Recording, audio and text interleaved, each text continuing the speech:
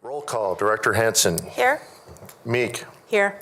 Myers. Here. Peterson. Here. Ray. Here. Williams. Here. Director Weinegar remotely. Present. Present. And before we move to the pledge, Director Weinegar, do you have anything for the audience that you would like to speak to?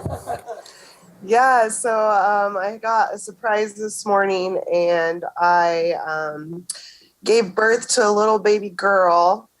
And so I am remote from the hospital, but I am aware and present for this important meeting tonight. But something else to be aware of is if a nurse comes in, I may just lock my screen. So for that time being, but I will still be here and present. Well, excellent, and congratulations on the birth of your new baby girl. Congratulations. Thank you. Thank you. And I think we will understand if you need to turn your camera off at any point this evening, so thank you. With that, we'll move to the Pledge of Allegiance.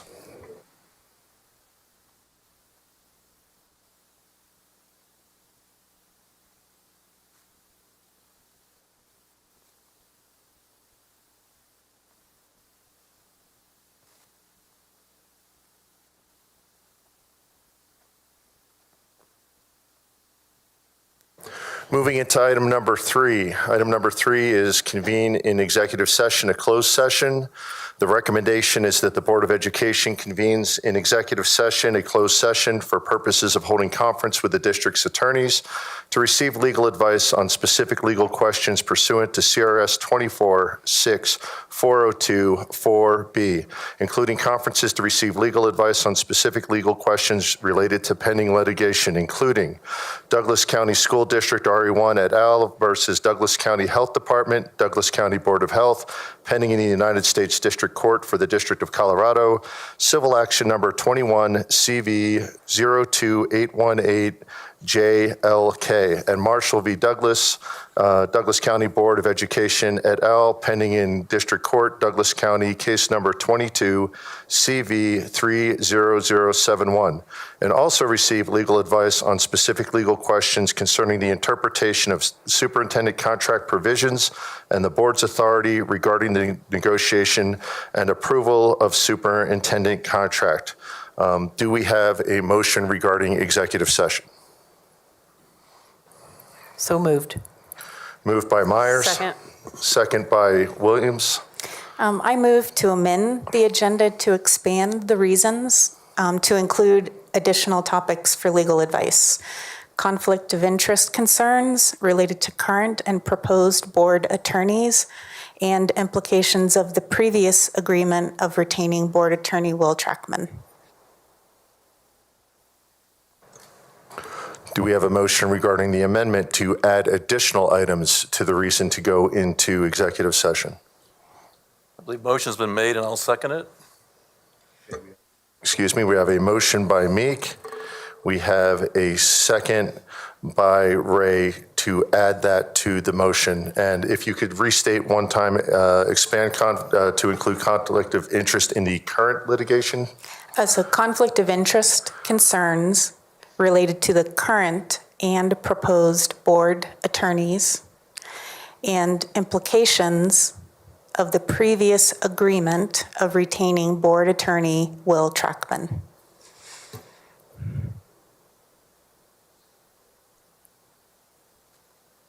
Okay, thank you. With that, we will call the roll for the amended reason to enter executive session. Hansen. Aye. Meek. Aye. Myers. No. Peterson. Aye. Ray. Aye. Williams. Aye. Weinegar. No. Motion passes 5-2. That is the 2/3 required to enter executive session for all the reasons stated. At this point, we will adjourn and enter executive session, and we will resume upon conclusion of executive session. Prior to adjourning, though, I must list all the required personnel for executive session. That will be all board directors. Director Peterson, before you do that, Yes. I think we still need to do a motion to enter an exec session.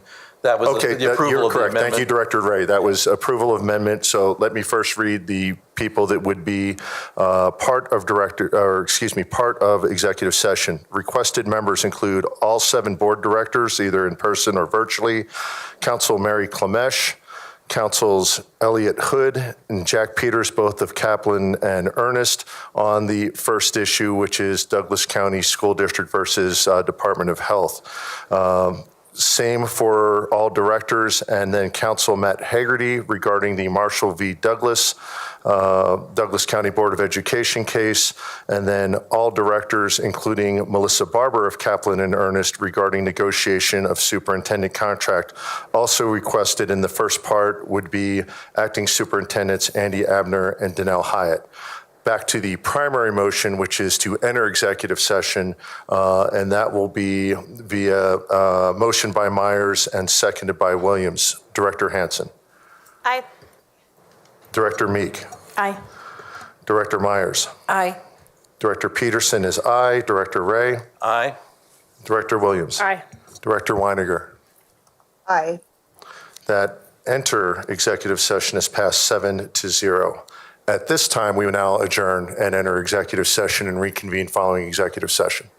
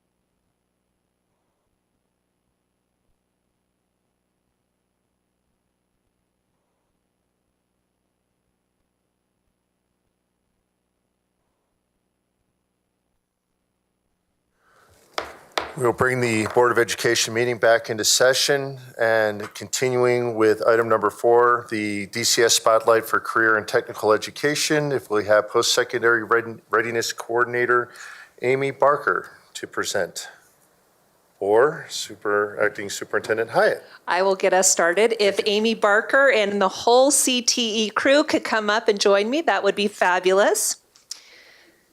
So good evening, everyone. Tonight's student and staff recognitions will look a little different. I'm excited to turn the microphone over to our own post-secondary readiness coordinator, Amy Barker. She and members of her department will highlight some accomplishments of students who are taking advantage of career and technical education in the Douglas County School District. They will also discuss some of those CTE programs and opportunities that are available for all of our students. We are thrilled to have you here this evening to highlight our exceptional CTE programs. Amy. Thank you. So good evening. As the post-secondary readiness team, we are honored to support pathway programming that brings meaningful opportunities to students in our district. Through career and technical education programs, concurrent enrollment courses, and work-based learning opportunities, our students have experiences that not only prepare them for the future, but also prepare them to make informed decisions about the future and what is the right path for them. February is actually CTE month, and we normally like to celebrate and highlight at that time. However, it is a busy time for our students and instructors as they are preparing for competitions. They're off at leadership conferences, they're running service projects, fundraising, and even some advocate for support for programming at legislature. So we wanted to take a moment tonight and celebrate, in summary, the accomplishments of our students and acknowledge the hard work of our instructors who support these students and guide them to success. So each CTE program has a designated Career and Technical Education Student Organization, or we call it a CTSO, that offers students the opportunity to advance their skills, apply them in real-world situations, and gain leadership experience along the way. You might know names like DECA, TSA, FFA, things like that. So many of our students participate in CTSOs, and here's a summary of some of our Douglas County students' accomplishments so far this year. To be honest, there's more celebrations than we had time for this evening, so we kind of compiled the list. I don't have individual names and necessarily schools that I'm going to be giving, but this is like an approximate of numbers. So DECA, which is our marketing organization, had 70 students qualified for nationals. We have 7 state champions in different competition areas, and we have 2 state officers that are newly elected. And if you don't know anything about a state officer, it's a very competitive process and a very admirable accomplishment. The TSA organization, which is STEM and engineering, they have 65 students qualified for nationals. We have 13 state champions in their competition areas in the district and 2 state officers, one being president of the Colorado TSA organization. For HOSA, HOSA is our Health Science and Biotech organization. We had 34 students qualified for nationals. We have 12 state champions in their competition area, and we have, again, 2 state officers newly elected. ProStart is our culinary and catering organization. We have a state championship management team. They've also been recognized with different awards. Our Colorado Student Media Association, that is connected to broadcast journalism and yearbook. They received all Colorado recognition, 2 awards of commendation, and they have qualified 22 students to national competition. We have Colorado Thespians. They have multiple programs across the district that have received superior ratings for their different competitions and have qualified students to nationals. And this year, a little bit smaller group, we have an aviation club that has its first round of students that have passed their private pilot ground course, are preparing for their FAA written test, and in their progress towards their private pilot's license this year. So we really have some great accomplishments of our DCSD students, and we want to congratulate all of them and congratulate the teachers for their hard work and their preparation in supporting students. I'm now going to turn this over for more than CTSO results to our CTE specialist, Krista Tonkren. Right. Thank you. Thank you guys for having us. just a couple more numbers for you guys. Douglas County offers 24 different pathways across 6 different industry sectors, or career clusters that we call them.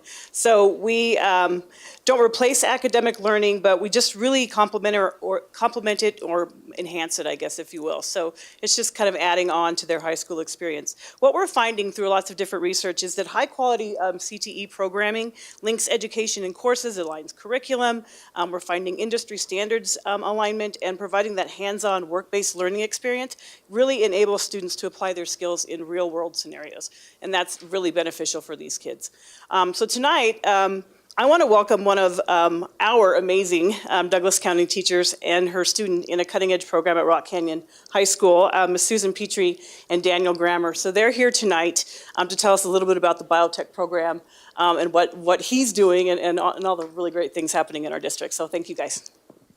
I'm going to be really quick and just say thank you. As the biotech teacher at Rock Canyon, I am so fortunate to work with such great students. There are now actually 4 courses in our pathway. Daniel, I've been able to teach 3 years of his 4 years at high school. So I'm going to pass it over to him and just let him talk, because he's got a lot to share with you about what biotech has done for him. Hi, everyone. My name is Daniel, as you heard.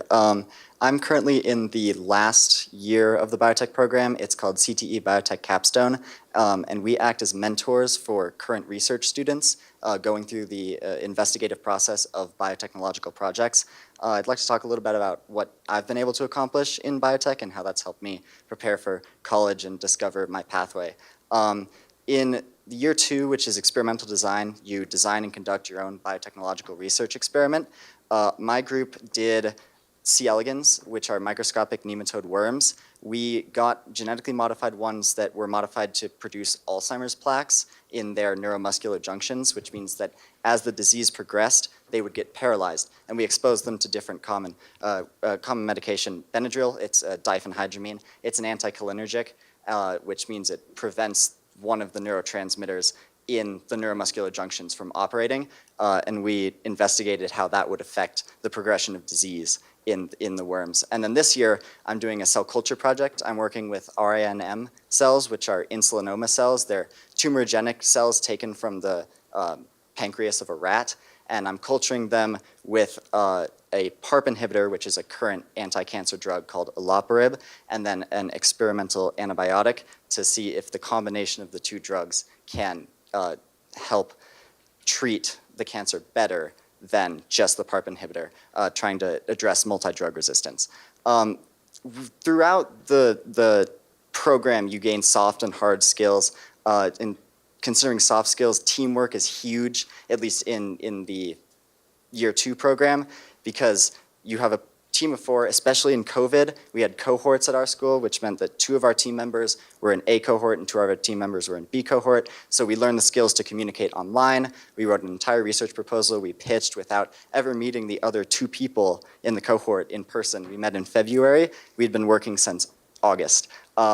You also learn a lot of perseverance, problem-solving skills. I like to say that research is failing until you find something that kind of works, and then you run with it. But as an example, we spent 9 weeks working on our synchronization process to get good results for our actual data analysis. Synchronization is age synchronization. We were just trying to get all the worms the same age. And then this year, I've gotten to explore a little bit more of the technical side. Last year, I got my base certification, biotechnician assistant credentialing exam, which was something that was really cool that they offered. And I've been able to act sort of as a lab tech in addition to being a mentor, scheduling repairs and calibrations on stuff like our CO2 incubator during our cell culture projects, repairing volumetric pipettes, and other such equipment. We've been writing SOPs, the team, there's 6 of us as year 3s for all the pieces of equipment in the lab.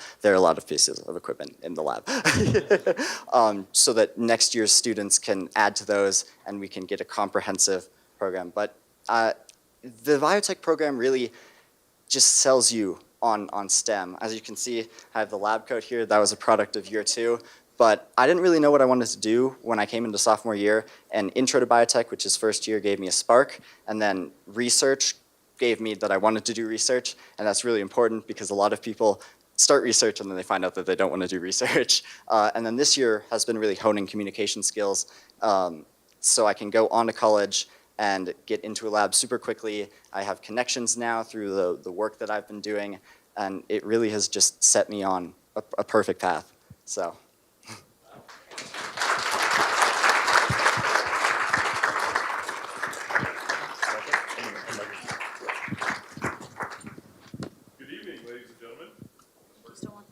I'll take that one.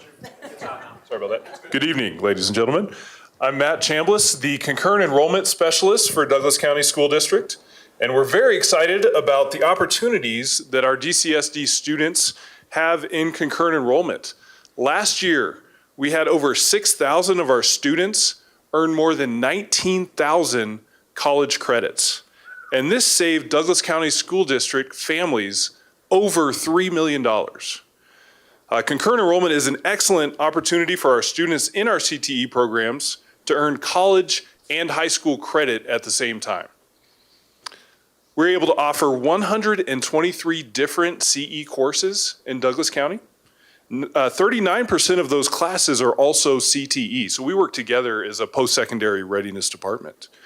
Some of our popular options are in business, math, engineering, technology, and English. So for CE, it's a collaborative process. It includes our students, our parents, our counselors do a lot of work in concurrent enrollment. They're a vital part of our CE process. It also involves teachers, administrators, and specialists on the Douglas County side, and we work with our post-secondary readiness partners that they have specialists and administrators from ACC and our other partners as well. The demand for CE continues to grow, and we're excited to see how this incredible opportunity will impact the lives of our students in the future. So now I'd like to turn it over to one of our excellent CE students, John Pullen, and he's going to share a little bit about his CE experience. John. Good evening, everybody. As I was just introduced, my name is John Pullen, and I'm actually a junior at Ponderosa High School right now.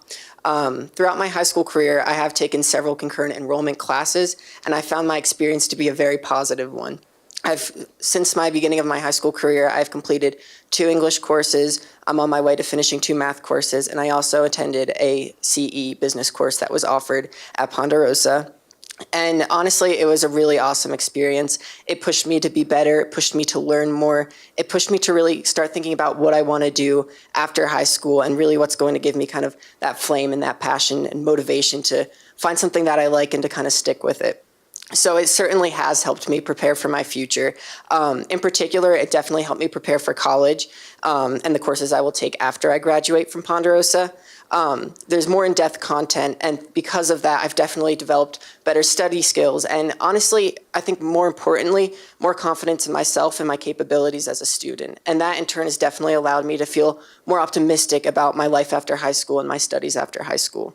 Additionally, I also found that the credit from these classes has made me eligible for various accelerated college courses, and these courses are really awesome opportunities, and they're things that will kind of help me get a jump start on my career after college, and I would not be eligible for them had I not taken the opportunity and taken these concurrent enrollment classes.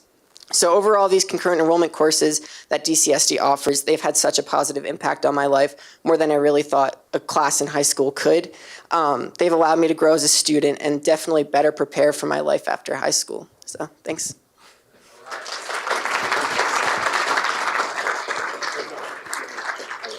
I just want to say one thing. John is probably being modest here, but he is also one of our newly elected state officers for our Colorado DECA. So.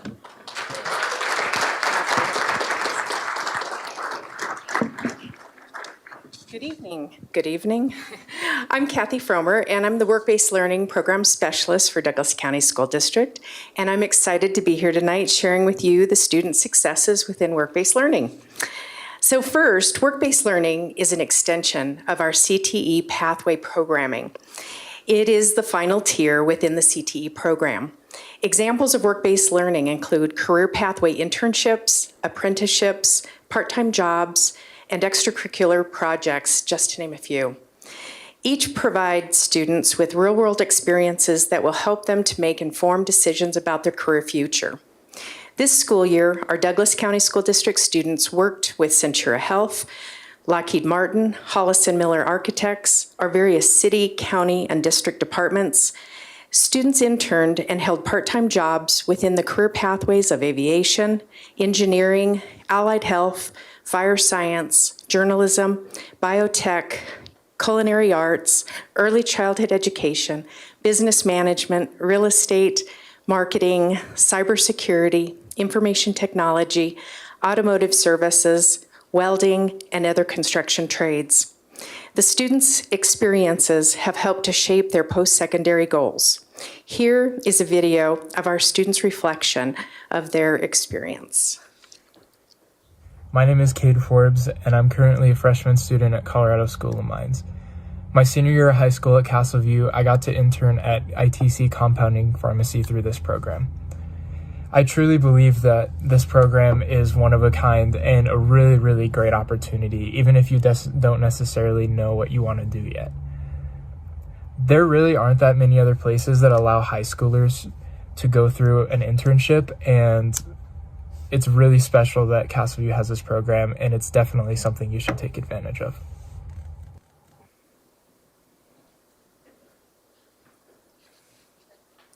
And I think that's it.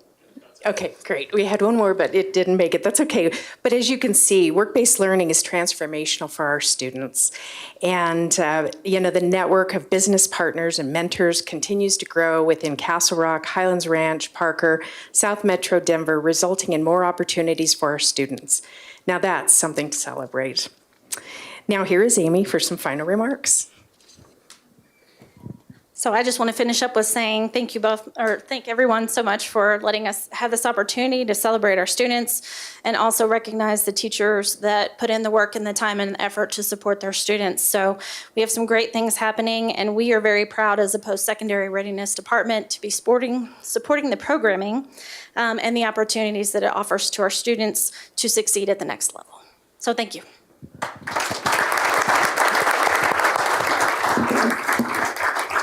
Thank you, Ms. Barker. Thank you, John and Daniel. Okay, moving on, we have item number 5, acceptance of the agenda. The recommendation is that the Board of Education approves the agenda as presented. And I think we have a possible amendment for the end of the evening. So do I have a motion to approve the agenda with a amendment to add executive session and to adjourn from executive session as the last item prior to adjournment? So moved. Okay, moved by Ray, Second. second by Myers, and I will call the roll. Hanson. I actually have a quick question. Oh, sure. I haven't spoken with Director Winiger, but I'm assuming that she's participating in this meeting 6 hours after having a baby to vote on the superintendent contract. And I'm just wondering if there's some way that we could move that earlier in the evening so that, I don't know how she's sitting there, but I just would love to help her if there's any way that we can. She's sitting there. Director Winiger, do you have a comment on that? And we'll certainly take your advice. I appreciate that, but I feel like I'm the lucky one because I'm in a comfy bed while you guys sit in those stiff chairs. But I appreciate that, Elizabeth. I think it's important, though, that we hear public comment before we vote on superintendent. So I'm good with keeping the agenda as is. Okay. So the motion would be to approve the agenda as presented with the addition of executive session and to adjourn from that executive session prior to the scheduled adjournment. Director Hanson. I believe Council Clemish has a comment. Oh, I'm sorry, Yeah, Council I think Clemish. that with respect to notice of going into executive session, could the purpose for going into executive session be part of the motion? consistent with the statutory requirements? Absolutely. And the reason to add the item to go into executive session and adjourn from executive session would be to receive legal counsel on specific legal questions pursuant to CRS 246402-4B concerning interpretation of superintendent contract provisions and the board's authority regarding the negotiation and approval of a superintendent contract. In addition, and we would ask for the 7 members of the board to be present, and also Melissa Barber from the law firm of Kaplan and Ernest to be present in that meeting, and those would be the only folks that would need to attend. Thank you. I accept the modification to the wording of the agenda. Okay, excellent. So now we will call the roll. Director Hansen. Aye. Meek. Aye. Myers. Aye. Peterson, aye. Ray. Aye. Williams. Aye. Weiniger. Aye. Passed by a motion of 7-0 as amended. Moving into item number 6, the Mill Bond Ad Hoc Committee update. Is Ms. Brownrigg available?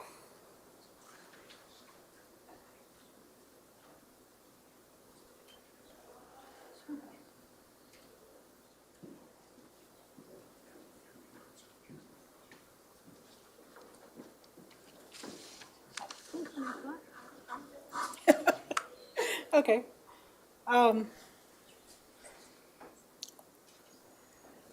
Number one, I echo Director Hansen's feelings that we should keep this as short and sweet as possible. So I may shorten my presentation a little bit because I've just never seen that kind of endurance. My name is Sandra Brownrigg, and I am the chair of the Mill Bond Exploratory Ad Hoc Committee. And this is Krista Gilstrap. She's one of the communication co-chairs. And so we're here tonight to give you a very mundane update to our recent activities. And because I like to editorialize, I do want to say, you're going to give me one of these? Oh, that's good. And you can use that. Oh, good. I think that it's a good thing that we are juxtaposed in the middle of the story that should be on the news, which would be the achievements of the students that we just heard and the teachers who inspire them, versus what I suspect will turn out to be on the news. But I love what I heard. Those guys, that's amazing. It's what we should celebrate. All right, so with that in mind, in the past 2 years, we have survived a pandemic. Most of us have lost loved ones. We emerged from that to a war in Ukraine. We watched inflation spiral, and we now live in a world where everything from buying furniture to building a house takes a lot more time and patience than it used to. Many of us are worried about our children's future in this suddenly much less certain world. Instability is everywhere. As Jim Morrison of The Doors sang in Roadhouse Blues, the future's uncertain and the end is always near.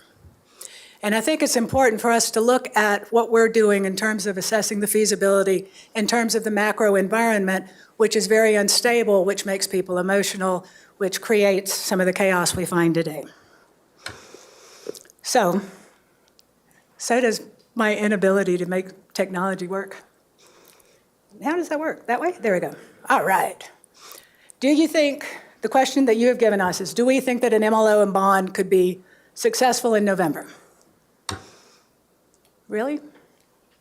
All right. So, and that's not right. There we go. One example of the need for rapid response is our committee. The board you guys formed us in February and gave us 2 months to come back and tell you whether funding in November would be feasible. That was not enough time, but point is, once we give you the feasibility report, you have until July 19th to put the ballot question on, to form the language, and then that independent committee needs to stand up and do the grassroots outreach, right? So every one of those timeframes is quite short and aggressive. But tonight we're proposing that you let us extend our reporting into June. That doesn't stop that community outreach. It doesn't stop the fact that leadership can already get out there and talk about the compensation package that you approved last, March 8th. and talk about the urgent need for funding because of the needs that already exist. So we can start a leadership outreach with the board, with the district leadership, and with the building leadership that runs concurrently with us assessing the feasibility, and will actually inform that. So what we have spent our time doing is gathering information from cabinet and from the other committees. One of the advantages that we've had this time versus last time when I did this is that the committees are actually very interlaced. Everybody was extremely responsive right away. And so they're all in communication. LRPC is definitely providing us with info on the capital needs. FOC has the deep dive on finance. We're just gathering that, facilitating some of the analysis, and layering feasibility on top of that. So in April, we're going to do some community outreach, and I'll talk about qualitative analysis in just a little bit, because you want to, the part that is not reflected necessarily in the district's presentations is what the feedback is from the community, what resonates, what doesn't resonate, the qualitative analysis. So we'll spend April doing that and doing some initial analysis of the presentations that we received last month. And then we'll extend and deepen that in May, perhaps take the community outreach, which Krista will talk about in just a little bit, to people that are not affected by the school calendar. So maybe older people, et cetera. And there I go again. I can't do this. So we have 5 sections for the MBEC. We have communications, needs and capacity analysis, financial analysis, feasibility analysis, and then our reporting group. How is everything going? Well, let's start with communications, and I'll give this to Krista. Oh, and you won't need that. Oh, you do that. Hi, good evening. So I'm the co-chair for the communications along with Julie Gooden, and we're working on getting a Sterling Ranch community. This is actually no longer updated. As of this morning, we've decided to push that Sterling Ranch forum date. We did send you all an email, but you were in executive session, so you probably haven't seen it yet. So we're just wanting to push that out a week or two just to make sure we do it well and have a good facility. It was just, we were running out of time. We want whoever the new superintendent is going to be there. We would love for all of you to be there. So we are hoping for it to be a pretty big forum that we can get a good baseline data for bond initiatives that we might need. We are also working to get a survey out to our SAC and PTOs. Our thoughts behind that is our SAC and PTOs are our most informed and involved parents, and so we would love to get data from them, where they are, what knowledge do they have, what gaps might have, what challenges might they see, because if they see it, the broader community will see it, so it'll give us a baseline with what we need to prepare to take to the broader community.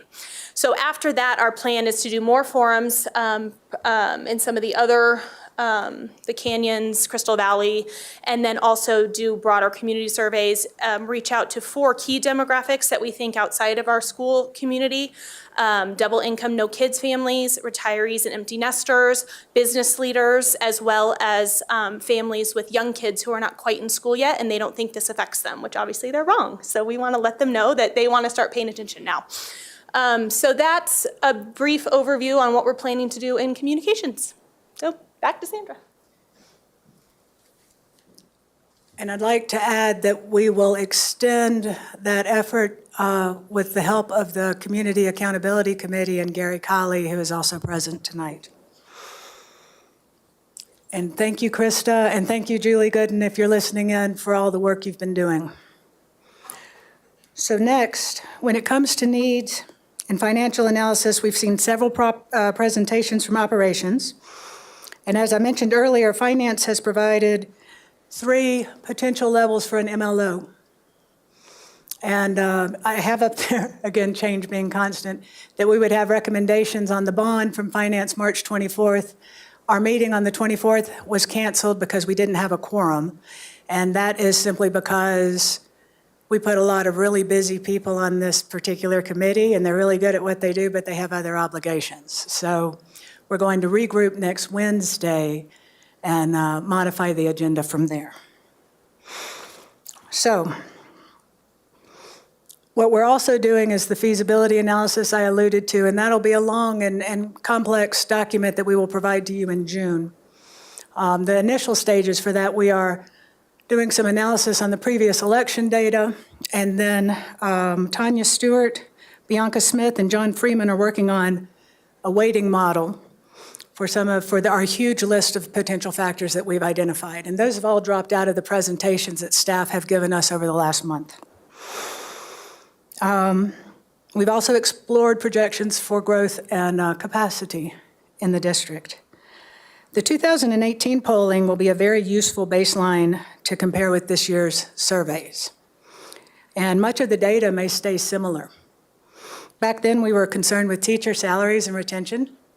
There was some concerns about leadership stability. It was actually one of the high points.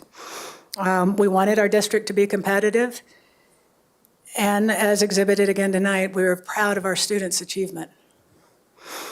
Last time, though, the thing to note is that people verbalized more support for an MLO than they actually voted. So you had a 60% support level when they were polled, but when they voted, it was at something like 52, 54. The thing that correlates with that, it's not causative, but correlates, is trust, because there's another question on there that has that same margin, that is, do you trust the district, and I'm paraphrasing, to be thoughtful stewards of taxpayer dollars? So we grow the trust, we pass the funding. And then I'm not going to talk that much about the noise framework. I'll talk about it briefly, but reporting, like I said, we'll do this in June, and it'll be the findings for the capital needs, the possible financing levels and the feasibility of each, and then a framework for future funding efforts. Our goal is to provide you the structure whereas you or future boards will be able to stand up another ad hoc committee quickly and not have to reinvent the wheel. All right, so when you talk about qualitative data, so we're talking about the communications activities, we wanted to have a framework that was solutions-oriented, and this is called the Noise Strategic Framework. If you've ever done strategic planning, you have SWOTs, strengths, weaknesses, opportunities, and threats. That's rather brute force because it focuses you on the threats and the weaknesses. People just kind of, the way your mind works, you think about problems, you don't necessarily leverage strengths. And so it looks like that, and I find that incomplete and unhelpful. What you can do instead is a noise. So what you do with a noise is you set that strategic objective, let's say funding, and then you say, what do we need to do to make that happen? And the thing about this that you can also do is you can segment it. So you can have these questions, what can you as a community do to make that happen? What is a board? What is a district? You know, if everybody's on the same model, that'd be great. But in the community, what can we do to help the board achieve that goal? What opportunities exist? Opportunities could be things that are undiscovered in the community already. In the district already. And then improvements are what we default to. What are the things that we can change? However, in the noise model, instead of saying, here's a whole list of things that need to change and I have no oversight into that, these are, what are the relatively short-term things that could be changed that I might be able to play a part in, so there's a little bit of accountability. And then strengths, what are the things that already exist in the district that are strengths that are ongoing? I would say relatively little turnover at the cabinet level, for example. I would say that you guys have shown unity in standing up the MBEC and also in passing the compensation plan. And that last one is what's called an exception. An exception is not except for, an exception is what's exceptional and should be leveraged and should be replicated and increased. That unity that you guys have shown, that leadership, that would be an exception.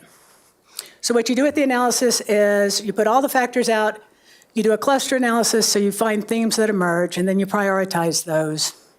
And we will be doing these in these small group forums throughout the district. Whoop. We're not going to do them with this kind of slide, though.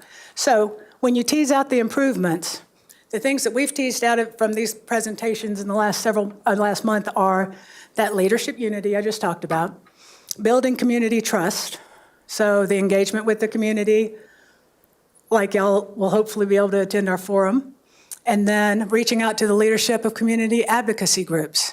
Everybody has those affinity groups, could talk to those guys who are advocating for education. communicate the urgency of the funding, the need, the timing, and do outreach.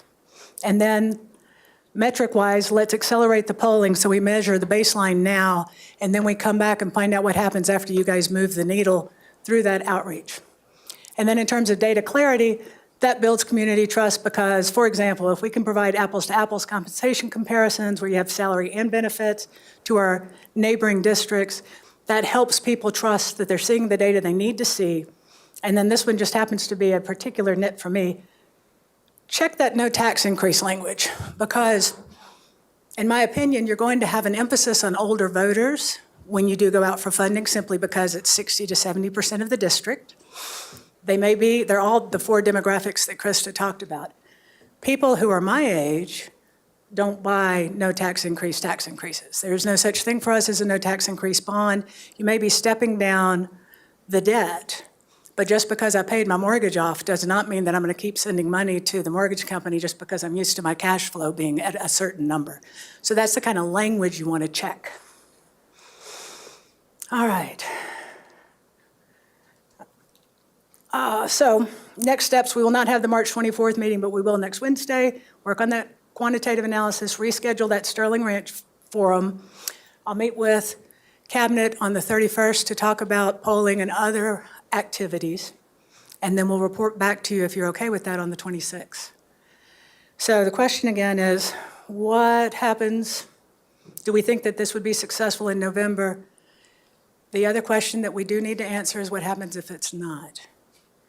And that's not I'm not fear-mongering. I'm saying that in order for us to provide you with full information, that second piece also has to be addressed. And so as we segue into public comment tonight, I think that, like I said last time, we should look at things through the lens of funding. And so if you think funding is necessary, if we are going to fund the compensation plan and not have a $151 million debt in 4 years, then the timing comes into play.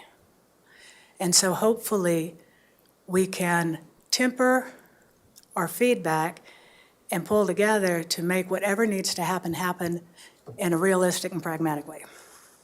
So that's it. Any questions? Director's questions? Director Meek?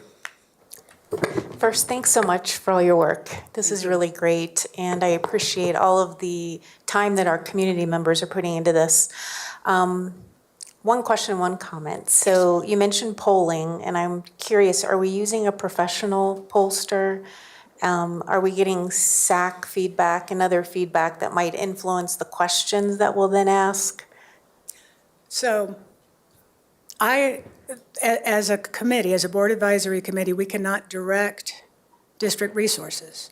However, we can partner with the district who is planning on doing polling and help structure that conversation. And so there will be a consultant there. And so there'll be a professional polling effort from the district. We don't have oversight on that, but we are able to contribute feedback. For the SACs and the PTOs, we are going to do that. We will initiate that. It is my hope that we'll be able to ask district staff to look at the poll that we have in mind. This was not the week to make that request, so I haven't raised the question yet, but I'm hoping to. So, because we're hoping to have that out in the next week or two. That is a very basic survey. It is not it won't be as sophisticated as anything from the district. Can I have a follow-up then? Perfect, thank you. And I really appreciate the noise framework that you were showing. I think it's very positive and aspirational. My only comment would be on slide 15, you mentioned bipartisan engagement. And I just worry about using bipartisan. Is that this one? Yeah, slide 15. That one? No, next one. Yeah, under build community trust. Bipartisan, I think, refers to two parties, and I mean, honestly, we shouldn't be thinking about politics. I think maybe more what you were getting at is valuing diverse perspectives across the district. That's so that's exactly just, right. Yeah, that's just a term I might be cautious with. I would call that poor language at 2 o'clock in the morning when I was doing the presentation. And yeah, holistic engagement. diverse. However you want to put that, that's exactly what I meant. Thank you for that. Other directors? And Director Weiniger, if you want to chime in there, just raise your hand on the screen and Mr. Blair will monitor that as well. Okay, without any other questions, thank you, Ms. Brownberg, and thank you, Ms. Gilstrap. Thank you, Krista. Okay, moving on to item number 7, public comment. Purpose of public comment is to balance the ability to hear diverse viewpoints from a broad spectrum of citizens throughout the district while allowing the Board of Education to conduct business in an orderly and efficient manner. When speaking, please remain respectful and address the board rather than the guests and staff in the room. This is your time to speak, and I'd like to emphasize that we've actually had some issues in the past couple of meetings where we've had speakers at the podium addressing people in the audience. Please keep your comments directed to the board. To respect a speaker's free speech, please do not interrupt them while they are at the podium providing comments. You will have a 15-second notice prior to any of your time so you can wrap up your comments. When your time is done, please leave the podium. If the audience wants to react between speakers, feel free to do so while being respectful and honoring the next person's time to speak. Attendees who create a disturbance or disrupt speakers while they are speaking will be asked to leave the room after a prior warning, and the board president will be responsible for determining when audience members are being disruptive. With that, we have over 100 speakers tonight. We will move through this, but we will take some breaks during the time. First person up, we always start with students, will be Owen Wicks, followed by Amity Wicks, and then Chris Wicks. Owen Wicks, you're up.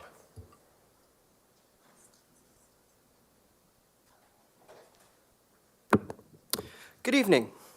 As many of you know, I recently started a Turning Point chapter, and to provide a voice for the ideals of which I value, but more importantly, to have conversations regardless of political standing in a respectful way. Since this chapter has started, I've received quite the array of insults online and at school. While it surprises me that what surprises me most about my treatment is that it's from adults, not primarily my peers, which I find to be unacceptable. I don't agree with a lot of the things the other people say, but I will never attack the character of someone with whom I disagree. If you believe what you're doing is right, it should be able to stand on its own. It shouldn't need you to attack those who disagree with it. I'm here today to encourage those who disagree with me to talk to me, as my beliefs are not fragile, nor is my resolve. If I can stand here and defend my beliefs without attacking others as a teenager, all you adults out there are more than capable of doing it as well, and I implore you to do so. Thank you. Thank you, Mr. Wicks. We have Amity Wicks, Chris Wicks, followed by Iko Browning.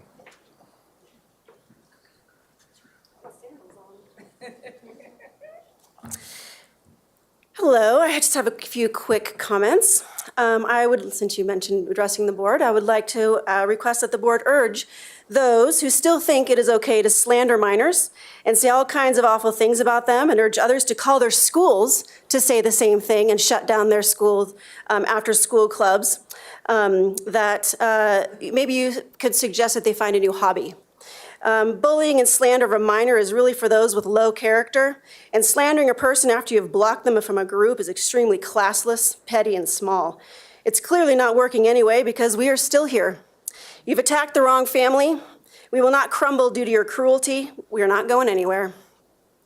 My next 3 points had to do with our business at hand, the superintendent selection. Neither candidate has had classroom experience. However, one has run this very district for 2 years and did it very well. Others have or cite the statistic to support this.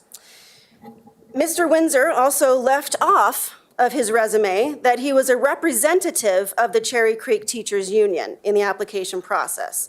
This calls into question his willingness to be transparent about how he might interact with that special interest group. While Mr. Winsor is clearly an impressive overall resume and might make great future superintendent, Erin Kane has the job experience and will not only running the district, but also spearheading a successful passing of an MLO bond, which we desperately need. I urge you to select Erin Kane as our next superintendent. Thank you, Ms. Wicks. Chris Wicks, Iko Browning, followed by Jason Hurd. Chris Wicks.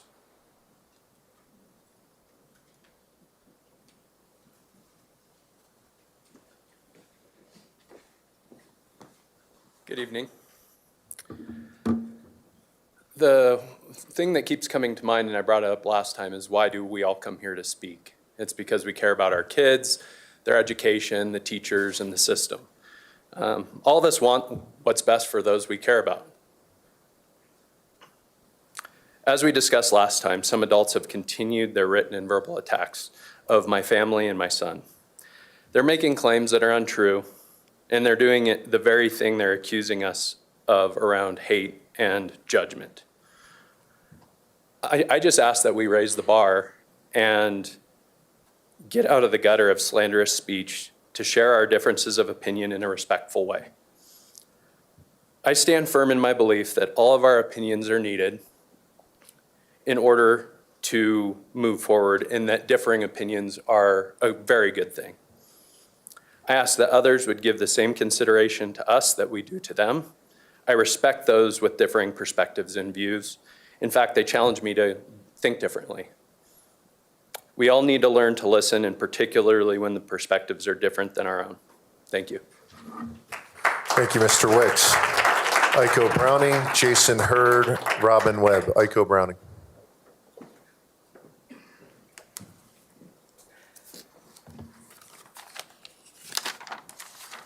Hello, President Peterson, directors, Acting Superintendent Hyatt, and Acting Superintendent Abner. Do you want neighborhood schools to be just the place where kids with special needs and kids without transportation go to get their education? That is the end destination if your philosophy of choice is taken to its most extreme ends. I quote a director in an email response I received. I support school choice, neighborhood schools, charter schools, private schools, and home schools. It is the choice of the parent to choose for their child to choose their education. I have been in the public school system for over 25 years, so I do support neighborhood schools. I hope you understand that if the MLO bond does not pass, neighborhood schools will not be built, and the sustainability to pay teachers on a newly passed compensation plan will not be viable. Maybe let's work together to stop the negative rumors, sincerely. Directors, you recognize that getting a bond MLO passed is an uphill struggle and unlikely in this climate. We need the community to unite and support funding for infrastructure and to sustain the predictable staff pay scale. This includes people who don't like to pay taxes, people who don't have kids in the school district, people who don't trust you to be good stewards of the school district, people who see your pre-decided support of Superintendent candidate Erin Kane as a sign that you prioritize charter public schools over neighborhood public schools. People who see your choice of a superintendent candidate who's not an educator as a lack of respect for the thousands of licensed educators in DCSD.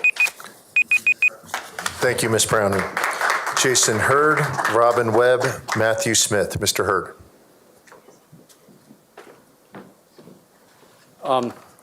I would like to discuss the notion of division raised by many in the community, the teachers' unions, and many opposed to Erin Kane. Very often what we see here is division created by a given party and then falsely attributed to another party. The game is often a way to create an appearance of chaos in order to manipulate public opinion. In the case of our current school board controversies, the teachers' unions and other repeat actors are fomenting carefully orchestrated and manufactured outrage, and then blaming that outrage on those from whom they seek to remove from power. Our Kids First Board was elected democratically by a majority of Douglas County voters. These dark actors are performing nothing short of circumventing democracy and the will of voters with deliberate and purposeful actions designed to overturn a fair and legitimate election. To all parents of Douglas County, don't be fooled by this. You're being manipulated. Your democratic rights are attempting to be stripped. I know history, and these tactics are nothing new. Reject these acts of sabotage and support our new board and Erin Kane.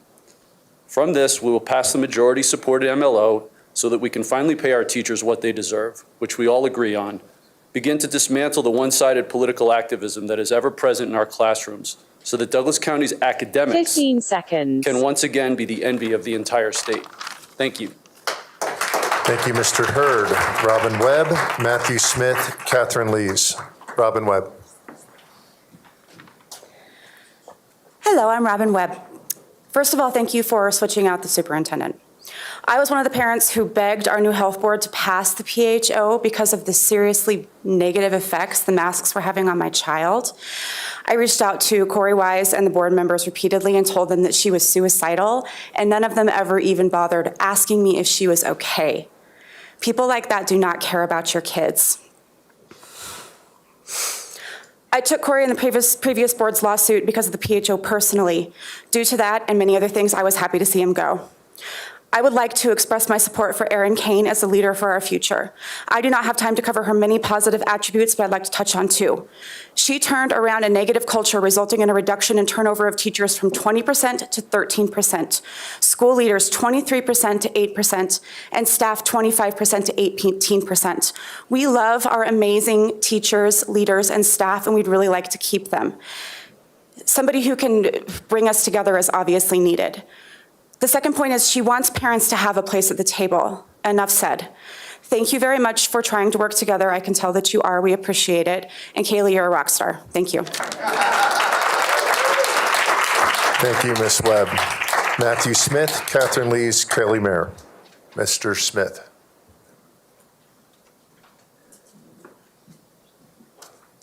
Good evening. If you have more presentations like the CTE, you may be able to get me on board with an MLO. Just want to throw that out there. I want to take a quick moment to apologize to Director Ray. In a previous meeting, I mistakenly stated that you were a licensed counselor. It turns out I was wrong. I was very confused by your bio, your email signature, and your references to it at previous meetings. I see that you've recently removed that from your bio and email signature, but I really wanted to take a moment and apologize. I would like to express the need to vigorously defend yourself with ongoing litigation and appeals.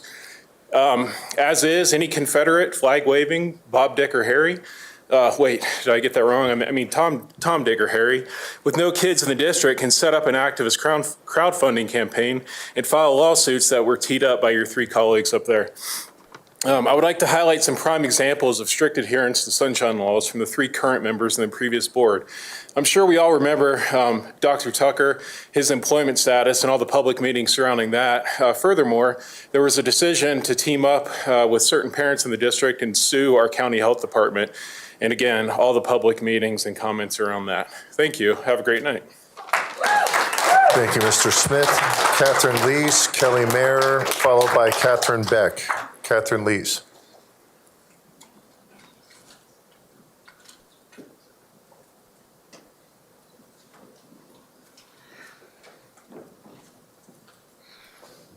Good evening, President Peterson and directors. The class of 2022 deserved better. The 5,000 seniors that are graduating this year never experienced the good DCSD. Their formative elementary years were at the height of the reformer years. The same reformers that every single one of you said were detrimental to our district, to our staff, and especially our students. I ask each of you to be curious about how the reformers really impacted these seniors for the last 12 years. Remember, a student's learning environment is the educator's teaching environment. We have data from those years that show teaching and learning environment at many schools and DCSD as a whole was not good. When staff is supported and respected, all of their energy can go to instruction, care, and needs of the students. I know what it feels like when the learning environment is compromised, and it feels like that all over again. I am begging you all to do better. Your actions, your decisions, your behavior will have long-lasting impacts on this district. Step up and do the job of a school board director. Serve the 64,000 students, creating a supportive learning environment where each student can reach their potential. The class of 2034 deserves better. 15 seconds. Thank you, Ms. Lees. Kelly Mayer, Catherine Beck, and Carolyn Williamson. Good evening, directors. I wanted to start by congratulating Director Winiger on her new baby. My name is Kelly Mayer. I'm the mom of 9 former and current DCSD students. I am here, I get that a lot. I'm here to say that my kids and all 64,000 DCSD students deserve better. The newest members of the school board ran on a platform of kids first. I have not seen any evidence that you have put kids first since you were sworn in. Our students and staff need stability. They need to be able to concentrate on teaching and learning. The amount of chaos that the district has been thrown into is unbelievable. Firing Corey Wise and losing Sid Rundle has hurt students and staff and devastated our community. We need you to do better. You are in the majority. You can push through whatever agenda you want. We're just asking for transparency and following all laws and procedures. This isn't really much to ask for. DCSD staff, students, and community deserve better. Thank you. Thank you, Ms. Mayer. Catherine Beck, Carolyn Williamson, Sarah Wu. Ms. Beck. First of all, congratulations to Director Weiniger. I'm the parent of a sophomore, and I spent 11 of my 25 years in education teaching in Douglas County. I'm also a doctoral student with a focus on educational leadership and organizational performance. I want to thank Directors Ray, Meek, and Hansen. I'm appreciative of your integrity, your leadership, and your unwavering dedication to the students and staff of our district. And the remainder of my comments are directed to Mr. Peterson and the other board majority members. I watched the March 11th meeting in complete disbelief. In addition to being a monumental waste of time, it was a clear demonstration of power-grabbing, underhanded tactics, and blaming others for your mistakes, a practice I am concerned that you will continue to do tonight.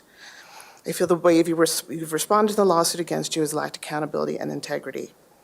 With great power comes great responsibility. You wanted that power, and congratulations, now you have it. You also have an obligation to be responsible stewards of our school district. But with every unethical action, you are chipping away at the very foundation of Douglas County School District. When teachers and staff leave for other districts, when parents take their students to other districts, and when our students' academic growth and social and emotional health suffer, all of that will be on you. Not Directors Ray, Meek, and Hansen. 15 seconds. They've spent the past 4 months trying to save you from yourselves and your ignorance. When or if you finally decide to start taking responsibility for what you were doing to erode the district, I'm afraid it will be too late. What a tragedy for our community, our staff, and especially our kids. They deserve better. Thank you, Ms. Beck. Carolyn Williamson, Sarah Wu, followed by Laura Allen.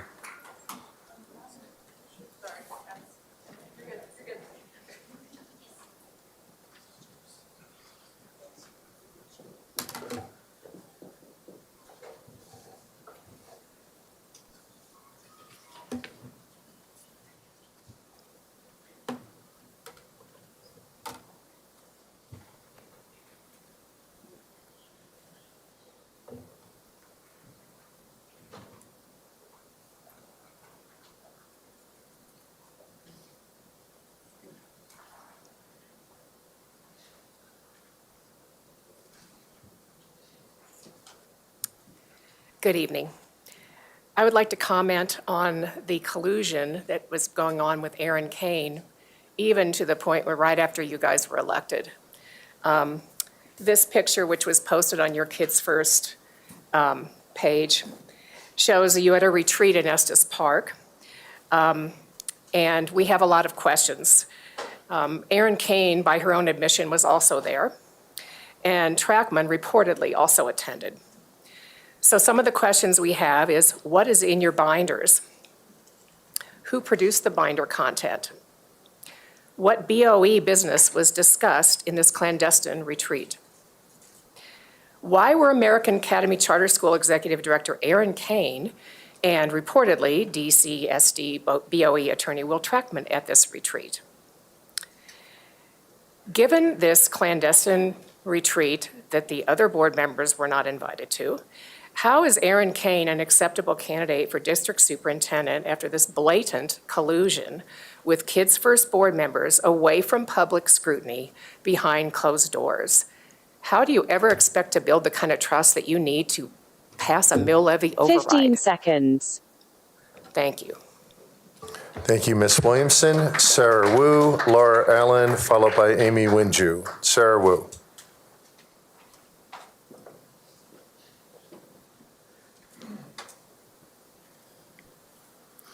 Thank you for your time. I am here to echo the judge's injunction asking the board to respect the law and conduct public business in the public eye. Put your egos aside and put kids first. If you cannot do this, then our community cannot possibly trust you with additional MLO and bond funds. In November of last year, you 4 directors met in Estes Park to determine the new direction of the school district.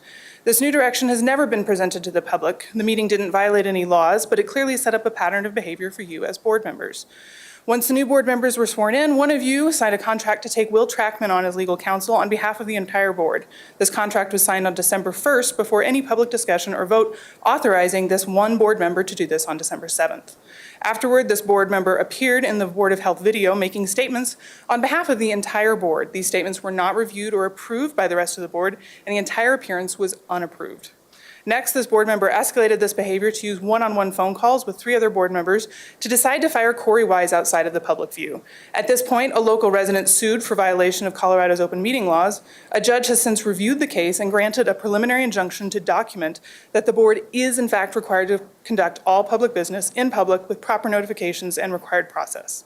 After the preliminary injunction was granted, this board member called an emergency meeting to try to sneak through a resolution that hadn't had proper notice. If it had passed, the board would have been in contempt, and we would have had to pay for even more court fees and legal fees.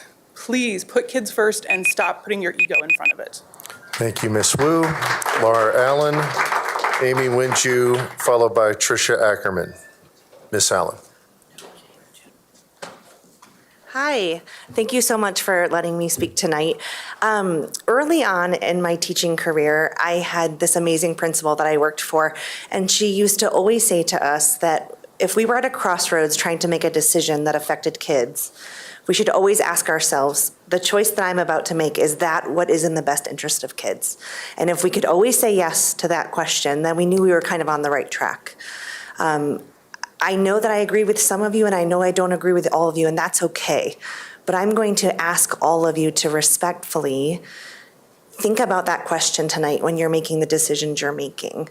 When I think about how much a lawyer is paid, and they're wonderful, obviously, they do great work, but I think about how much that costs the district to continue to pay many lawyers to fight something that maybe you think that you're right, maybe you think the court's made a mistake, but if you're asking yourself, is fighting and appealing this really what's in the best interest of kids? Is that really how we can best support them academically? I think that will help guide your answer. And I ask you to just think about that tonight. 15 seconds. If you could hand any principal in this district $300 to $400 for every hour that an appeal would take to go directly to kids, I think it would be amazing the growth, the extra growth that we could see in kids in just a short period of time. So please consider that. Thank you. Thank you, Ms. Allen. Amy Winju, Tricia Ackerman, followed by Krista Mann.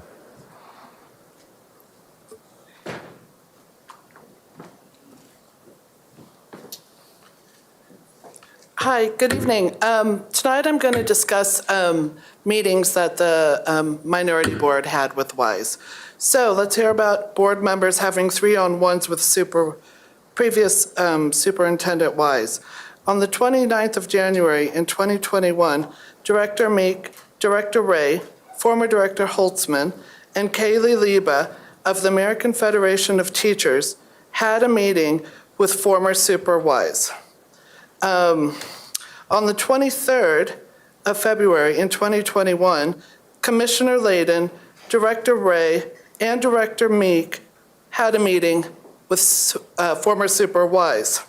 For 2-on-1s, Director Hansen and former Director Holtzman met with former Super WISE on at least 7 times in the 2021 school year. Director Meek and former Director Leong had met at least 4 times. Director Ray and former Director Holtzman met at least 2 times. Director Ray met with former Super WISE at least 5 times on 1-on-1s. And here are other things on former Super WISE's calendar. Did y'all know that on March 22nd, 2021, former Super WISE had a meeting scheduled titled Gender Neutral Bathroom Discussions? I wonder if that came up in all your 3-on-1, 2-on-1, or 1-on-1 meetings. Thank you, Ms. Winju. Tricia Ackerman, Krista Mann, followed by Erica Devlin. Ms. Ackerman. Good evening. My name is Tricia Ackerman. I was a Douglas County school teacher for 13 years, and I've raised 3 children in the Douglas County schools. I'm here in support of our new board members and also for Erin Kane as best candidate for superintendent. I'm really impressed with her background and her efforts, especially already serving as an interim superintendent. After looking at the resumes and listening to both interviews, I feel confident that Erin Kane would be the best choice for our Douglas County School Board. I think her experience behind the bond levy will help by increasing the pay of our teachers and helping retention. She is most prepared to help pass the bond for our Douglas County schools. Another reason I believe Erin Kane is the best candidate is while supervising her American Academy, she was able during the pandemic to keep her schools open, even though she had division between the staff and the parents. I believe Erin Kane will be able to bring our community back together with her experience in handling these past situations. I believe Erin Kane has a great record for lowering teacher turnover at her schools of 8% versus the Douglas County of 14% during the same time period. 15 seconds. Thank you for considering these comments for my support of Erin Kane. Thank you, Ms. Ackerman. Krista Mann, Erica Devlin, Luke Johnson. Ms. Mann.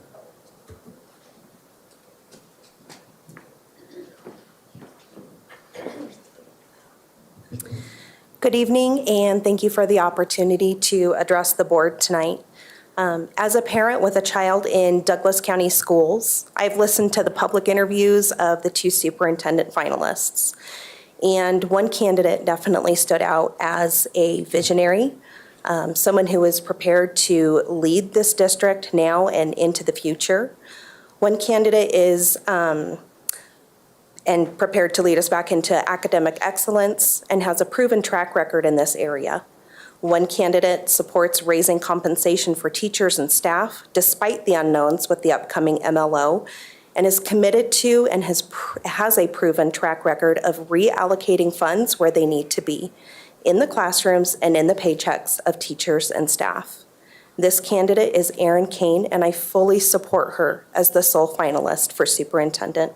Thank you. Thank you, Ms. Mann. Erica Devlin, Luke Johnson, Tony Lau. Ms. Devlin.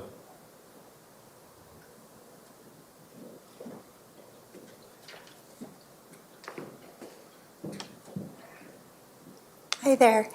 Congratulations to Mrs. Weiniger.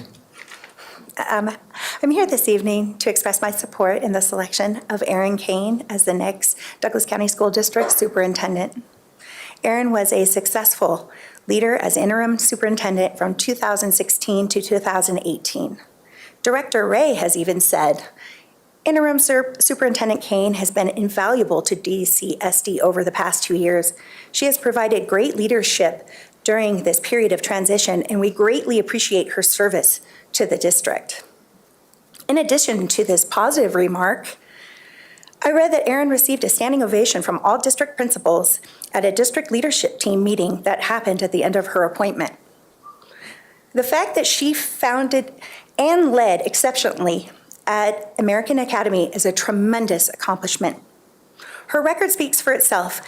We as a community need to think about making the kids in the district a top priority with a leader who can help them achieve academic excellence and have a bright future in a premier, sought-after district. I believe Erin is the most prepared to help the district pass the MLO bond that is much needed. Let's support her in the school district and focus on what's important, the students. Stop the frivolous lawsuits and planning of the majority board members' recall. That money can be better spent on helping the kids instead of hurting them. Please think of the kids. Thank you. Thank you, Ms. Devlin. Luke Johnson, Tony Lau, Amy Carlson. Mr. Johnson.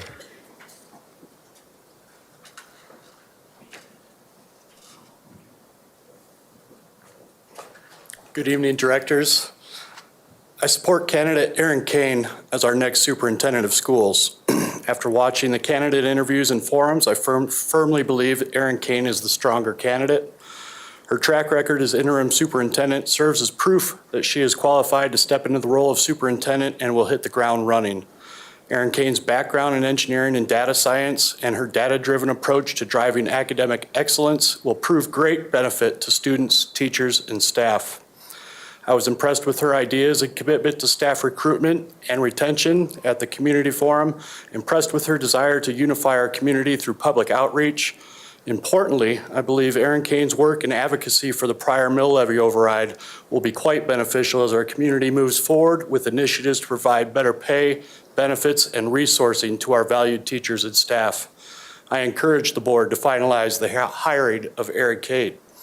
On a different topic regarding the recent lawsuit against the district and the preliminary injunction issued, I encourage the board to appeal the court's decision. The ruling appears to be an inventive work of judicial activism that relies upon the legal precedents of other states, but is not grounded in Colorado law. The ruling specifically states, and I quote, "There is a lack of appellate decisions in Colorado regarding whether serial communications violate the Colorado Open Meetings Law." I would further encourage citizens to take a closer look at Mr. Marshall and his motivations for filing multiple lawsuits in this county. Thank you. Thank you, Mr. Johnson. Tony Lau, Amy Carlson, Matthew Solak. Mr. Lau. Good evening. Good to see all of you in person. I was excited when I watched the recent board meeting when all of you voted to change the compensation structure for teachers and staff. I thought we had put the past behind us, that you guys all agreed. But when I watched the recent special meeting that was held in early part of March, I was disappointed that the reason for the meeting was to appeal the recently lost case in which the board or certain directors were accused of not abiding by the open meeting laws of Colorado. The taxpayers have already had to pay for the legal fees associated with this lawsuit, and since the district lost this case, taxpayers had to pay for the plaintiff's legal fees as well. I don't understand how appealing this case will help students or teachers. As you know, our district has had difficulty paying teachers and other staff market wages. The funds that will go towards this lawsuit, as well as other cases, only divert funds from education. Those funds could be used to pay teachers more or increase wages for all job openings that we have currently, which I believe are in the hundreds. Paying teachers more and attracting new teachers or teacher aides helps our children's education directly. Some of you have indicated that prior boards have met in private and made decisions, and that that's a good reason for why you should be able to do that now. But I ask, as we're looking at the MLO bond in November, that you would consider the decisions that you make and consider whether or not those decisions will help the district and the students. Thank you, Mr. Lau. Amy Carlson, Matthew Solak, Cynthia Fincher. Ms. Carlson.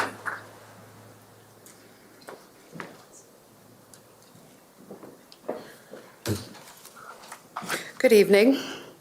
I would like to support Ms. Hillard's comments made in the February meeting and demand public censure for the board members for Ray, Hansen, and Meek for violation of 4 separate sections of GP Board Members Code of Conduct 1.8. To that list of violations, I would like to add Board File BCA-E-1, Code of Ethics, and BCB Conflict of Interest. In addition, Mr. Ray must be disciplined for lack of integrity, honesty, and for violating professional standards for his long-standing misrepresentation that he is a licensed professional counseling candidate. Up until about a week ago, he held himself out as an LPCC when in fact his license expired in December of 2020. That said, I am here to encourage all the board members to regularly visit all of our schools and be reminded that you're not just in the business of managing buildings or the bodies inside the buildings. Go inside the schools and see the little faces that are our future, and the faces of the adults who have committed their lives to educating our children and who might be weary and in need of encouragement. Also, I encourage you to continue your loyalty exclusively to the children and your accountability exclusively to the parents. I attended the county assembly this last weekend, and the warm welcome for the board members that they received was very exciting. It raised the roof. Even Stu Parker said that it was the most enthusiastic welcome any speaker received the entire day. Thank you, Ms. Carlson. Matthew Solak, Cynthia Fincher, Jenny Brown. Mr. Solak.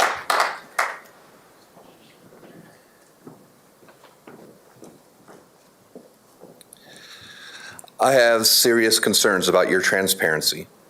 It was wrong for you to fire Corey Wise the way you did, because you acted behind everyone's back.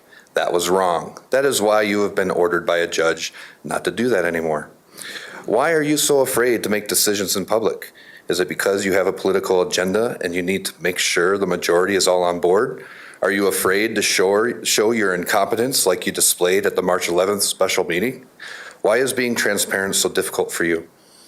It has been pretty clear that behind everyone's back, you have already decided to hire Erin Kane. When was that decision made? How was that decision made? Why are you so set on hiring a charter school administrator to run a public school district? In order to gain unity, you need to bring stakeholders along with you, which means hearing their voices before you make your decision. While you will officially make your decision tonight, we all know the decision was made a long time ago and that the last few weeks have been an inconvenient show you need to put on to seem legitimate.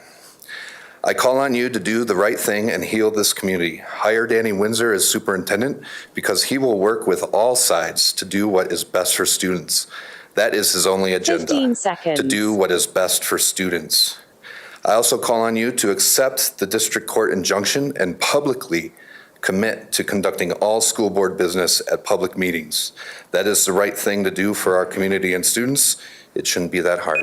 Thank you. Thank you, Mr. Solak. Cynthia Fincher, Jenny Brown, Benjamin Husser. Ms. Fincher. Board of Directors, thank you for your time and availability to speak to you. I understand the Douglas County School District is considering pulling my son from his current placement at the GEM Center. My first thought was that this could not be true. Where would they put him? There currently isn't an appropriate or meaningful program inside of Douglas County that can accommodate the needs of my autistic son. There has been a lot of talk over the years in special education inside of Douglas County about options for our children. Each time I'm left dismayed and angry, given it seems saving money is the priority and not serving our children. Please be the first board in Douglas County history to prioritize your most vulnerable learners. Please be the board that demands your special education department stop talking about building a warehouse for our children until they age out, and demand that they develop a quality evidence-based options that ensure our children's mental and physical safety, education, progress, and quality of life. Until meaningful options are provided, please stop your special education leadership from terrorizing our families by threatening to pull them from the best 15 educational seconds. experience they've ever had. One that has kept my son safe, and one where he's making progress, feeling confident and competent, and one where he feels he has dignity. Thank you. Thank you, Ms. Fincher. Jenny Brown, Benjamin Husser, followed by Michelle Villanueva.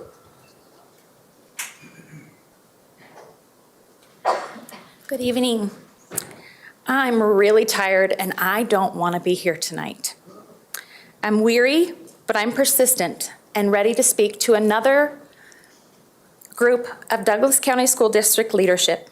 I'm used to speaking with Douglas County leadership. I do it about every 6 to 9 months, where I fight with my legal team to keep my daughter Abby at the best school she has ever been at, the GEM Center.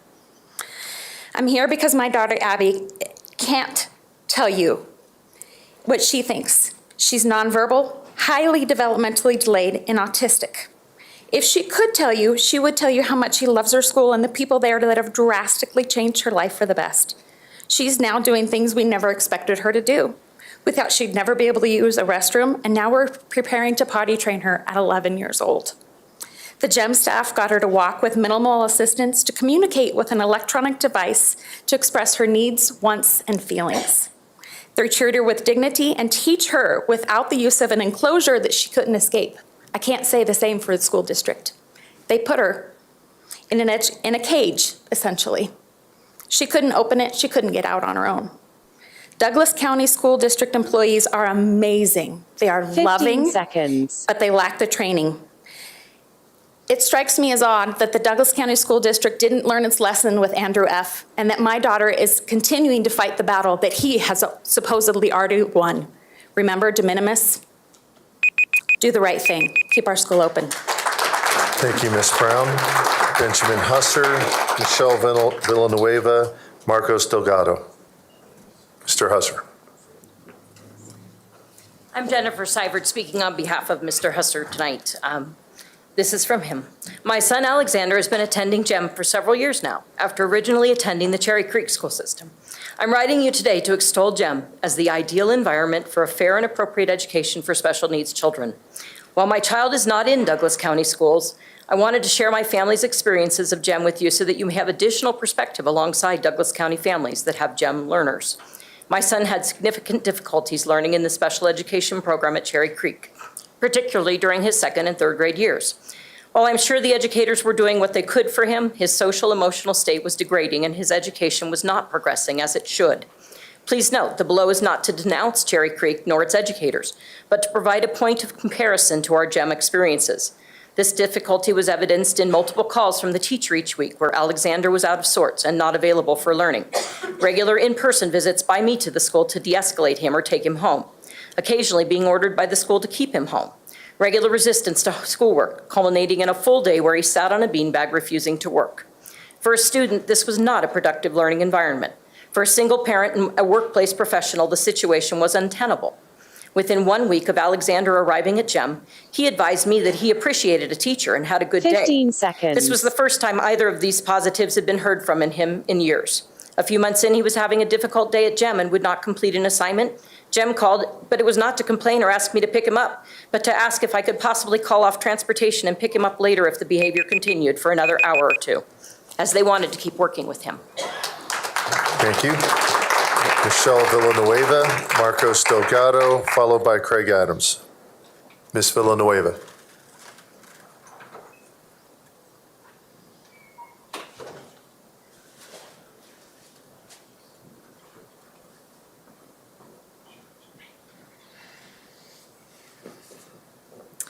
Hi there. Thank you so much for your time. My 11-year-old, sorry, I'm gonna lose it. My 11-year-old special needs son was arrested and taken to jail with a $25,000 bond, 3 weeks into middle school. He was in an effective needs classroom in Douglas County and had been for a few years. Obviously, this was extremely traumatic to my son, myself, and my family. My son continues to experience trauma, significant attendance issues, and fear of school and police. The GEM Center has provided me hope. My son is finally in a place he feels safe and understood. And as he receives trauma, he also receives trauma therapy at the GEM Center. It would be extremely detrimental if this exceptional school was not an available option to my son and children with higher support needs. I am so thankful for the GEM Center. Thank you for your time. Thank you, Ms. Villanueva. Marcos Delgado, Craig Adams, Emily Adams. Mr. Delgado? Was unable to attend. Okay, thank you. Craig Adams, Emily Adams, followed by Christy Leisure. Mr. Adams. He is not here. Okay, is this Emily Adams? Okay, thank you, Emily. My name is Emily Adams. I came tonight from Jefferson County to tell you how important the GEM Center is. Excuse me. Especially to my daughter, Ari. Ari spent 7.5 years at a school where they valiantly attempted to give her an education. Really, though, she missed all of 3rd, 4th, and 5th grade. She spent 6th grade deeply depressed, and we couldn't get her out of bed. She didn't attend school. We were so lucky because we had an amazing special education team who worked hard to find the right placement for Ari. She started at GEM in June of 2020. She was doing math and reading at about a 4th grade level at 12 years old. In less than 2 years, they're extremely close to having her at grade level. She's in 8th grade this year, and we're working hard so that she can reach her goal of attending a regular public high school. This is entirely due to the patience and incredible work of the staff at GEM. Today, we have a happy, healthy 14-year-old with a bright future. She has a foundation that GEM has given her, and we are working on the transition back to a more typical setting. If you met her, you would say she's delightful. She is delightful. She is intelligent, thoughtful, caring person. She has so much to contribute. And if she loses Jem right now, I'm scared about what that will 15 mean for her, seconds. for us, and for all of our children. I wanted to share with you her words. Jem is the first school that I have felt safe and happy at. I've never been able to go to school for so many days in a row. I finally learned how to write paragraphs correctly. I finally made a friend that I can trust and not be afraid to express myself. Thanks to Jem, I'm in a better place. Thank you, Ms. Adams. Christy Leisure, Sandra Bukowski, Jeff Bukowski. Ms. Leisure.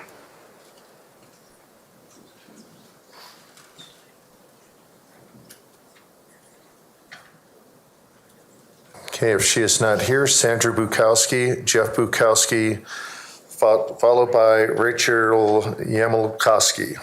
And I apologize if I did not get that correct. Mr. Bukowski, or Ms. Bukowski. Bukowski. Hello, my name is Sandra Bukowski. I'm mom to G, an 8th grader who currently attends the GEM Center. G is hard, complicated, and oh, such a difficult child. She has been clearing classrooms due to behaviors since preschool and subsequently has had an out-of-district placement since the end of 1st grade. She has had so many labels, diagnoses, and they've changed over time. It's all hard to keep track of. She has been in a therapeutic environment for the majority of her life, from Children's Hospital, Mount St. Vincent, and the Joshua School. G was recently placed at her current facility, the GEM Center, by DCSD, November of last year.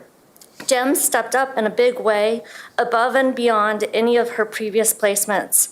And what they have done for G and my family in 4 months' time is life speed ahead of what has taken place for the last 10 years. And I know it wasn't easy. They drew the line in the sand. They did not allow her to opt out of life. They forced her through the ugliest extinction burst. She's beginning to attend academics and tend to her schedule. Prior to GEM, a simple trip as a 15 family seconds. to get ice cream never had any good outcomes. It was awful. This spring break, she went and got ice cream and was happy. G is not done acquiring the necessary skill set nor academics to be successful as an adult. Any move from the GEM Center will be devastating. Thank you for your comments. Jeff Bukowski, Rachel Yamelkowski, and followed by Michael. Jeff Bukowski. Okay, we will move to Rachel.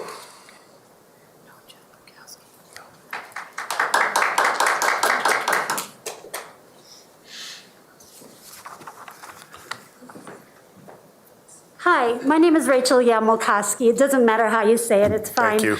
And I'm a parent of a child who is currently achieving his education in an out-of-district placement at the GEM Center. We didn't get that placement easily. We got it through an arduous path of failed school placements, evaluations by DCSD staffs, negotiations mediated by the Colorado Department of Education, outside evaluations, and legal advice. It's clear that our child was one of the very few who would not be successful at DCSD neighborhood schools, no matter what we tried. You will doubtless hear from many GEM parents tonight because while we are a small percentage of the population, we are entirely used to having to fight for our children's educations. If you're unaware of the role of the GEM Center feels in the community, it's a place where kids like mine who have been unable to receive an education at the neighborhood schools are sent for intensive academic and behavioral supports. In neighborhood public schools, our kids were often traumatized. All of the kids at GEM have autism and most have other diagnoses. GEM's director, Laura Gerke, has made it her mission to embrace kids like mine and give them the support and the skills they need to learn and to grow into full and productive members of society. Our kids go to her often after being traumatized. 15 seconds. And we were recently alerted to the fact that our kids' placement at GEM is endangered due to internal politics. The kids who've ended up at GEM Center are especially vulnerable. I ask you to truly consider the cost of pulling DCSD's children from GEM. The district will be legally liable. Thank you, Ms. Yamelkowski. Michael Yamelkowski. If Michael's not here, we will move to Kamaya Jenkins, Robert Logan, followed by Jim. Can I speak for Michael? You may speak for Michael. He's my husband. Thank you. He had to be home home with our kids. Thank you, I really appreciate that. So what I wanted to say is there's not another school in Douglas County that comes near to what the tailored individual educations are that Jem and Laura Gerke can provide. There's not another school in the state that is able to meet the needs of these kids better than the Jem Center. That is why you will find that we, the parents of Jem, will choose this hill to die on, because we have been fighting forever for these kids, and we will continue to fight. I ask you to please consider the cost of pulling DCSC's children from the Jem Center. The district will be legally liable if you displace our children once again in a vain attempt to save money or to curry favor in partisan politics. Our children are owed a free and appropriate public education. The Jem Center is the only appropriate public education for our kids. Please do right by the district by doing what's right for our kids. Thank you. Thank you on behalf of Michael. Camilla Jenkins, Robert Logan, followed by Jen Logan. Ms. Jenkins.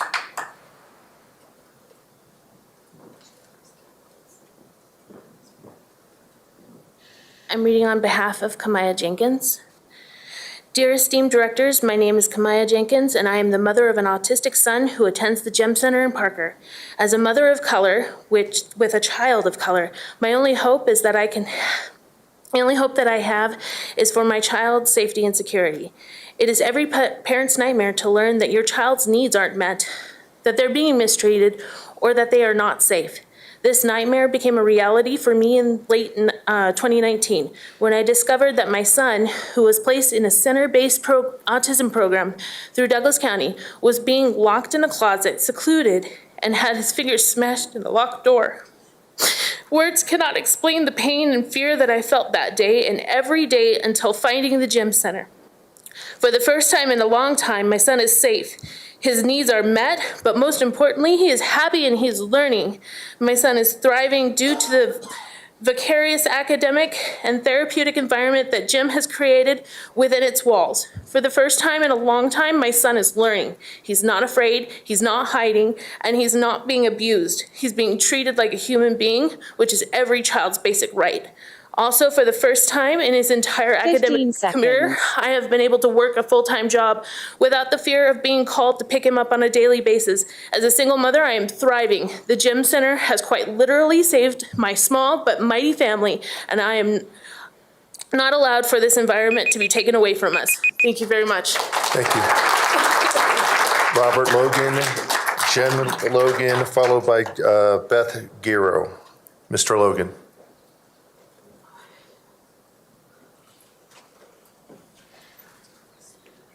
Hello, I'll keep this probably kind of short. I'd like to just kind of reflect the positive experiences we've had at Jem Center, going from a neighborhood school in Parker with the police being called, destroying property, emptying classrooms. I've heard other people have mentioned these things also, to another placement that didn't work out. We got lucky, got placed at the Jem Center. My son went from throwing rocks at cars, destroying property, again, having the police called and restrained, to just being a great, great person. Thank you, Mr. Logan. Jen Logan.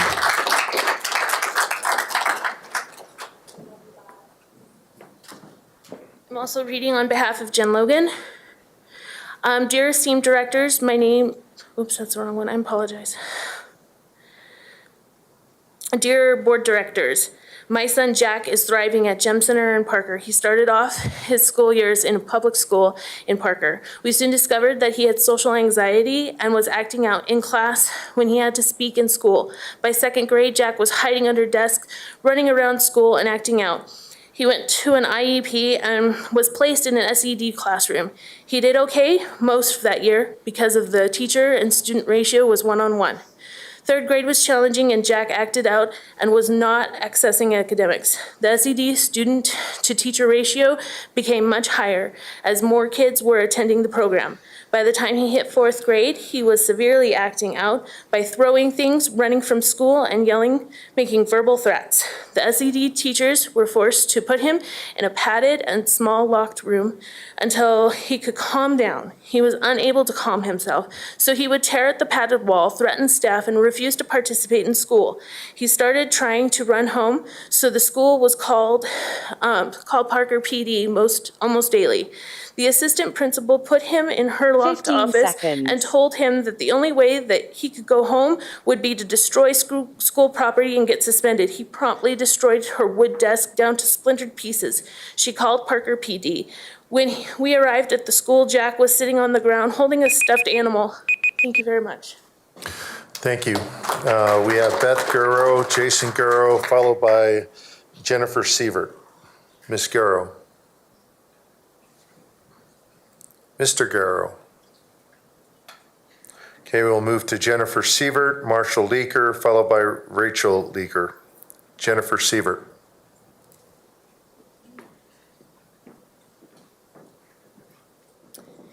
My daughter came to me from a very hard place. She's adopted from foster care. Sorry.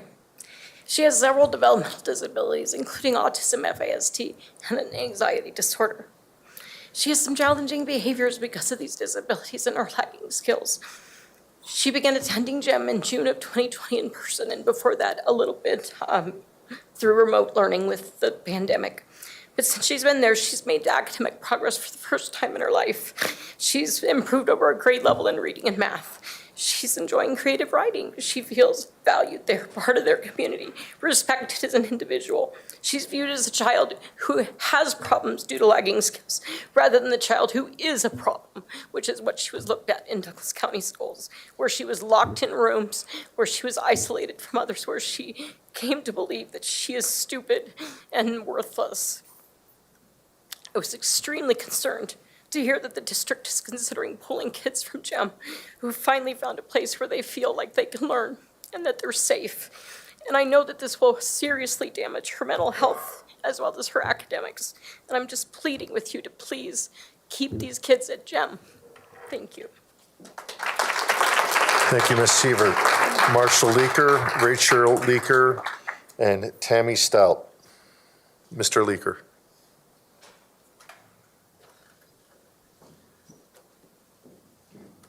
It's Marshall Leiker, and I'm reading on behalf of him since he's home with our daughter. And actually, this is going to be from my father, Lily's grandpa. To whom it may concern, my name is David Dunham, grandfather of Lily Leiker. I want to write briefly in support of the GEM school and what the school has meant to the Leiker family.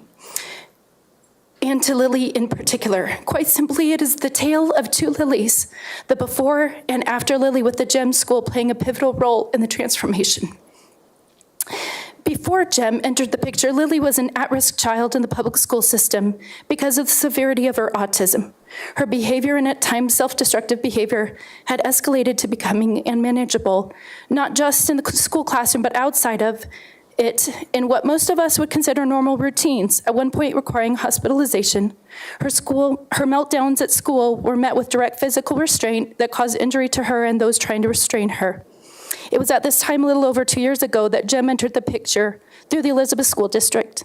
Their approach to special needs children became the dramatic turnaround that now has Lily much more socially balanced and manageable in her day-to-day behavior. She has learned personal coping skills that help redirect her attention as she begins to perseverate on any given matter. 15 seconds. She can now be coached into trying new and different things, as well as working through interruptions and routine changes that previously would have resulted in a meltdown. Though I'm only familiar with Lily's story, I'm confident others have similar stories of what a difference this very special school, this very special place. Thank you. And do you have comments for Rachel Leiker as well? Yes. Thank you. That is me. And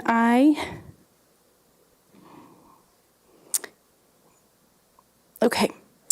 There's a very detailed story of Lily's journey through the public school system that I could tell you about, but time won't permit it. Instead, I'll explain to you how important the GEM Center truly is. It was no accident that this organization is called GEM, because that's exactly what it is, and it represents just that, how to grow exceptional minds. Lily was in the public school system up until she reached middle school. When Lily started 6th grade, we had just moved to Elizabeth. Unfortunately, the SSN teachers were not equipped or trained to work with a child like Lily. Otherwise, they never would have put her in illegal holds on the ground for 45 minutes or longer. This went on for about 6 weeks until Elizabeth School District said Lily needed to be placed elsewhere. When we found Jem, it was a total godsend. Lily and I toured the center and she said verbatim, "And they're not gonna hold me down?" It just about broke my heart. And Lily's been attending Jem now for just over 2 years, and it's been a tremendous growth in her behaviors. It's truly remarkable. She's now able to self-coach to calm down, and she's actually learning now because the Jem staff are so well equipped to work with these special kids like Lily. We as special needs parents have had to advocate for our children since day one, and that's exactly what I'm doing for my daughter. She needs to stay at Jem. It's an essential part of her growth and learning. Thank you for your time. Thank you, Ms. Laker. Tammy Stout, Greg Stout, and Laura Gerkel. I think it's Gehrke, Gerke. Thank you. Ladies and gentlemen, I'm Tammy Stout. I am a 30-year veteran elementary teacher in both private and public schools. Our daughter is our fourth child. We sent 3 boys through Cherry Creek School District, and I wanted to send our daughter as well. She's adopted from China. We found out she has autism and lots of other things. The SPED team at her elementary school wisely placed her somewhere else because they couldn't handle her. They weren't equipped, and they knew. She's crazy smart, but her behaviors are off the chart. So she got a placement at Jem Center, and we are so, so grateful. She is learning to read. She's learning to self-manage. She's learning to calm down. I don't get calls during the day to come get my child. It's really important. I can still teach neurotypical children because my daughter is in the right place. If you pull the children from Douglas County, Jem Center may close because there's not enough other kids. Please consider leaving them. Thank you, Ms. Stout. Greg Stout, followed by Laura Gerke, followed by Jeff Ellis. Ma'am, is Mr. Stout here? Okay, we will move to Laura Gerke, Jeff Ellis, followed by Michael Gross. Hello. I'm Laura Gerke. I am the founder and executive director of the Jem Center. And I've spoken in front of this board years ago when my daughter was in Children's Hospital after suffering mental and physical abuse in her public school. We went to another district, worse things happened there, and when you're home in rock bottom and no one has an option for you, you have to create one. So that is what we have done. We have a very beautiful little program of 18 kids and a lot of parents here to represent what we're doing. And it was really shocking a few weeks ago when we found out that our children could potentially be pulled and not really being part of an appropriate due diligence process. And so I would like to just make sure that there is an appropriate superintendent who will specialize or prioritize special education because we need change and our families cannot be terrorized by always feeling that we have to fight and that we're going to lose services. We have great services, and I would love to partner with the district to have less restrictive options, but until those are available, this must be an option. Thanks. Thank you, Ms. Gerke. Jeff Ellis, Michael Gross, followed by Amber Watson. Mr. Ellis. Jeff Ellis. Okay, Michael Gross, Amber Watson, followed by Jennifer Smith.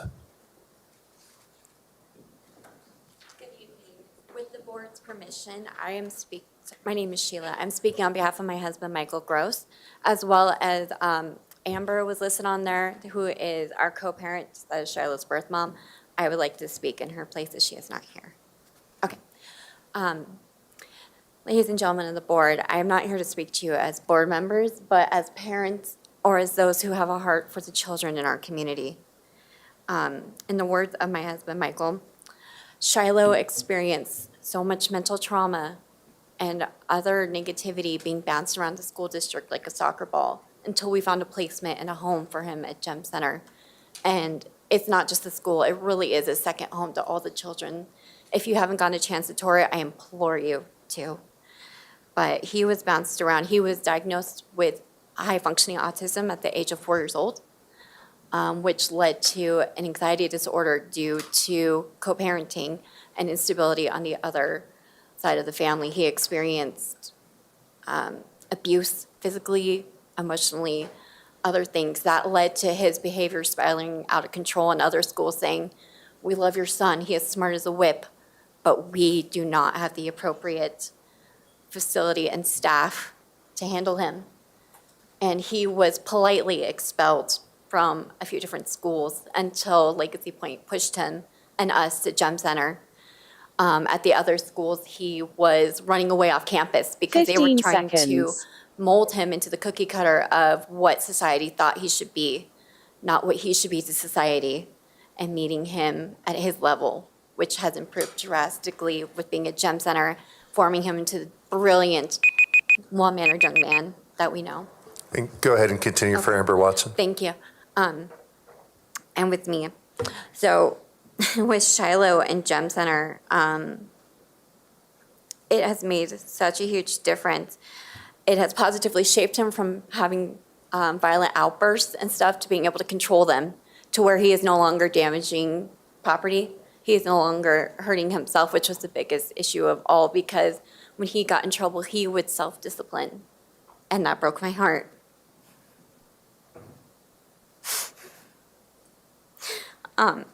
Also, with the Gem Center, it gives them a safe place to learn. It is year-round school, because for children like Shiloh, remote learning did not work. We tried it, we gave it the good old college effort, but he did not have the capacity to sit on the computer, and it would frustrate him and cause meltdowns. Gem gives him that one-on-one interaction that he so desperately needs, all these kids need, and I implore you to seek that for the needs of them. As well as they are a fluid school, which means they meet him at his level. If he is having a great day, he can go up to the level and he gets to go to the school and gets all these positive reinforcements and love that he needs. But if he's having a learning day, they meet him at his level, they regress him back, and they say, "What do you need today? We're here to 15 help seconds. you." Gem, like the name implies, for all these students have gone under pressure, like carbon does to become diamonds. This school shapes these students to become the gems that this community needs, to be the special voices that these community needs that are being not heard. And I implore you to keep them there. Thank you. Thank you. Jennifer Smith, followed by Scott Smith.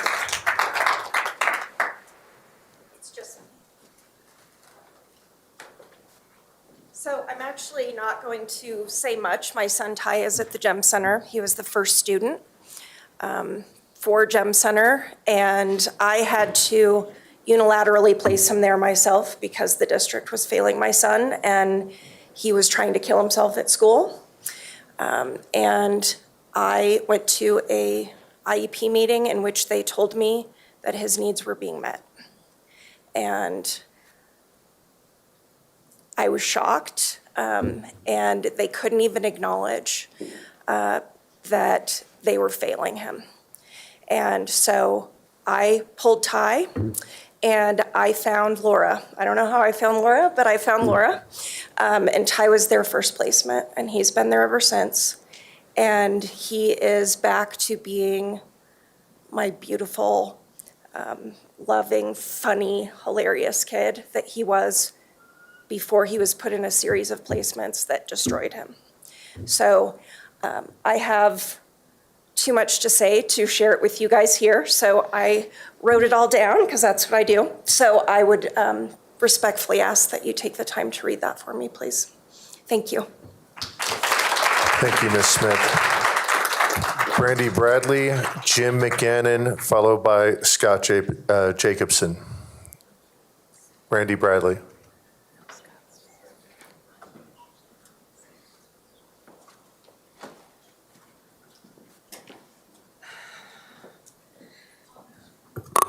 My heart is with the Gem Center parents, and I hope they're being heard by every board member. My name is Brandy Bradley. I have 4 boys in Douglas County Schools. Parents using fake names on social media, keyboard warriors, friends of the previous board continue to attack myself and others because we have stood up to speak and protect our children. Then they block us from their groups and continue to slander and defame, giving us no opportunity to respond. We all have differences of opinion, but supporters of the previous board that lost the election continue to push the divisiveness, ugliness, and outright lies. Some of your supporters have said this about me. She is volatile and ignorant. She is an angry little elf. Ignorant, continue drinking your white Christian nationalist Kool-Aid. Q follower, racist. Because not only are you anti-union, your actions and words have placed you quite solidly in the anti-teacher camp. My sister is a teacher, and so are most of my friends. Their children are off limits, but ours are not. Owen Wicks can be targeted with words like he's committed a hate crime, he's a bully, he's a Nazi, he's a liar. And at a mass choice rally, they can say, we hope your kids die from COVID, or we hope they can't get a hospital bed. And the most atrocious one so far is after seeing a picture of my deceased daughter, I quote, wow, what a wonderful role model you are for your children. No wonder you lost your last 15 one. seconds. Brought by the party of inclusion, love, and kindness. Hire Erin Kane, an established leader with the most experience, return to civil discourse, and leave the slander and name-calling behind for the sake of our county, you guys. Thank you, Ms. Bradley. Jim McGannon, Scott Jacobson, Stacy Jacobson. Mr. McGannon.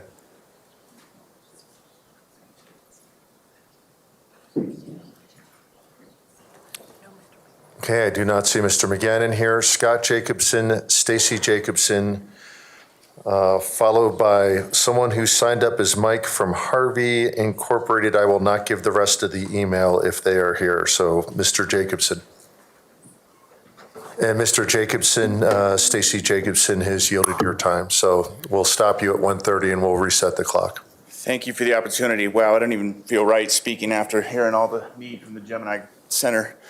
I'm a Douglas County resident of 20 years, proud husband, parent of a second grader in the district. I'd like to focus on two issues tonight. One, to voice my support and admiration for the new board who fight every day for our children, the district, and our community at large.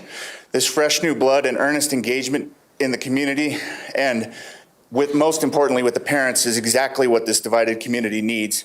We hear a lot of personal attacks and character assassinations in the partisan local news and the social media, but rarely do the dissenters offer any specific examples or any constructive engagement upon the battlefield of ideas, only platitudes and ad hominem attacks. This tells me that the new board is directly over the target. Number two, I'm here to express my support for Ms. Kane as the new superintendent. I was very impressed with her extensive experience starting the American Academy Charter School in her efforts to expose children to science and math. She's been a part of the district for 22 years with interim superintendent experience in 2016 to 18. In that time, she reduced teacher and staff turnover down 7 points, with school leader turnover down 15 points. I believe she has a significant heart for the district and is well-versed in the financials, the operations, and the academic aspects of the Douglas County School District. She's focused on putting kids first in everything we do. Thank you, Mr. Jacobson. We'll reset your time and you may continue. I think perhaps the best example of leadership in our very worst times is that Ms. Kane provided true leadership for in-person learning throughout 2020 and 2021 while maintaining full support of parents and staff, even though they had divided views. 92% of the staff and 95% of the parents reported being comfortable with her pandemic response. Furthermore, teacher turnover in her school district during 2021 was at 8% at American Academy versus 14% for the district overall. So looking at student, staff, and recruitment and retention, I believe she has an excellent plan, and she's detailed how she'll provide better pay for teachers, from teachers to bus drivers, as Douglas County compensation is currently near the bottom. She's talked about creating standards such as every third grader can read by third grade, which I think is admirable. And she talks about pathways for our kids in workforce readiness, whether that be really looking to provide opportunities so every child can have a career and not just a job, whether that be their interest in culinary to cybersecurity.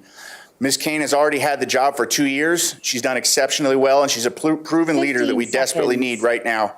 And most importantly, between all the interviews, Ms. Kane is the only candidate who mentioned parents as the key stakeholders in the education process. Thank you for your time.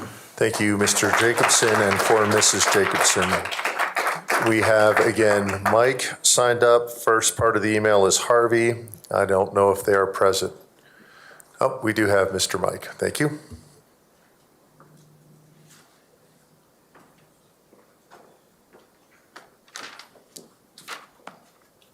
Thank you, Board, for the time. Much like everybody else here, our hearts are breaking. I obviously don't know what's going on with the GEM program, but kudos for whoever was in charge of scheduling tonight and allowing all of those GEM parents to speak in a row so that obviously important message wasn't lost on everybody, because I think a lot of people's eyes were woken up by, I think I heard 18 students, but, you know, a big impact. Sadly, other specialized programs such as the online ECDSD program, which houses over 600 full-time students, have had their funding pulled by the state as well, not by this board, and I don't know how that applies to the GEM program either. The online offering supported students with a wide variety of needs such as mental health and many others, and all those parents and families of the 600 students are going to be displaced at the end of this school year. This past year has shown us one thing, is that we need a variety of solutions. And I implore the new board and hopefully Erin to look into this and drive for those solutions. My other comments tonight were about the Sunshine Law, and I think enough things have been spoken. But what I would like to end with is a request that debate is brought back as a mandatory curriculum. Because I think with anything I've realized now, man, everybody needs to learn to argue and understand both sides of the argument, and that's lost on everybody, from kids to parents. Thank you for your comments. Judy Bramberg, Erin Saraceno, followed by Tina Stroman.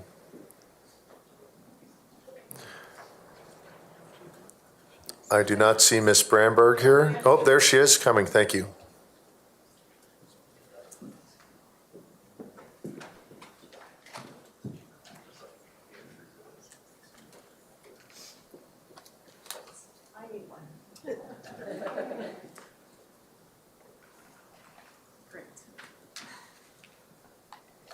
Thank you. I got so wrapped up in those testimonials from the GEM that I didn't even hear my name. Okay, I'm speaking in support of President Peterson and the full board, who are legally conducting public business tonight in compliance with the Colorado Open Meetings laws with agenda items number 19 and 20 regarding retention of legal counsel.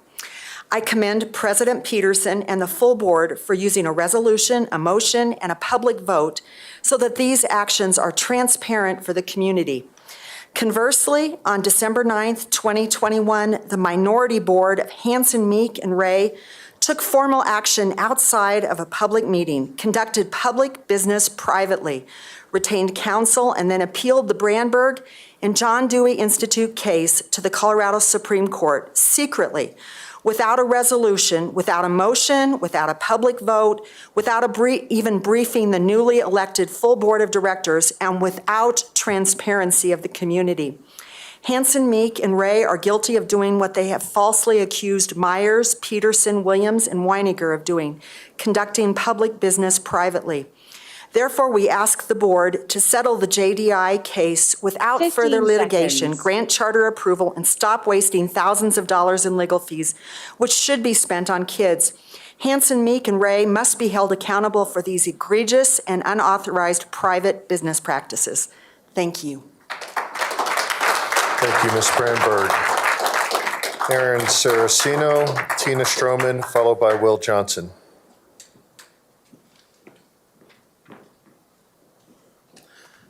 Board members, thank you for hearing me. Our 9-year-old son, who turns 10 today, Owen, has autism. His experience in Douglas County schools was of ongoing trauma, and he received no education. We were expected to pick him up daily, often just after an hour. In his last school district, he was taunted by the teacher, restrained, and locked in a small seclusion room. On his last day of school, when he was 8 years old, his teacher set him up, restrained him, secluded him, called the police, and he was He was arrested and taken to Children's Hospital. We were supposed to be notified within 10 minutes. We were not notified until he was almost already there. The GEM Center has saved Owen. He has progressed in ways that we thought were never possible. He now loves going to school. His escalations have dropped from at least once daily to every few months. He comes home excited, describing what he had learned this day, something he never did at the Douglas County schools, at public schools. He's finally getting an education. Owen has made so much progress, but he was not ready to step into an environment that has left him so traumatized that he could not eat, sleep, or function otherwise until he started at GEM. He has a lot to do before going back to public. We cannot say enough about the GEM Center as parents. Thank you. Thank you, Mr. Saraceno. Tina Stroman, Will Johnson, followed by Anthony Hartsook. Ms. Stroman.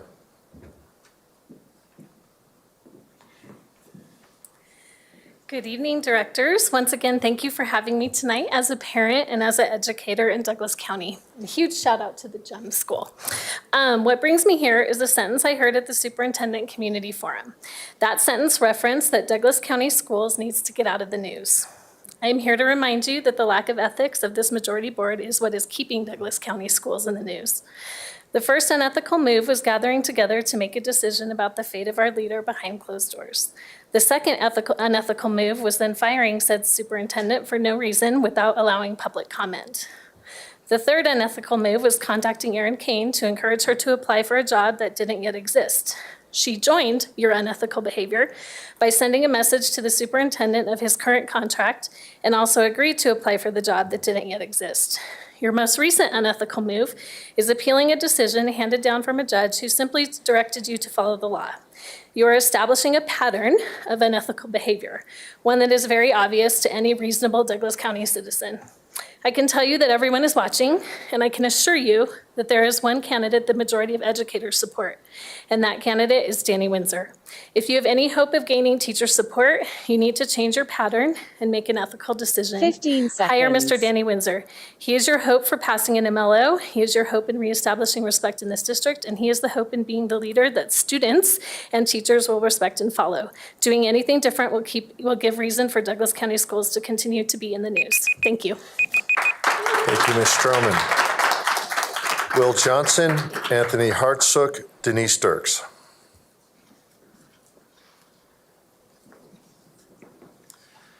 Those are moving messages we heard earlier, and just what a powerful testament for parent choice. Good evening. In a 2017 article, Director Ray said that he was, quote, very pleased with Erin Kane's performance as interim superintendent, adding that, quote, we couldn't have done better. And I can understand why he thought that. It's a testament to the board's priorities that they selected Kane as a finalist. Her ability to improve academic results, increase teacher retention, and drive fiscal responsibility are all things that we can agree DCSD needs right now. And the facts, not narratives, are what should matter. And the reality is that Erin Kane has already shown that she delivers on what matters most. In her time as interim superintendent, she played a key role in improving academic performance in DCSD across the board, including strong gains for English language learners, free reduced lunch students, and students with disabilities. She also improved the culture for our teachers, reducing both teacher and school leader turnover significantly. She identified over $20 million in annual savings that could be redirected to schools and teachers. She has a proven track record of elevating this district in ways that matter to all of us. Perhaps the most compelling comment from the article is that Director Ray especially cited Kane's strength in building relationships, something I think we agree is paramount right now. So let's choose Erin Kane as our next superintendent. If we make that choice, in Director Ray's words, we couldn't have done better. Thank you. Thank you, Mr. Johnson. Anthony Hartsook, Denise Dirks, Kurt Stroman.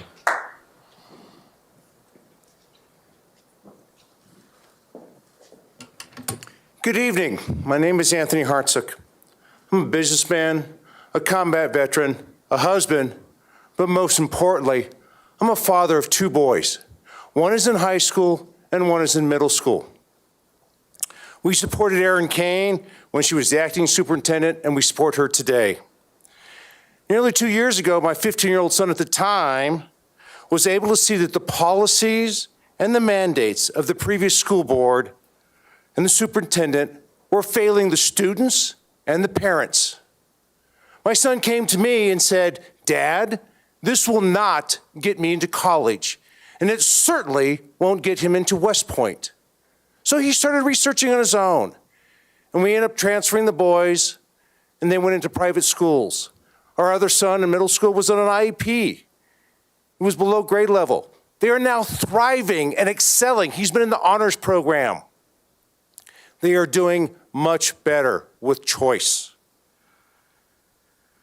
This last election, parents voted overwhelmingly for this school board, and we need to support Erin Kane to bring back common sense into this district. Thank you. 15 seconds.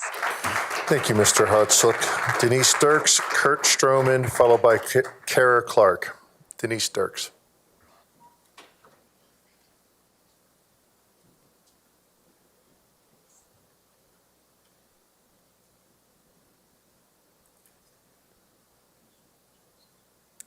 While those are being passed out, if I could just say, as a parent of a child with special needs, I think this gym center needs to be looked into, and I will make it my mission to look into it and make sure that these kids stay there.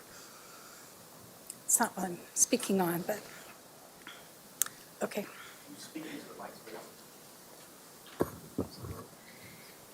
Directors, I sent each of you an email yesterday about a complaint I filed with Dora against a sitting board member.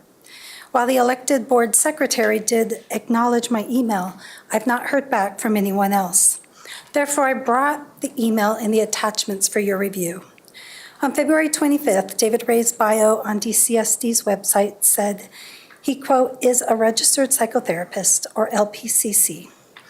Email communications received via Quora showed David using the LPCC after his name as of February 6th. Yet the state licensing website showed one classification expired in 2016 and one in 2020. His online bio was changed shortly after the complaint was filed. Claiming to be a registered psychotherapist, LPCC, is misleading even if the license had not expired. It stands for a licensed professional candidate, counselor candidate, and it appears that David did not advance his candidacy towards a completed certification. The person I spoke to at Dora said at this point David would need to completely start the process over. And I am familiar with this as a former certified financial planner, because when that expired, when I stayed home with my kids, I had to stop using that designation, and I did.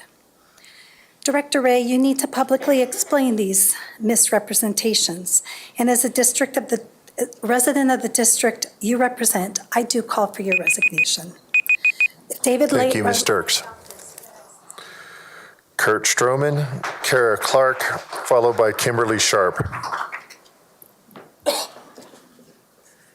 Thank you for the opportunity to speak to you. My name is Kurt Stroman, and I have 3 children who have reaped the benefits of our DCSD neighborhood schools. I have also spent my entire career, over 30 years, as an educator in Douglas County, and I'm not a member of the teachers union. My request tonight comes from the 4 newly elected members of the board to simply begin a path forward towards restoration with the teachers and staff of our schools. The people that work with the students every day in the classroom need a leader that is best equipped to understand those needs and have the knowledge to support those needs.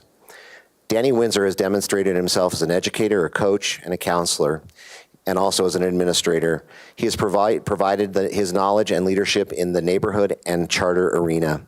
He possesses his degrees in the field of education. He is an award-winning educator, coach, and administrator.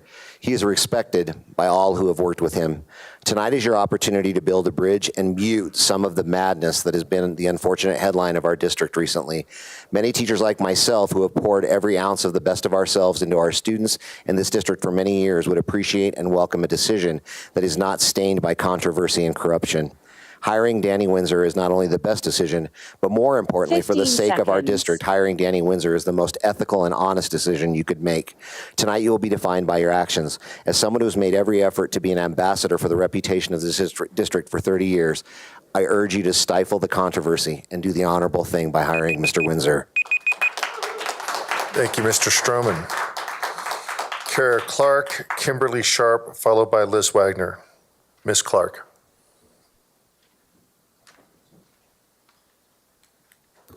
Wasn't sure you were going to be able to see me over the podium. They say it takes a village to raise a child. As I am a single mom of 4 children, I can personally attest to the truthfulness of this statement. Extended family, neighbors, friends, teachers, administrators, coaches, and church family have provided support and influence over my children. Ultimately, they are my children, and I decide what is best for them in all aspects of their lives. My children started attending Dougco schools in 2015, and during the first few years, they had a successful public education. Since about 2019, I noticed a decline in the quality of their education, and more often I was having to intervene on issues that don't belong in the classroom. I'm not going to try and pinpoint the source of the problem, but there are far too many examples of behaviors that do not belong as a part of children's education. For these reasons, I'm advocating for Erin Kane for our next superintendent. After careful consideration, I believe Erin to have a proven track record of working to create a better district. Her leadership as interim superintendent demonstrated fiscal responsibility, dedication to promoting a positive culture, solutions to issues large and small, overall improvement to our district academic standings. Additionally, her leadership at Academy Charter School speaks for itself. I have heard so many amazing things about Erin working with parents to find solutions for their children. We all want what is best for our children, and they all have different needs and abilities and their desires to achieve these goals. So I am for Erin Kane for superintendent. Thank you. Thank you, Ms. Clark. Kimberly Sharp, Liz Wagner, then Randy Curtis. That will be the end of our in-person comments. We will then take a short recess, and then we will move to the Zoom commenters. Ms. Sharp. Hi, my name is Kimmy Sharp, and I am a proud teacher I'm verklempt, sorry. I'm a proud to teach instrumental music at Cimarron Middle School in Parker. I also have 4 kids in Douglas County schools. Teaching is a heart career. It's something we do because we care about our students, and I would like to thank all 7 of you for coming together and voting to enact the new salary schedule. That is a validation that teachers matter and are valued here. I would also like to personally thank Director Ray for attending our DCSD Middle School Honor Band and Orchestra concert in February.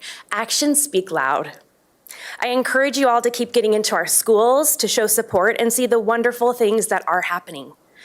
When all of the challenges happened with COVID, we as teachers and administrators had to work together to figure things out. I truly think it would be beneficial to you all and ultimately to our district if you can turn down the volume on all of the outside interest groups and political entities. Use each other, those of us working directly with students, and parent polls to help determine what would be best for our students. I implore you to always talk more with each other about the direction of our district than outside interest groups. Answer questions directly and honestly. I'm still unclear what the new direction of the district is, and that's a hard place for me to be. Please keep all taxpayer finances going solely to education and the kids. Thank you for your time and your effort. Thank you, Ms. Sharp. Liz Wagner, followed by Randy Curtis, then a short recess, and first 3 up in remote will be Constance Ingram, Lucy Squire, and Tiffany Baker. Ms. Wagner. Good evening. I hope you're all listening to those strong and courageous parents who spoke about the GEM Center tonight. And if you think out-of-district placements are expensive, imagine the cost of a class action lawsuit. This district is in desperate need of a superintendent who will course correct the special education legal departments. Did you know that your SPED department has a director without an appropriate license? People in glass houses shouldn't throw stones. This evening, we heard how many CE credits have been earned in DCSD and the thousands of dollars that parents have saved in college tuition. However, students can't access CE classes if they can't read. And if your child can't read and isn't receiving evidence-based instruction in school, then when going to school, then how in the world are they going to be able to afford the cost of thousands of dollars a year for private tutoring, presuming they can afford that? Currently, only 43% of our K-3 educators have completed the training across the district required by law by August 1st. We stand to lose sizable per pupil and READ Act funding if this is not completed by August. This isn't an educator failure. This is a leadership failure. 15 seconds. Tonight you'll select a superintendent. One of your choices is an EDOS who is responsible for the principals in his region.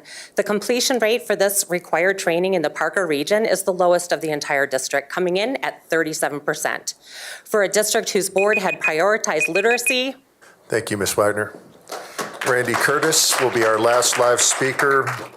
When we go remote, it'll be Constance Ingram, followed by Lucy Squire. Ms. Curtis. Thank you. As an advocate, I've had the opportunity to work with Laura Gerke, and I just wanted to say some of those stories that you heard tonight could not be more devastating. Like, what you heard tonight is so true, and we need to keep that school open because that is saving our district so much money. I'm going to talk about literacy tonight. In 2019, the Colorado Department of Education recognized that over 60% of Colorado students were reading below grade level. They also recognized that teacher prep programs in universities were not preparing teachers by using 40 plus years of research, which is commonly known as the science of reading. Sorry, I hate doing this. A bill was passed, and that bill was SB 19199. The bill requires that by August 1st, all teachers that are teaching K through 3rd learn how to use science of reading. I want to thank the following principals for their support to their teachers in learning the science of reading. There are only 8 schools in our district who have completed 75% of that requirement. I want to first thank Cherry Valley, 15 seconds. El Dorado Elementary, Buffalo Ridge Elementary, Frontier Valley Elementary, Rock Ridge Elementary, Castle Rock Elementary, and Roxborough Intermediate and Trailblazer. Thank you so much. Thank you, Ms. Curtis.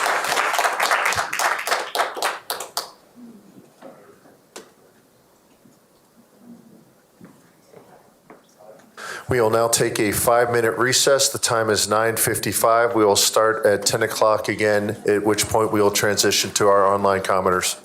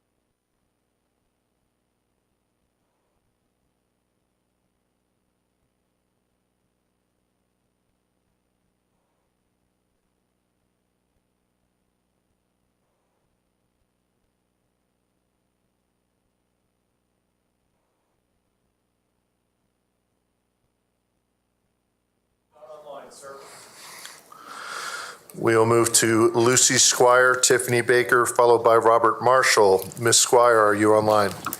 Yes, can you hear me? We can. Go ahead. I have been a teacher in this district for 17 years. The special meetings that have been called by the new board president and the meetings in which public comment have not been allowed are eerily similar to the way the past reform boards did business.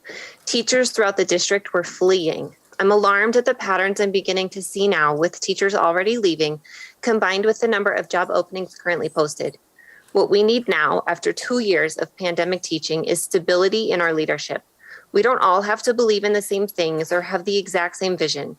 Differences in conversations and working through these things is what keeps us all moving forward, but in alignment. And while it's valid that new leadership comes with newly elected officials, it's unrealistic that we get a new superintendent with every election cycle. There needs to be a way to find the stability in district leadership.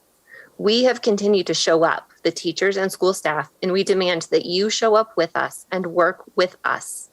To the majority board members, you have work to do to prove that you're here for the right reasons.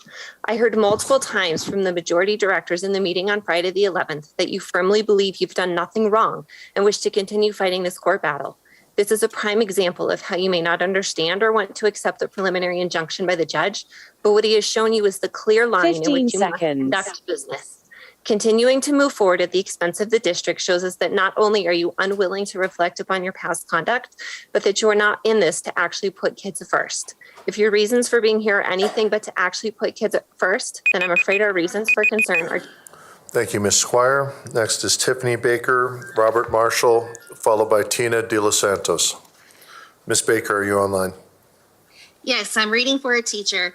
As a teacher who has been in the district since 2005 during the last reform board under the direction of Liz Fagan, much of what is going on right now feels very familiar. Huge changes were implemented that did not help students or teachers. Those changes were made without teacher input. Teachers are with students every day and our most valuable resource when it comes to improving student achievement. Why don't you want to tap into this resource? When teachers feel disrespected by the board and parents, it becomes a hostile work environment. Becky, you were a teacher during those times. How did it make you feel when teachers were not valued or consulted regarding all the changes that were made to us? I personally know many teachers who have interviews in neighboring districts and are leaving if they can. There is a huge sense of anxiety in teachers because the majority members keep saying that they want to take the district in a new direction. Yet you never tell us what that is. It is hard to just focus on teaching when there is so much chaos at the district level.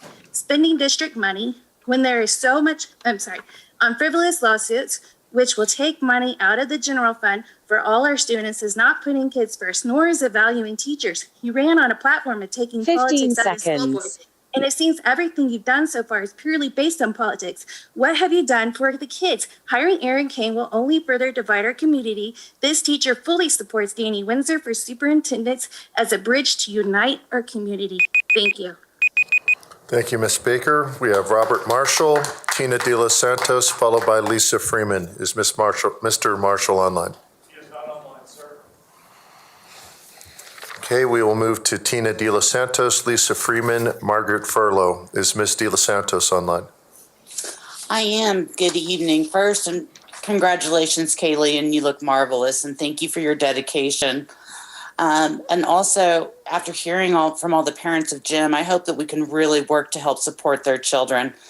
I'm horrified at the stories that I've heard over the last 2 years about the special education department. So I hope that that can become a priority of cleaning up and meeting the needs of the children in this district. The real reason for my comments tonight, though, is support of Erin Kane. She will provide the stability and help bridge the gap between the parents and the teachers. Parents are at the table now, and we need somebody that can help bridge the gap between the teachers and the parents. And she has proven time and time again that she listens to everybody and that she can help turn a negative culture around. Her resume is extensive, and I think that you could not go wrong with her. And I think that the teachers that are scared about not knowing the direction of the district, I think it's pretty loud and clear.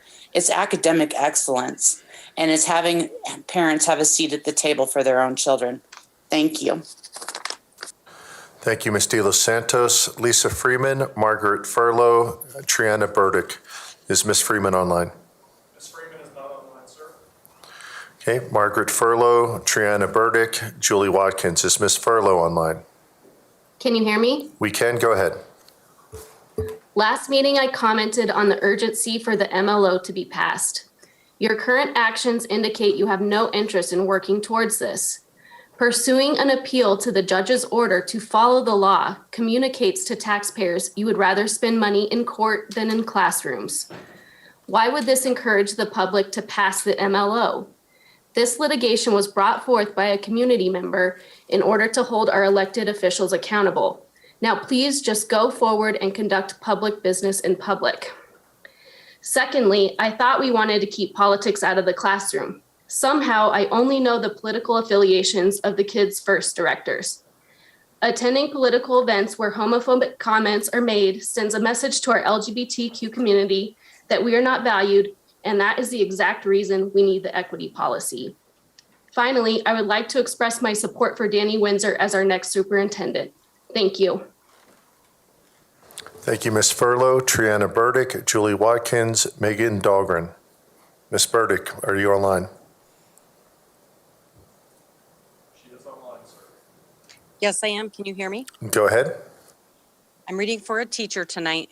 A couple months ago, I would have stood up and spoken directly to you as a teacher. Now, watching the actions of the four of you, you have shown you simply can't be trusted. When you try to put a bond MLO on the ballot, do not even try to blame it on anyone but yourselves when it doesn't pass. Who in their right mind would trust you with any amount of money? The four of you have single-handedly destroyed the option of a bond MLO being successful. Unfortunately, I truly do think that is exactly your plan, to choke this once amazing district out with a lack of funds. You have already shown in firing Corey that you are simply unable to uphold your responsibility to be fiscally responsible as directors. Now you are yammering about an appeal on a court case that didn't go your way. How about you just acknowledge you did something wrong, learn from it, and stop this idea of using money meant for kids to save your selfish pride? That is what I teach my students. You make a mistake, but then a true sign of character is that you own it, learn from it, and move on. Speaking of that court case, word has it that you were offered free of charge the chance to truly understand sunshine rules, and you refused to take the free offer. Why? You quite obviously don't understand what you have done. 15 seconds. Case in point, the fact that you have denied another 3-day CORA request by withholding the DCSD's insurance litigation policy and the obvious evidence of redacting elements of the legal bill from Trackman. How about you start acting within the law?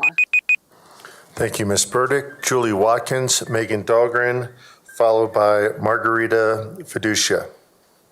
Ms. Watkins, are you online? Yeah, can you guys hear me? We can. Go ahead. I'm speaking on behalf of a teacher who has been teaching for 22 years and 17 of them in the Douglas County School District. I remember when DCSD was the place teachers wanted to be. Now they leave if they can, and we have lost so many good ones.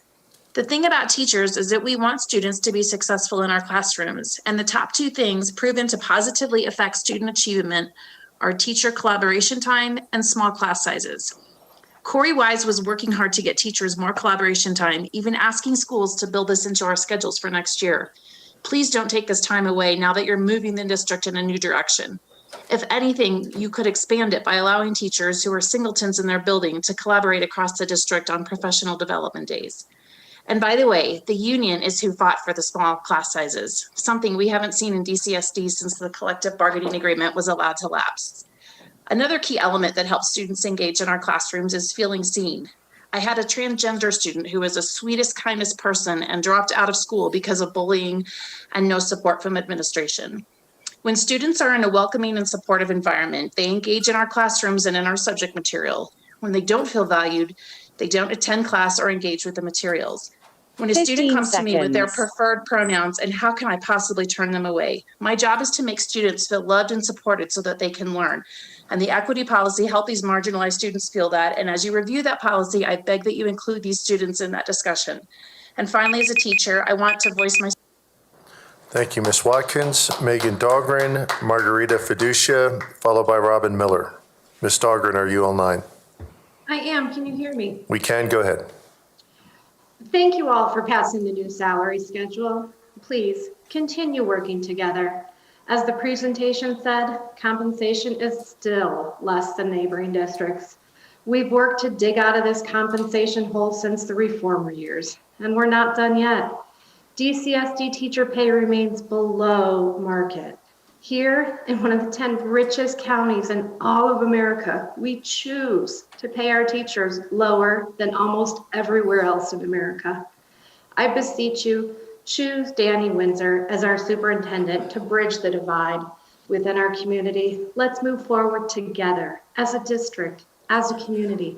Fund our schools, not lawyers. Don't engage in divisive political antics. The dysfunctional pitfalls which we're still striving to recover from after nearly a decade from the reformer board. Please choose the middle. Choose who truly puts kids first. Choose Danny Winsor. Embrace public education as an essential community asset.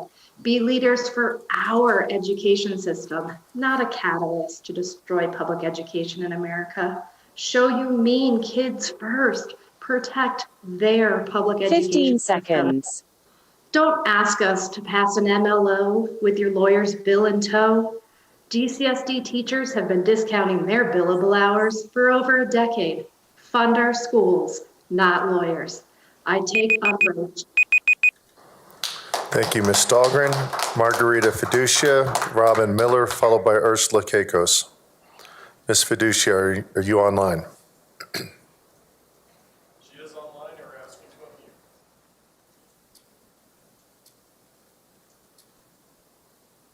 Can you hear me? We can hear you. Go ahead. Okay, thank you. I'm reading a teacher's anonymous comment. I am a 15-year veteran elementary teacher of the Douglas County School District. I am staying anonymous this evening for a couple of reasons. One, reformer boards retaliate. And two, I'm not looking to be attacked by an angry parent, be called the devil, or be left out of a lunch delivery because I believe in and will stand up for our neighborhood schools.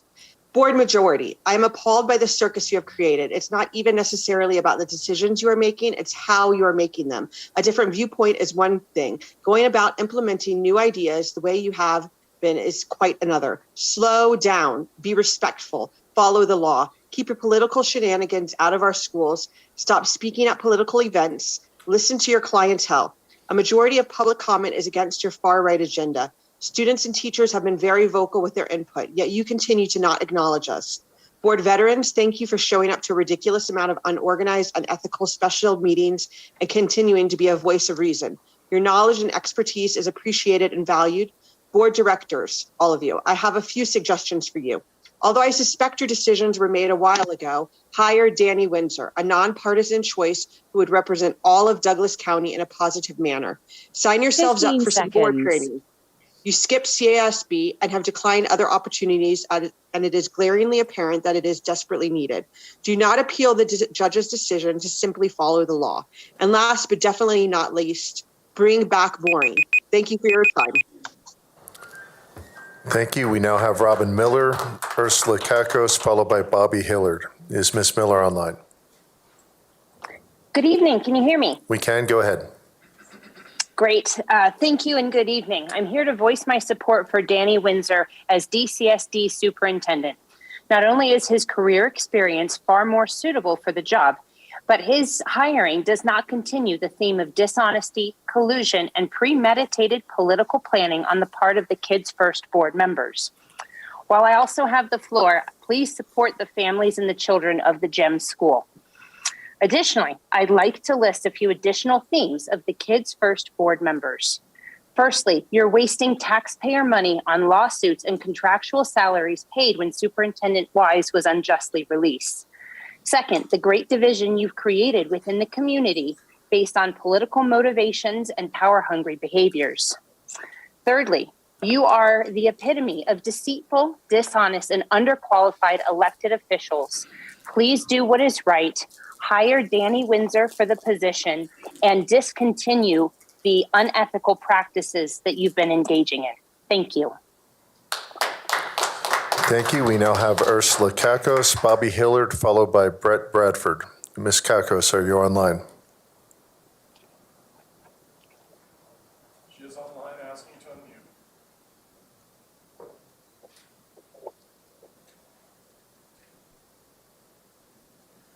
Ms. Kakos, can you hear us?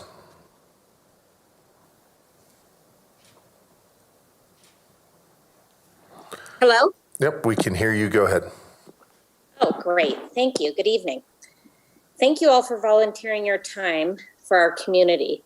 I wanted to first put my support forward for Erin Kane, who is an outstanding leader. I think we would be blessed to have her. I also wanted to address my disappointment in the minority board to go forward with this lawsuit in our district, costing us even more money. Our focus should be on the importance of children getting an education, not petty lawsuits. Your supporters are always asking the majority members to let go of things, not move so fast. Maybe it's time you let go. If you're so concerned with the money in our district and how it's spent, maybe you should let go of this lawsuit.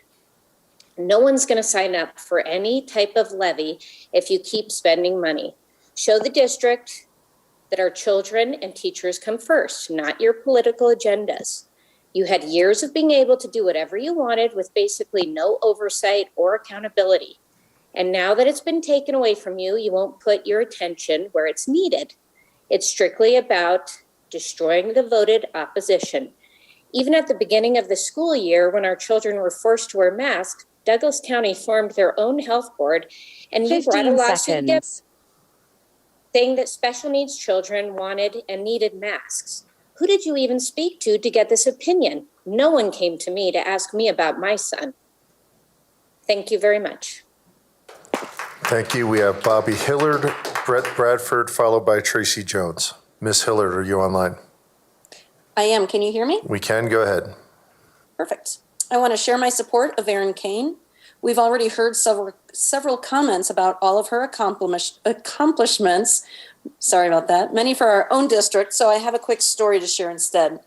I was fortunate to hear Ms. Kane speak about a year ago. And to be honest, as she spoke about how she handled the COVID situation at her charter school, I was actually near tears thinking about all of the remote learning, masks, and other BS my own students were forced to endure. I was sad that my kids were too old for American Academy, and I was wondering, why couldn't Erin Kane have stayed on as the permanent superintendent after serving in a temporary capacity and making so many achievements in her short time with us? But now we have a chance to bring her back, and the choice couldn't be more clear. It's a resounding yes vote to select Erin Kane. No offense to Mr. Winsor, and I thank him for his time and his interest. But to be honest, with Erin Kane in the running, I don't think there could actually be a better candidate for our DCSD superintendent. It looks like I actually agree with David Ray. With my few remaining seconds, I'd also like to echo the Wicks family's request that the entire board make a 15 unified seconds. message denouncing the online bullying of a minor and any minor by adults. Finally, I appreciate the board teaching our children to stand up for the truth and for what is right. Thank you all. Thank you, Ms. Hillard. Brett Bradford, Tracy Jones, followed by Alexa Connor. Brett Bradford, are you online? He is not online, sir. Tracy Jones, Alexa Connor, and then Lisa Franklin. Ms. Jones, are you online? I am. Can you hear me? We can. Go ahead. Thanks. First of all, I wanted to congratulate Director Weininger on the new little precious little bundle of joy. Second, I wanted to say, as an engaged parent and as a member of the PTO, I am asking that you offer the position of superintendent to Danny Winsor. I believe he would be the best fit for our community and a great leader. I have heard great things from many people who have worked with him and past students that have had him as a counselor. Please choose Danny Winsor to help bridge this divisive gap, as only he, I believe, will be able to do. As you've heard, most teachers are putting their support for Danny Winsor. So if you are really for the teachers, then you will side with him and with the teachers. Also, in the best interest of the CSD community, I'm just asking that this appeal process be put to rest, and that we just simply adhere to the injunction that was put in place, and to get that money sent to schools and to the kids and to the teachers. Thank you so much for your time. Thank you, Ms. Jones. Alexa Connor, Lisa Franklin, followed by Michelle Wolf. Ms. Connor, are you online? She is not online, sir. Lisa Franklin, Michelle Wolf, and then Casey Nice. Ms. Franklin, are you online? Yes, I am. Go ahead. Good evening, directors. Good evening, directors. My name is Lisa Franklin, and I'm speaking on behalf of a DCSD teacher who has served our district for over 10 years. These are her words. I have been teaching in Douglas County neighborhood schools, and for as long as I can remember, there has been an us versus them mentality between neighborhood schools and charter schools. While I am not opposed to choice for families in our district, I am opposed to the extreme division in our district between charter and neighborhood schools. That is why I'm asking you to appoint Danny Winsor as the next superintendent in DCSD. I am gravely concerned about what will happen in this district should Erin Kane be named superintendent. During her interview, Ms. Kane made multiple concerning comments, including giving an example saying, quote, "After I left the district." Ms. Kane did not leave the district. She moved to another position within our district. By referring to leaving the district after her role as interim superintendent, it is apparent that she does not see both communities as part of DCSD. As a teacher, I am concerned that Ms. Kane will further divide our community rather than bringing us together. I am extremely concerned that Ms. Kane will not support me, my students, and the families in our neighborhood schools, as she clearly does not hold them in the same regard as American Academy. 15 I implore seconds. you to appoint Mr. Winsor as our next superintendent. His experience in our neighborhood schools, as well as Director of Choice Programming, makes him the most qualified candidate to unify and lead our district moving forward. Thank you. Thank you. We now have Michelle Wolf, Casey Nice, followed by Stephanie Chansey. Ms. Wolf, are you online? Yes. Go ahead. I'm reading tonight for a teacher. I have been a Douglas County teacher for over 15 years. Through good and bad, I have remained because of the relationships I have cultivated with my administrators, colleagues, local families, and mostly my students. While I have been tempted many times, particularly in the first reform years, to take jobs elsewhere in the state, a special and really intangible bond with my school and its community has kept me in place. While I would like to address the board and the agenda items, I primarily want to say a huge thank you to the many, many parents who have gone out of their way to really support teachers during these tougher times in education. Families are working to care for us, including small notes of gratitude, hot coffee on cold mornings, and gift cards. Additionally, and in a really inspirational way to support us, they are volunteering service hours in the form of organizing and communicating on our behalf, since we do not feel safe or protected without a bargaining agreement. The parents of our students are treating us with kindness and respect, and it's doing wonders for morale in the face of the degradation of our professional experience and expertise by the board and segments of the community. So thank you to all of you who have come to our aid. We love all of our students and our jobs, and being treated as public servants instead of public 15 enemies seconds. is critical to our ability to continue to serve our young learners. It feels symbiotic to spend our days looking after and nurturing their kids, and then to have them spend their valuable time doing the same for us. It's these acts of kindness that will encourage many of us. Thank you, Ms. Wolf. Casey Nice, Stephanie Chansey, followed by Patricia Roberts. Ms. Nice, are you online? She is online. We're asking to unmute. I am. Can you hear me? We can. Go ahead. Okay, great. Thank you. The GEMS school stories have been super passionate. So I definitely feel for you. Please keep those schools open and hear their pleas. Mr. Peterson, the fact that you repeatedly try to use the statement that someone did it before me, so it's okay, is crazy. Spending taxpayer dollars to have a new attorney prove your point is even worse. There's a pun about jumping off a bridge because your friends have done so. Doesn't make it right. That my mother told me as a young child. And it's crazy to hear that you use this argument as a grown adult. This is not appropriate to make a comment like this in front of our children. And I'm appalled as a leader you'd make these comments and continue this legal battle. You are on the Board of Education, the president. What you are saying to our children, they're listening to. And I hope that our children don't think it's okay to do something illegal just because someone else has done it. And I don't think that anyone else has done it. There have been allegations made tonight that a lot of people have said, and yet there has been no lawsuit that has been brought and no judgment that has been made against anyone else other than the 4 majority board members. Congratulations, Kaylee. While I commend you for following through on your commitment, we're meant to sleep 15 after childbirth, seconds. not work. I ask that we table this decision. It's crazy as a community that we're not allowing her to spend time with our family. How is this putting our children and our community first when the board member that stood for this? Thank you, Ms. Nice. Stephanie Chansey, Patricia Roberts, followed by Lily Porter. Is Ms. Chansey online? Yes, thank you. Thank you to David Ray, Susan Meek, Elizabeth Hansen for your experience, knowledge, and expertise. There are thousands of us who are extremely grateful for your commitment to holding the board majority accountable. It is absolutely sickening to see the board majority completely disregard the veteran school board members. The board is supposed to work together, and Peterson, Weiniger, Myers, and Williams have shown nothing but unprofessionalism. Many of us question your capability to make decisions for 64,000 students. You have literally changed people's lives based on your destructive and unethical behavior. It is absurd that we have to fight so hard for public education. None of the meetings so far have actually focused on education. They're focused on the lies, deceit, and illegal activity that our board majority has brought to our school district. These illegal activities not only cost our district thousands of dollars, the board majority also wants to fight the injunction that given to them by the judge will take more money from our schools. What is your end goal? To take more money away from public schools? You said in your campaign video that you want to bring back boring to the board meetings. It is far from boring. I am humiliated for all four of you. The whole country is watching your embarrassing behavior. So far, I have not witnessed any of your actions that put kids first. It is obvious that you don't want our neighborhood schools to succeed. 15 seconds.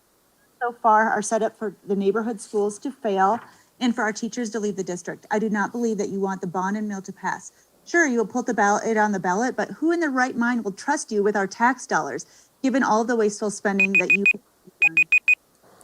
Next, we have Patricia Roberts, Lily Porter, followed by Stephanie Mayer. Patricia Roberts, are you online? She is not online, sir. Neither is Lily Porter. Okay, we will move to Stephanie Maher, followed by Marianne Ulmer, followed by Allison Grime. Is Ms. Maher online? Yes, I'm here. Go ahead. I am reading the following comment for a teacher. Hello, directors. I am a teacher of over 25 years in the district. The first decade was golden. Our district was always #1 and everyone wanted to teach here. We made the news for positive things and achievements. And here we are today. Our district is all over the news for anything but positive things. We have 4 directors who have broken the law. It's all over the news. The same directors want to appeal a judge's decision that says, just follow the law. Again, it's all over the news. Erin Kane, all over the news for anything but positive things. She got caught sneaking around with the 4 board members who broke the law. She has various lawsuits still active against her from American Academy. And she has never even had a teacher's or an administrator's license. I am tired of all this bad publicity that has come to my district since November. You know, the only one who has only positive press, Danny Winsor. You can't find anything negative about him anywhere. Only masses of support and respect from staff and community members. I suggest the 4 of you watch the video that was on the news when Danny won Administrator of the Year. That's positive. It is infuriating that the unqualified majority directors have destroyed our district's reputation and have already destroyed 15 seconds. a completely unqualified person to be superintendent. We are highly educated people and we can see your agenda being played out. And sadly, it most definitely does not put kids first. It puts them last. For these 4, it's politics first. And shame on me. We have Marianne Ulmer, Allison Grime, followed by Brianna Betts. Is Ms. Ulmer online? I am. Go ahead, thank you. Hi, good evening, school board members. I am speaking tonight to show my support for Erin Kane. I have been listening to both candidates and what they will be doing for my child and the community. It is clear to me Erin Kane is the right person to lead us into the next phase of growth for our school district.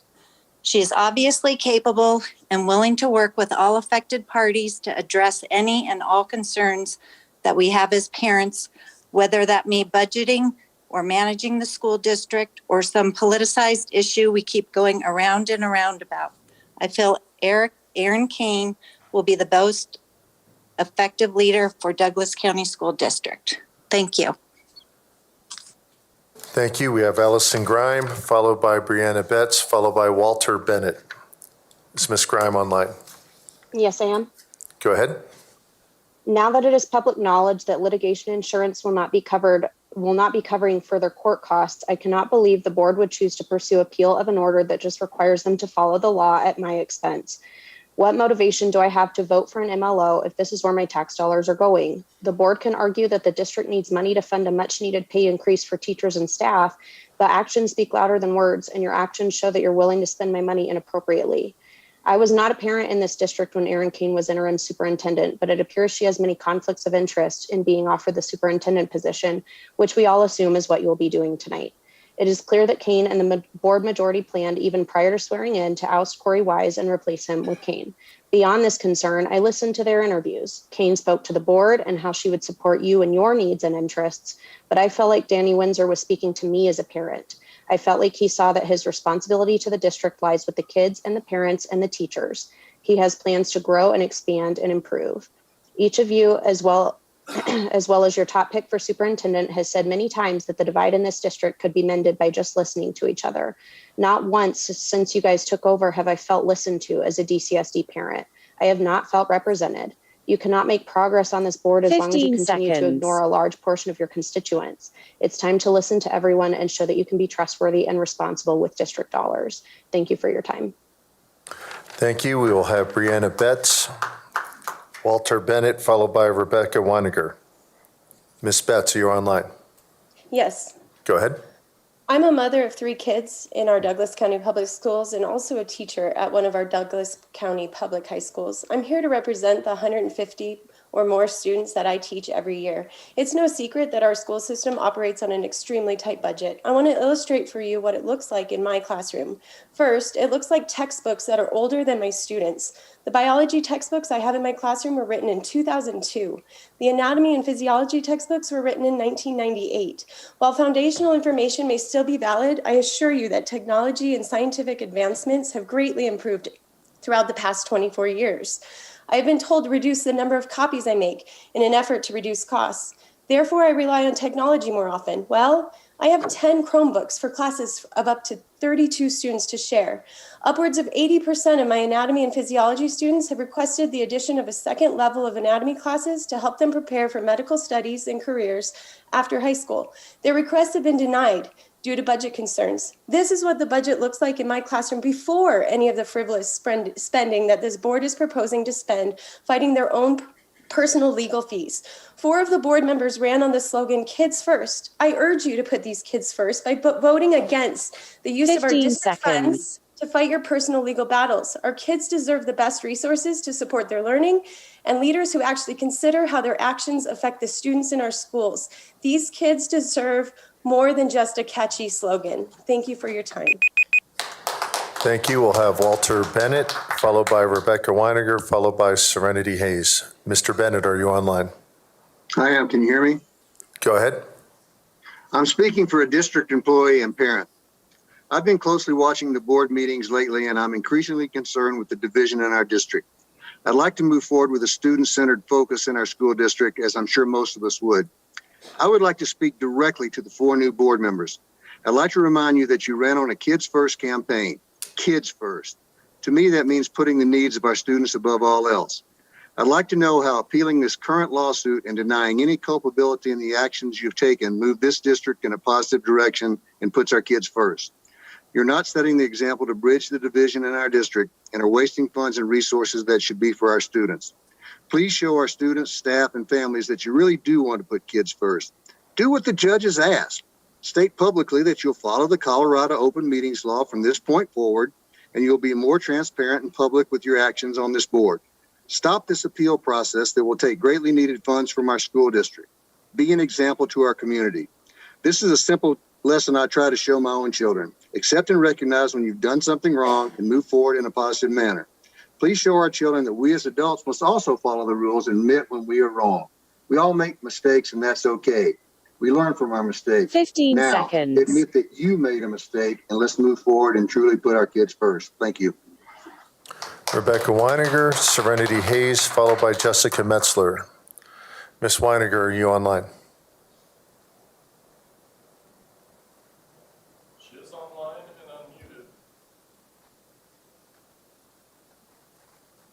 Ms. Weiniger, can you hear us? Can you hear me? Yep, go ahead. Okay.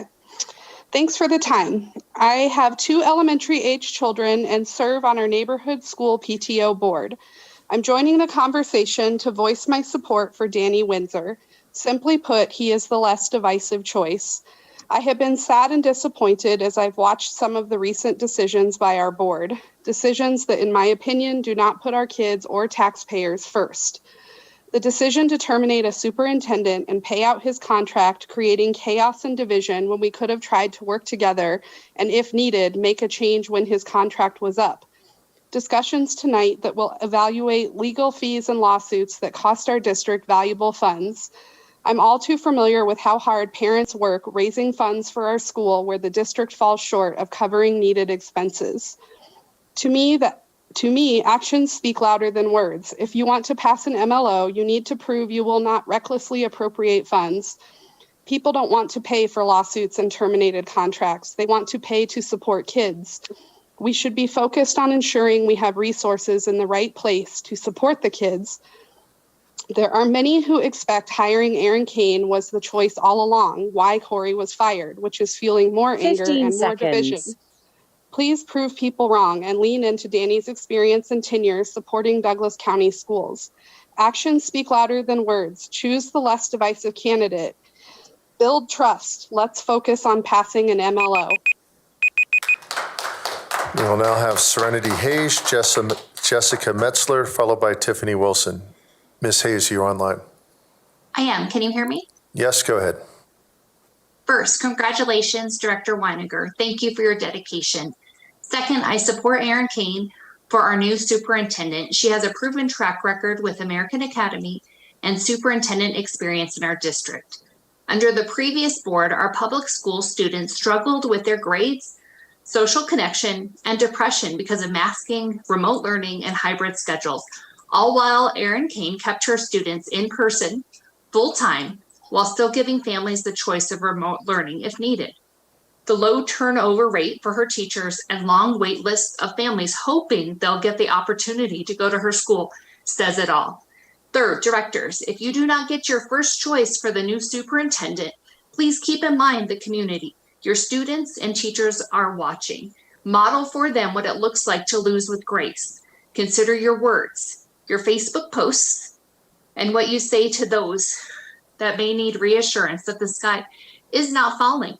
Please choose to use your actions and words to calm the disruptors, not add fuel to the fire. The minority board members and their supporters continue to be at war against the new board members. Meek, Ray, and Hansen, show us that your commitment to our kids' education 15 is greater seconds. than your desire for power, or step aside. Lastly, my heart goes out to the GEM families. Let's figure out what we need to do for them. Thank you. Thank you. We'll now have Jessica Metzler, Tiffany Wilson, followed by Tracy Jones. Ms. Metzler, are you online? Yes, can you hear me? We can. Go ahead. I'm reading a statement for a Douglas County teacher. I would like to know how the board is putting kids first. Paying exorbitant amounts of taxpayer money for court cases is not putting kids first. Hiring expensive lawyers to protect only certain members of the board is not putting kids first. Breaking the spirit of the Sunshine Law is not putting kids first. Negotiating backroom deals to get rid of an amazing superintendent is not putting kids first. Saying you only want to work with people who voted for you is not putting kids first. Being a former teacher who taught through the Fagan years but then switching sides to actively work against teachers' best interest is not putting kids first. Choosing a superintendent without a teaching degree or experience or public administration experience for that matter, just because that individual donated to your campaign would not be putting kids first. What would be put kids first is this board working together for the benefit of the students. While I understand the work is hard and that we would all like to go home, it would be in the best interest of the community for all board members to follow the laws put in place to make sure public business is done in a public forum. Hiring Danny Winsor as superintendent would go a long way in actively showing the community that you want to put kids first instead of the political cavern 15 into seconds. which you have dug yourselves. Thank you.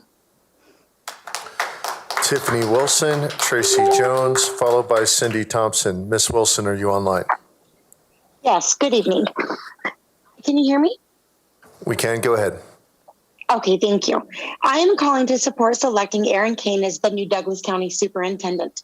This county, our schools need change. We need someone who will take charge, someone who will be an advocate, not only to teachers and staff, but for our children.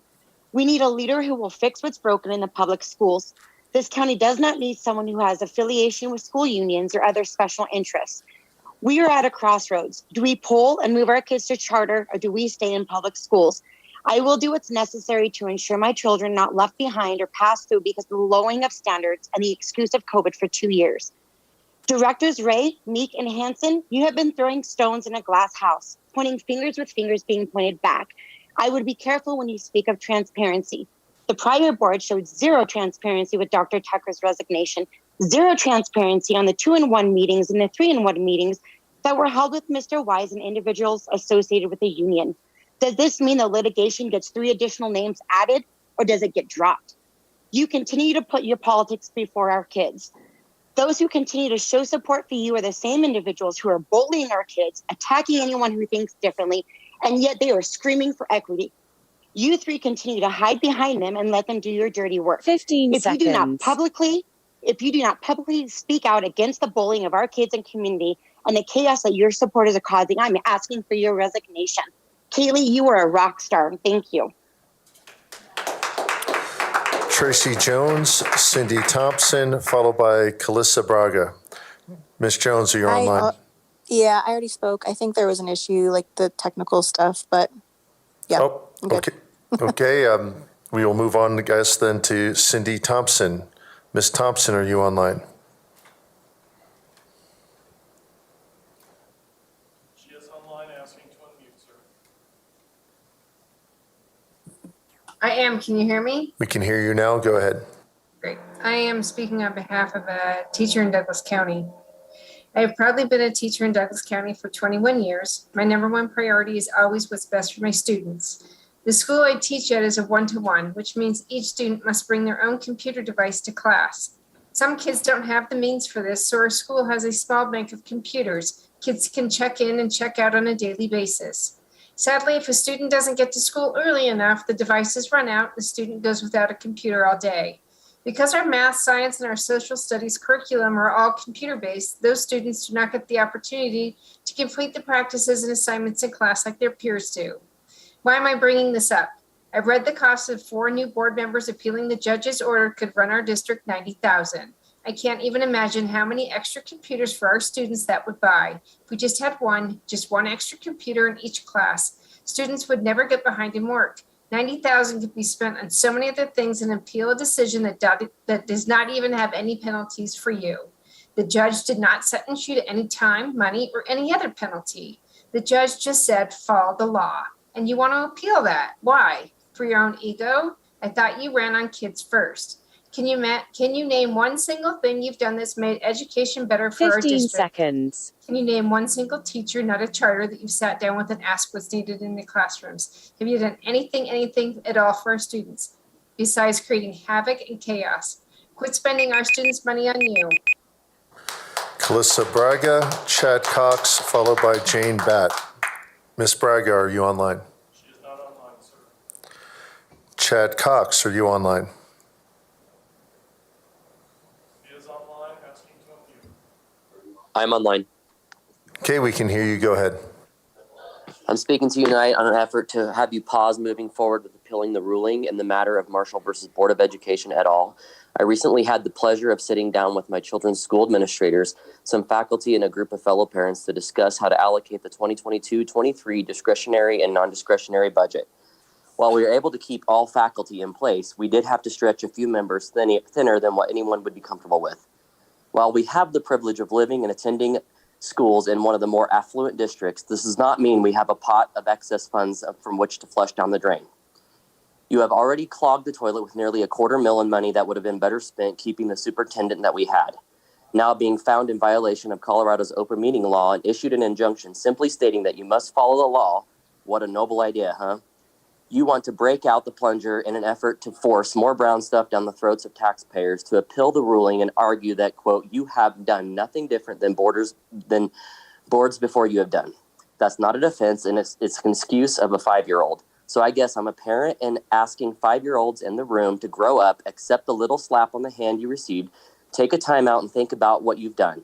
Learn from the consequences and quit wasting hundreds of thousands of dollars that will come directly out of our children's funds, as your insurance has stated it will not cover the cost. I am not a fortune teller, but I do see a civil suit for each one of you in your future if you continue forward with an appeal in order to pay back our children. Thank you, Mr. Cox. Jane Batt will be the last speaker of the night. Is Ms. Batt online? Yes, I am. Can you hear me? Go ahead. My name is Jane Bott. I am a parent and a teacher here in Douglas County. The many events leading up to today have made me fearful and emotionally drained. So today I felt it absolutely necessary to speak to you, the board, so you can hear the thoughts and stress and fears from teachers as you make your decision tonight. I will speak to you on items I hope you directors truly considered prior to making your final decision on our superintendent. Experience working with different pockets of our community and communities outside of Douglas County truly matter. This experience creates a well-rounded leader. However, I want to highlight the experience within the education field. Experience directly from coaching, leading through being a principal, guiding through counseling, and especially being face-to-face with students and teachers, because this gives our leader the ability to see and make changes thoughtfully. Experiencing how teachers lead from inside a classroom and being an ally to a teacher by showing up every day in your school is exponentially different and more challenging than just obtaining a degree. One will never understand the pressures, challenges, the chaos, and joys of teaching unless they themselves are in it with the teachers in the building day in and day out. Because of this, Danny Winsor understands what education looks like and feels like on both great days and hard days. Our district already has over 500 job openings, and it's still growing. It is clear we need a leader who will bridge our community, and that is Danny Winsor. Thank you. Thank you, Ms. Bott. Moving on to item number 8, adoption of the consent agenda. The recommendation is to approve the consent agenda as presented, and that includes items number 9 through number 15. Director Peterson, I'd like to remove number 9. Okay, we have a request to remove number 9, approval of personnel changes. And to discuss it as an individual action item. Then I will go ahead and make a motion that we adopt the consent agenda for items 10 through 15. Second. 10 to 15, motion by Ray, second by Hanson. If there are no other motions, I'll call the roll to adopt consent agenda items number 10 through 15 and move number 9 to study action items. Director Hanson. Aye. Meek. Aye. Myers. Aye. Peterson, aye. Ray. Aye. Williams. Aye. Weiniger. Aye. Passed 7-0, and I will make a note to move number 9.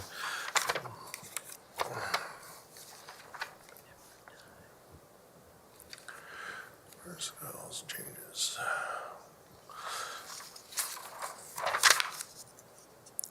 Moving on to number 16, approval of minutes, and this would be approval of the Board of Education minutes as presented for February 4th, 8th, 16th, 22nd, and for March 1st.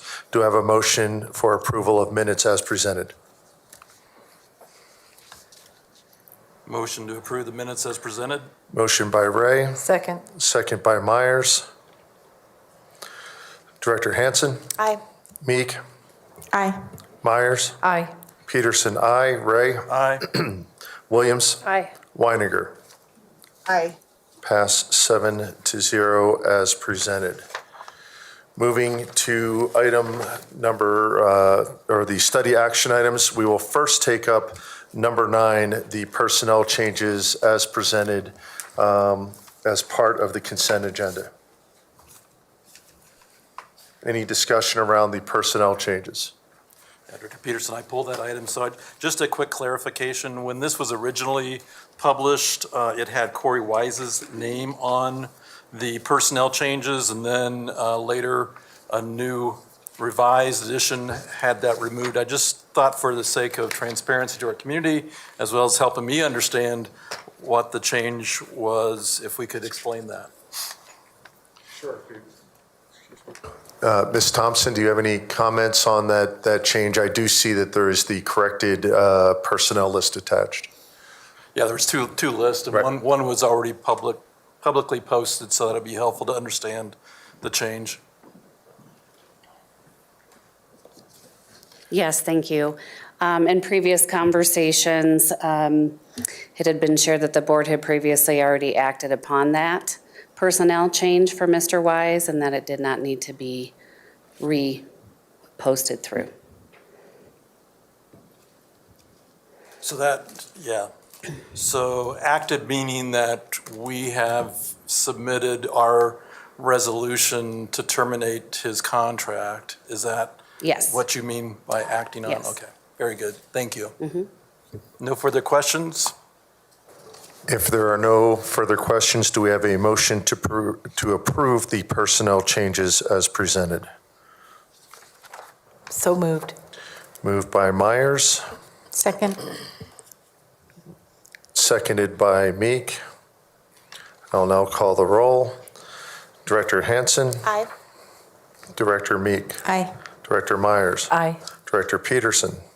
Aye. Director Ray. Aye. Director Williams. Aye. Director Weiniger. Aye.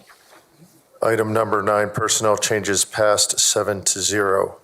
We'll now move on to study action item number 17, review and consideration of board file policy BEAA, electronic participation in school board meetings.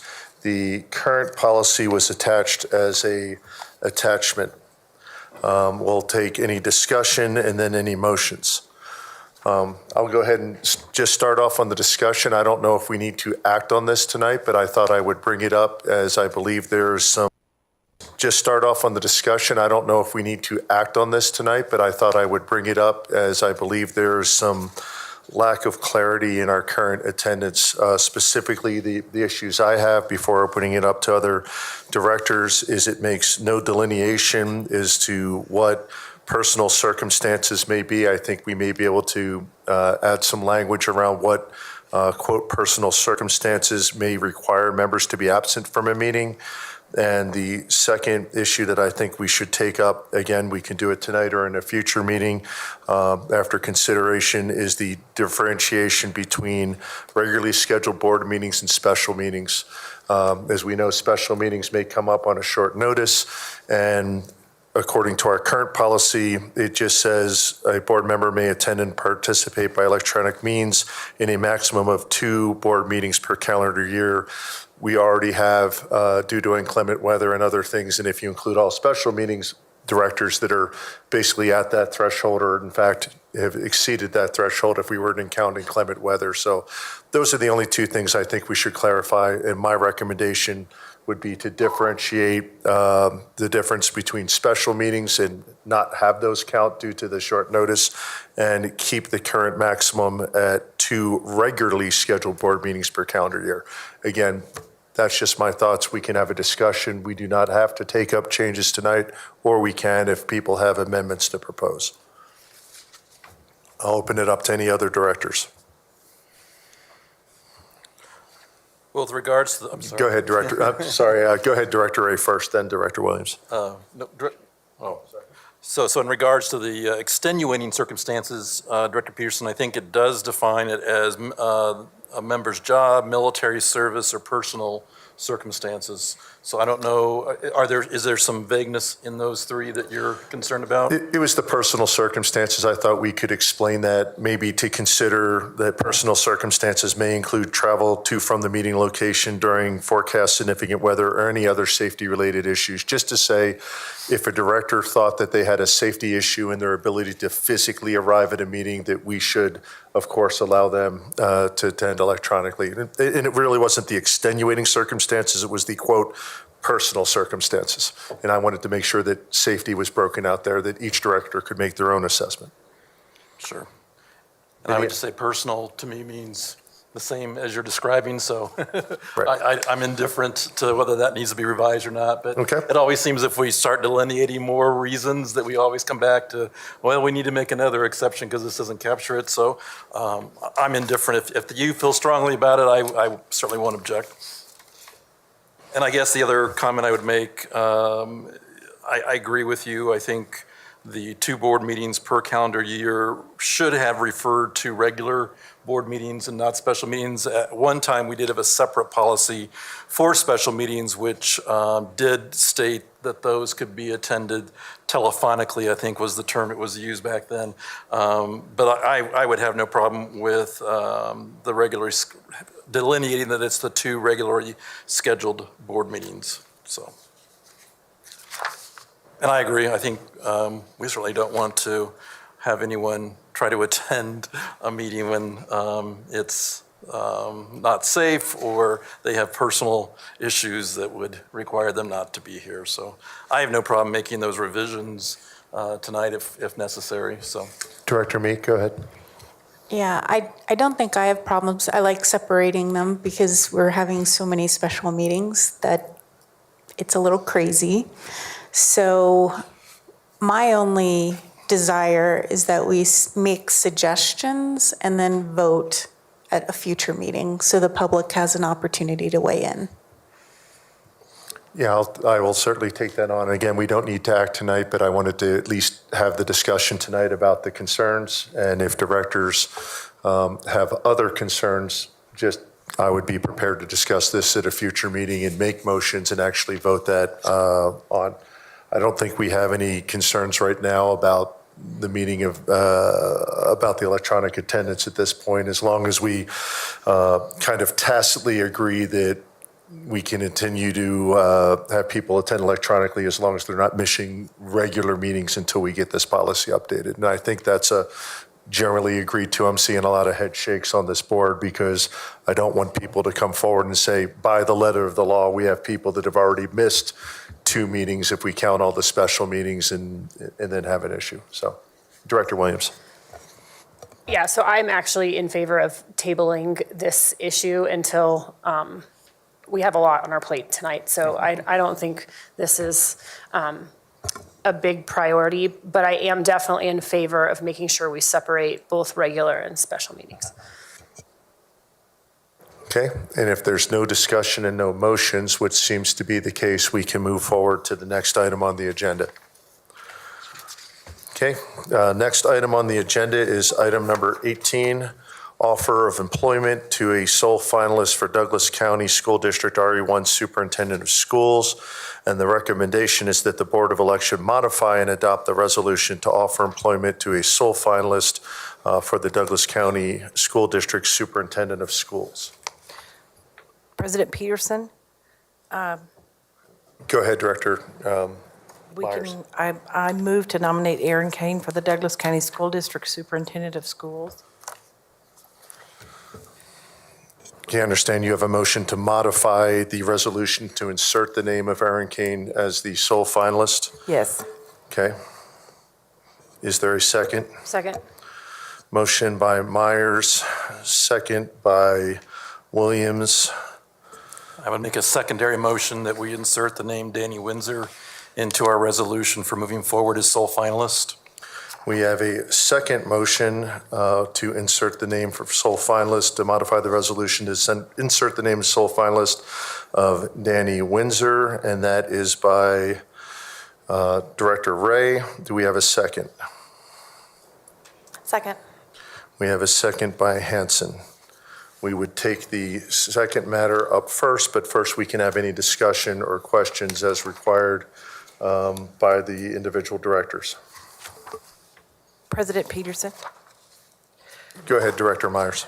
You know, as the board secretary, I looked over all the plus and deltas of the panels, the surveys, community forums, and the emails, and I feel very confident that the school board has two highly qualified candidates for superintendent and 2 leaders that I think can get this district united back on track. We can support teachers, listen to students, they're positive, they're goal-oriented, both of them, and they support the needs of all students. These qualities are reiterated, I think, across the board by all panels. And I've answered several hundred emails in support of the 2 candidates, and our community, I believe, just wants to move forward. Now, I personally believe that the Superintendent is essentially the CEO of district, and the district management experience is essential.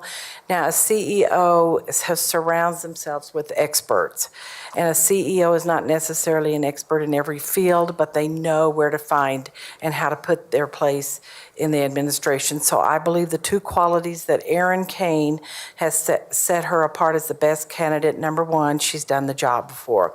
She's strong. She has a proven track record, and having done this position before, she knows what it will take to do this job. And during her time as interim superintendent, Erin visited every school. She has many great ideas. I know that she will carry through her idea. For example, she mentioned a CTE program for teachers in helping to serve the long-term teacher shortage, and she will connect regularly with teachers and staff when she suggested that she would have an open Zoom meeting every 2 weeks where teachers can ask questions. And the number two is her courage. And I think that that comes from the deepest recesses of our soul, where there's belief, hope, conviction, and a grounded optimism tempered by life experiences. You either have courage or you do not have courage. And when you have courage, you do not default to fear. So fear creates weak leaders. Weak leaders expect less of others. When we have a fear, it leads to demoralization, independence, loss of choices, abdication of personal responsibility, and progressive darkness. Fear extinguishes our commitment to timeless. Erin Kane, during COVID, had the exact opposite of fear. She had the confidence to make moral choices, which is where she is grounded. She doesn't shift to the current trend, the progressive movement, and she cannot be bullied. She had the courage to give choice to the parents of the students, and she provided in-school learning and remote learning when making a hard choice. So I believe Erin Kane will fight for what is right. Abraham Lincoln once said, "Courage is not the absence of fear.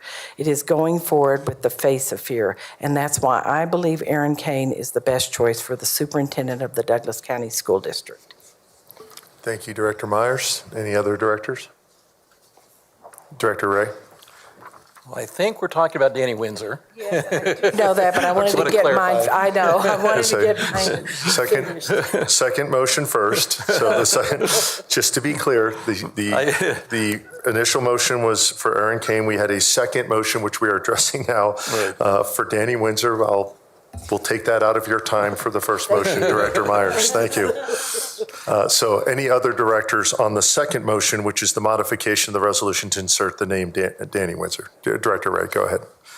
So I concur, first of all, with Director Myers regarding we have two very capable finalists for the position. And I'll save my comments because obviously I've been quoted many times regarding our support or my support of Erin Kane. Certainly, and she did a fine job. I certainly will not waver from that position while she was the interim superintendent. However, I believe that when we really look at the data objectively, let's begin with the community survey or the community forum surveys. We received about 1,300 responses. Read through every one of those yesterday morning through today, and certainly what you see if you look at those objectively and ask the question, how many of those are favorable, have favorable impressions for Danny Windsor, and how many are favorable impressions of Erin, you get kind of a different perspective in terms of just quantifying it. Certainly what my calculations came up with is that there was, of the 1,300, there was about 22% that had favorable responses about Erin. There was 97% that had favorable responses regarding Danny. Our first round of interviews that we did publicly as a board, we also had a session of collecting input for those interviews as well. And again, just to quantify those, we had 596 people respond regarding Erin.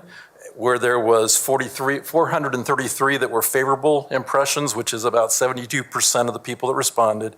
For Danny, we had 748 responses, 736 were favorable, with, again, roughly 98% of those respondents were favorable. I think if you go back, and I don't know if all of us had the opportunity, I know I had the opportunity to talk to the facilitators of each of the interview panels, and that was very insightful as well. And I think, again, what some of the themes I find with regards to Danny, the very first thing that the facilitator said about the licensed and the classified employees panel was they would follow him anywhere. And that really resonated for me in terms of he already has tremendous support of the organization, of the system already. They liked that he has a wide network and connections with diverse stakeholders. They said that he showed his love for the district by using a lot of we statements as opposed to I statements. And I know as a hiring professional for many years, that was something we always listened for too, is do candidates project themselves as just I, or do they see themselves as part of the organization or part of the team? I also like this statement that the classified and licensed employees made. They said he listens to understand, he doesn't listen to respond, and how different that is. But I think if you listen to our facilitators all through each of the panels, you really heard a different kind of passion about Danny in terms of his heart, in terms of how he speaks to the whole child, in terms of his servant leadership. Even the students was really what I always enjoy the most and listen for. But some of the things they described him as is that they said he respected us, and they could tell he valued diversity.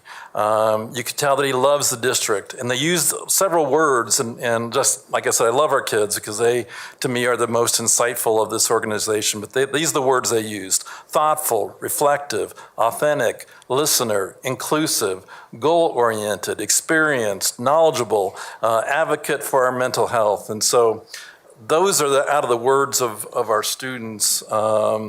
And to me, that has the heaviest bearing in terms of where I think we need to go with the superintendent. For me, the question really becomes, who can provide the calm and the stability that we desperately need in this organization?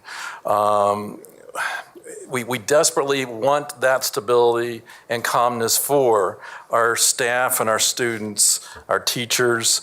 And so as I listened to both candidates and I listened to how they're responded to, and I think we even heard that from some of our public commenters tonight, someone said, who is the candidate that's going to cause the least amount of continued turmoil and continued polarization? And this is not at all a diss towards Erin, but she just comes with a different set of things that people perceive, whether it's wrong or right. But I don't hear that in Danny. I mean, even when you listen to the public commenters tonight, I didn't hear anyone talk about the polarization that Danny represents. They talked about the fact that they see him as someone that supports teachers and staff. You know, one of the things that I know back when we did our screening interviews, I think there was this moment that all 7 of us had where we had this glimmer of hope. Because we walked out of the screening interviews with 2 people that we really felt like could lead us and provide us that continuity and collaboration and coming together. And that was a good moment to feel that we honestly could find someone that could cause all of us to be on the same page as far as returning our focus to kids, as opposed to it. And this is a quote that Danny said in his interview. He said he wants to take the focus off of the 7 people on the dais and put it back on our students. And that resonated with me as well. So I just think we have such an opportunity tonight to do something pretty incredible. and send a message to our community that we can come together, that we can rally behind a leader, but more importantly, we can rally behind the symbolism that says that this is a person that we believe can pull us all together and help. It's like one of the speakers said, take it down a notch, take the temperature down.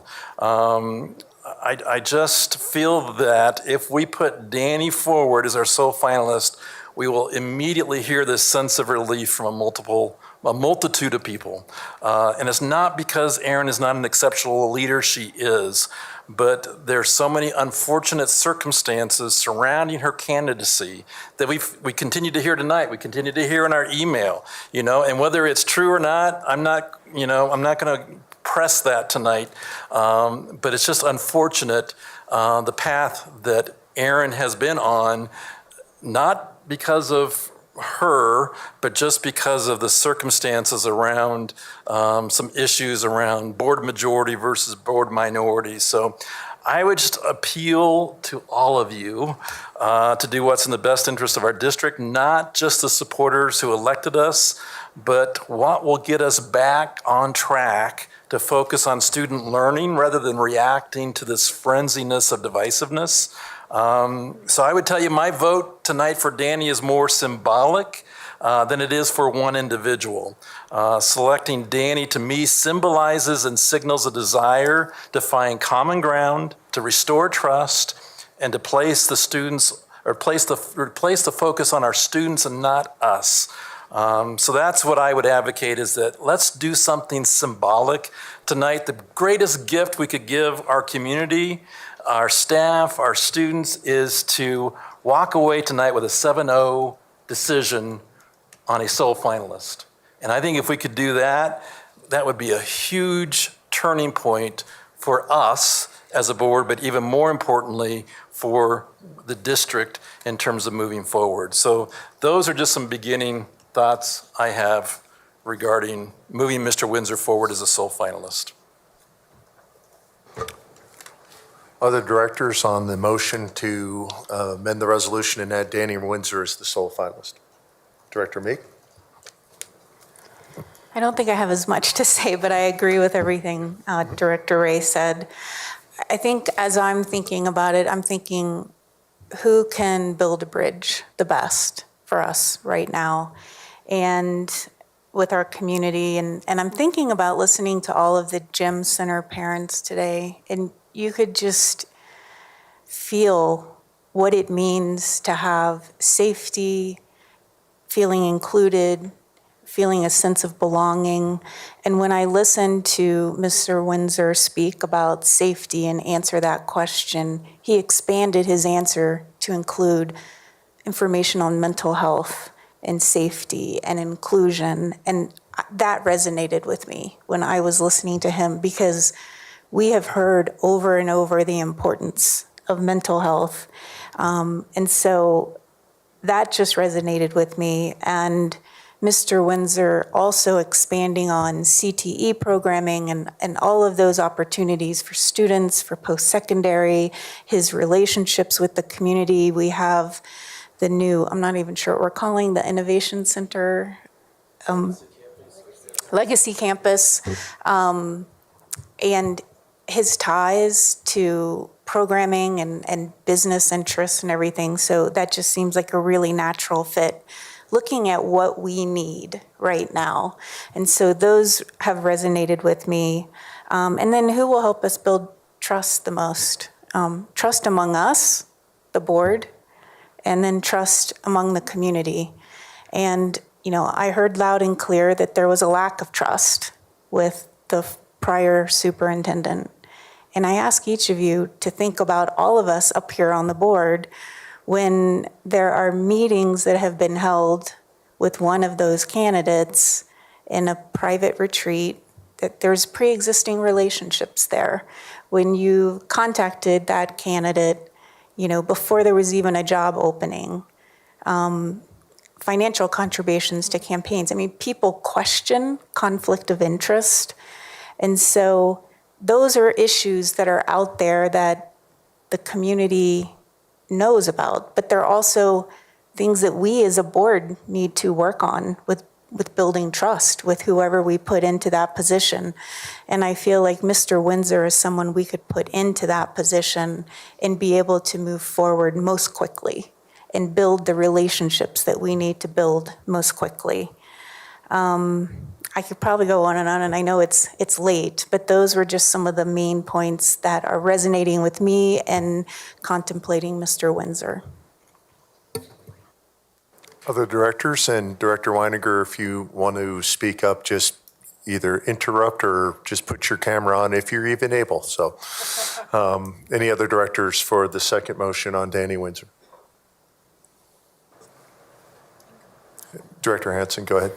Yeah, I agree with the comments that have already been made. I just think there's one critical piece of this that just needs to be emphasized, and that's our teacher voice. There are always going to be, I don't know, we can say 1,000 people over here and 1,000 people over here, and no matter what we say or do, those people are going to struggle to find the middle.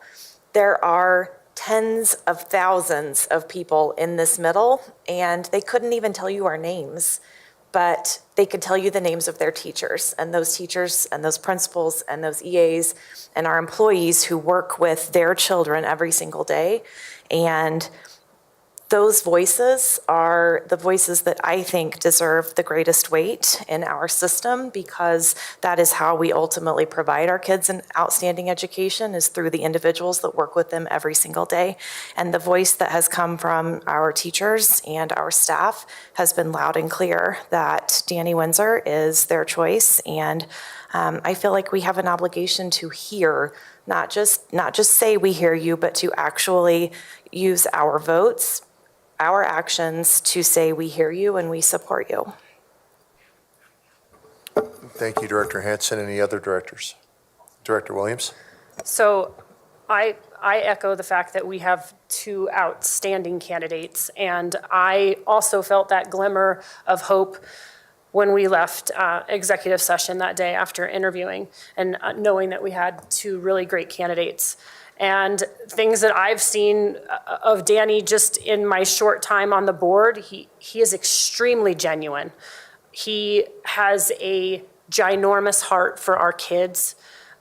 We obviously had, teachers reach out in support. And, I think he is extremely thorough, like just looking at what he, did with the legacy campus and those sorts of things. So where I put my vote is not about me thinking that there's anything necessarily wrong with Danny. And while I understand saying that putting all 7 of us will help bridge the gap and trust, I also feel like I have a responsibility with my vote as one person to put the vote on the person that I feel in the end can do the things that are, especially in the short term, considering MLO and bond, and that's where I am. Any other directors on the second motion for Danny Winsor? I'll go ahead and speak for, go ahead, I'm sorry, Kaylee, Director Weiniger. No, it's okay. I'm trying to juggle a couple things. Yeah, I agree a lot with what people said. We're so lucky that we can't go wrong with either choice. And I agree that what I liked a lot about Danny is, I think it was in one of the cabinet's feedbacks, was he'll focus on students and not the Board of Education, because that's, even though the superintendent reports to us, like they need to be the person who's the hands and feet of putting our students first. So I really like that about Danny. With Erin, I thought our last meeting with public comment had so many heartfelt commenters about her. It wasn't just pointing daggers at Danny. It was about talking about how great Erin is. And one of them even made my pregnant hormones cry about how they disagree on a lot of things, but she's the right choice for our kids. And I think they both have heart. So something I wrote that they both have was they both love this district. They both understand this district's needs. They both have a heart for kids. And they're both very, very likable with positive attitudes. However, for me, one was more confident, courageous, and not afraid to challenge the narrative, had more clear and direct answers, was more actionable, and had more experience with executive leadership skills. So that's kind of where I put value on my decisions. And I read all the panels and all the forums and took that to heart too as well. But I think when it comes to my vote, while we can't go wrong with Danny, I really will be voting for Erin. Thank you, Director Weiniger. Any other directors for the second motion around Danny Winsor? I'll make my quick comments then, which is I also think we have two excellent candidates. And one of the first things I said coming out of the selection of two finalists is I'm sleeping better knowing that the district's going to be in good hands regardless. I agree. I think Danny is going to be a person who continues to be a great voice for the teachers, and I think that's one of his strengths, and I would trust both of these finalists as superintendent. I think they're both people of incredible integrity, so I think we're in a great position here tonight to have the two finalists that we have. Any other comments on the second motion? Director Meek. I guess I just need to raise the question whether you feel there is a conflict of interest given your pre-existing relationship with Ms. Kane. Are you talking about the $50 she donated to each campaign, or which particular thing are you talking about? All of the things I mentioned earlier, your pre-existing relationship where you invited her to the private retreat that you held, reaching out to her to ask her about the job, the financial contributions. With Colorado law, if you have a conflict of interest, you need to report that. And I just want to raise that as an issue in case it is something that you feel rises to the level for you to report. Do any directors feel that they have a conflict of interest that they need to report? No, I don't. I feel like I didn't know Erin, and the weekend of the retreat was a training session, and there were numerous people there training us, and just that's what it was about. And the $50 donation, I believe that's her right to give to the candidates she wants to, and so I personally don't have a conflict of interest with Erin Kane. Any other directors? Okay, if there's no other discussion, go ahead, Director Ray. So I would just like to hear, I guess, down the dais, if we are at this point of saying, you can't go wrong, I think is what I heard you say, Director Peterson, or I heard Director Weiniger say that same thing, is you can't go wrong with either of these candidates. Is it worth trying to find a candidate that we can do a 7-0 support or not? Or is that not even something that's a consideration in your decision-making process? I guess that's a question for all of us. Is there a 7-0 candidate here? And I'd love if there was a 7-0 candidate. I think each director needs to vote appropriately for who they believe the candidate to be. And if there's 7 votes for one candidate, I think that's wonderful. But I would not see consensus to change my vote. If I am a 6-1 and I am the one, I'm going to continue to vote for the person I believe would be the proper candidate. So for you, just reiterating, for you, it's not worth compromising who your number one choice is to get a unanimous support for one of the finalists. For me, it's to put my vote on record for who I believe to be the person to be best suited to be the superintendent for all reasons, and I'd be happy to express those, but sure. Correct. I guess I would bounce that question back to you because you said we couldn't go wrong either. We had 2 great candidates and both were totally capable. So I guess the question is, if we're all saying that same thing, there's there's either going to be a compromise or there's not. And I think that's that's unfortunately where we are. I again feel like my responsibility is to choose the person that I feel is best, in addition to listening to all the comments that have been made, both through the forums, emails, public comment, and take that all into consideration. And if I might just, I want to clarify, I didn't make a statement that we can't go wrong. I think we can go wrong if we symbolically can't figure out a way to come to some consensus who that person is. And I think that because of that is, I think our community will not simmer down if we choose Erin Kane over Danny, not because Erin's not a qualified, wonderful leader, but because symbolically she represents a lot of circumstances that Director Meek has brought up, of conflict of interest, of this being premeditated and this being decided back in November. And, you know, you guys have all heard, surely, all the banter. And so I do want to just clarify, I think we can go wrong tonight because I think we will just continue, unfortunately, the turmoil and the strife unless we can come to some consensus on one of the candidates. So I'm disappointed. I respect the perspective and what's motivating you to select the person you're selecting. So I appreciate the honest responses. And I would talk to that symbolism a little bit. I don't think we're doing something symbolic. I think we're doing something functional here for the district tonight. This isn't about symbolism. And you talked about it, this being a symbolic moment and this being unfortunate.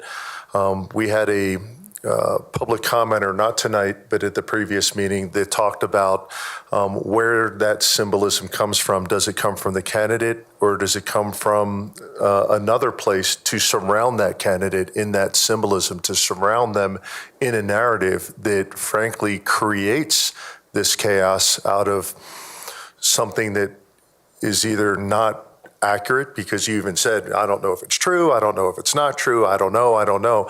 I would not react to that symbolism. I would ask each director to reach down and make an honest assessment of who they believe is the best person for the district and cast a vote accordingly.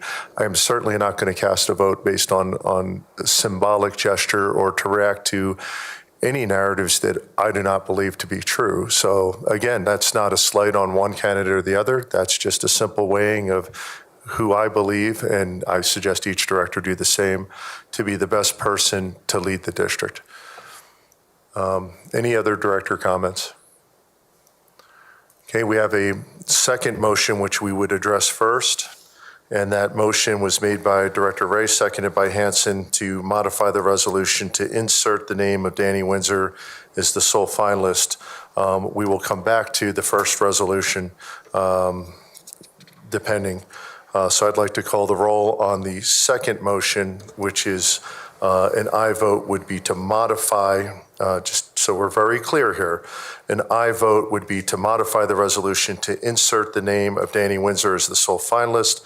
A no vote would be to not modify it. That is not a vote for Erin Kane. That is just not to modify the resolution with the name of Danny Winsor. With that, I will call the roll. Director Hanson. Aye. Director Meek. Aye. Director Myers. No. Director Peterson, no. Director Ray. Aye. Director Williams. No. Director Weiniger. No. Defeated by a vote of 3 ayes to 4 noes. We'll now take up the original motion, which was a motion to modify the resolution to insert the name of Erin Kane as the sole finalist. Motion made by Myers, seconded by Williams, and we can have discussion on that motion. Any directors wishing to comment or discuss the primary motion? Director Myers, I know you took some time, so. Yes, I've taken my time. I just really feel Erin Kane is the most qualified superintendent, and spending all day answering emails today, the numerous people for Erin Kane, and actually stating that She will bring unity. She knows how to build trust with the teachers. She knows how to go to every school, and she knows how to have that personable with kids, teachers, staff, and even in this building. So I just believe she's the one that can just get things done, get our teachers paid, and get our education back on track. So that's where I'm at. Any other directors? I'll go ahead and make some comments on Erin Kane. The criteria that I looked at, or that I'm looking at when I'm looking as superintendent, is the biggest thing I think that needs to happen in this district is reestablishing the partnership between parents and teachers in supporting our students. If we get that one thing right, and only that one thing, I think this district will achieve its potential. And so starting with that is what I believe to be the strategic goal for superintendent.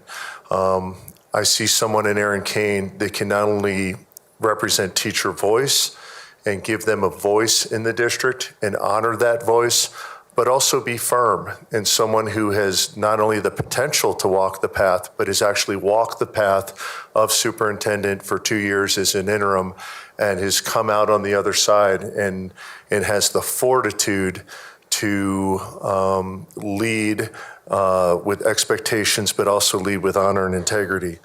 I also see someone who respects the role of the parent in that relationship, that will honor the teachers, that will insist that parents treat teachers respectfully, but will also understand that the parent has the primary role in the raising of their child, whether it is health decisions, whether it's decisions around curriculum, what to opt into, what to opt out to, what to opt out of, and to always put academic growth and achievement as the North Star of this district. Yes, we need mental health. Yes, we need security. Yes, we need social emotional learning. We need a lot of stuff, but all of those items should be in support of the academic success and achieve the mission and the vision.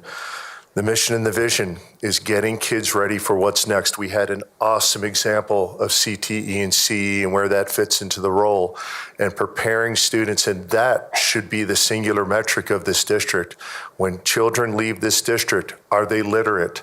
Are they ready to go directly into the workforce or pursue post-secondary education or pursue a life of service, whether it be in the military in some other place? Are they ready, if they are students with special needs, like we heard from so many of the parents of the GEM Center tonight, are they ready to move to some form of independent living and self-advocacy within their reach? And most importantly, are we looking at our students as individuals? Are we helping them achieve their own individual unique potential? And I think Erin Kane has proven that she can do that, and that she can continue to do that and bring the calm and healing, specifically bridging the divide that we seem to have in some areas between parents and teachers, but understanding and restoring that parent voice. And then finally, something a little bit more businesslike. We heard from MBEC Chair Brownrigg earlier tonight.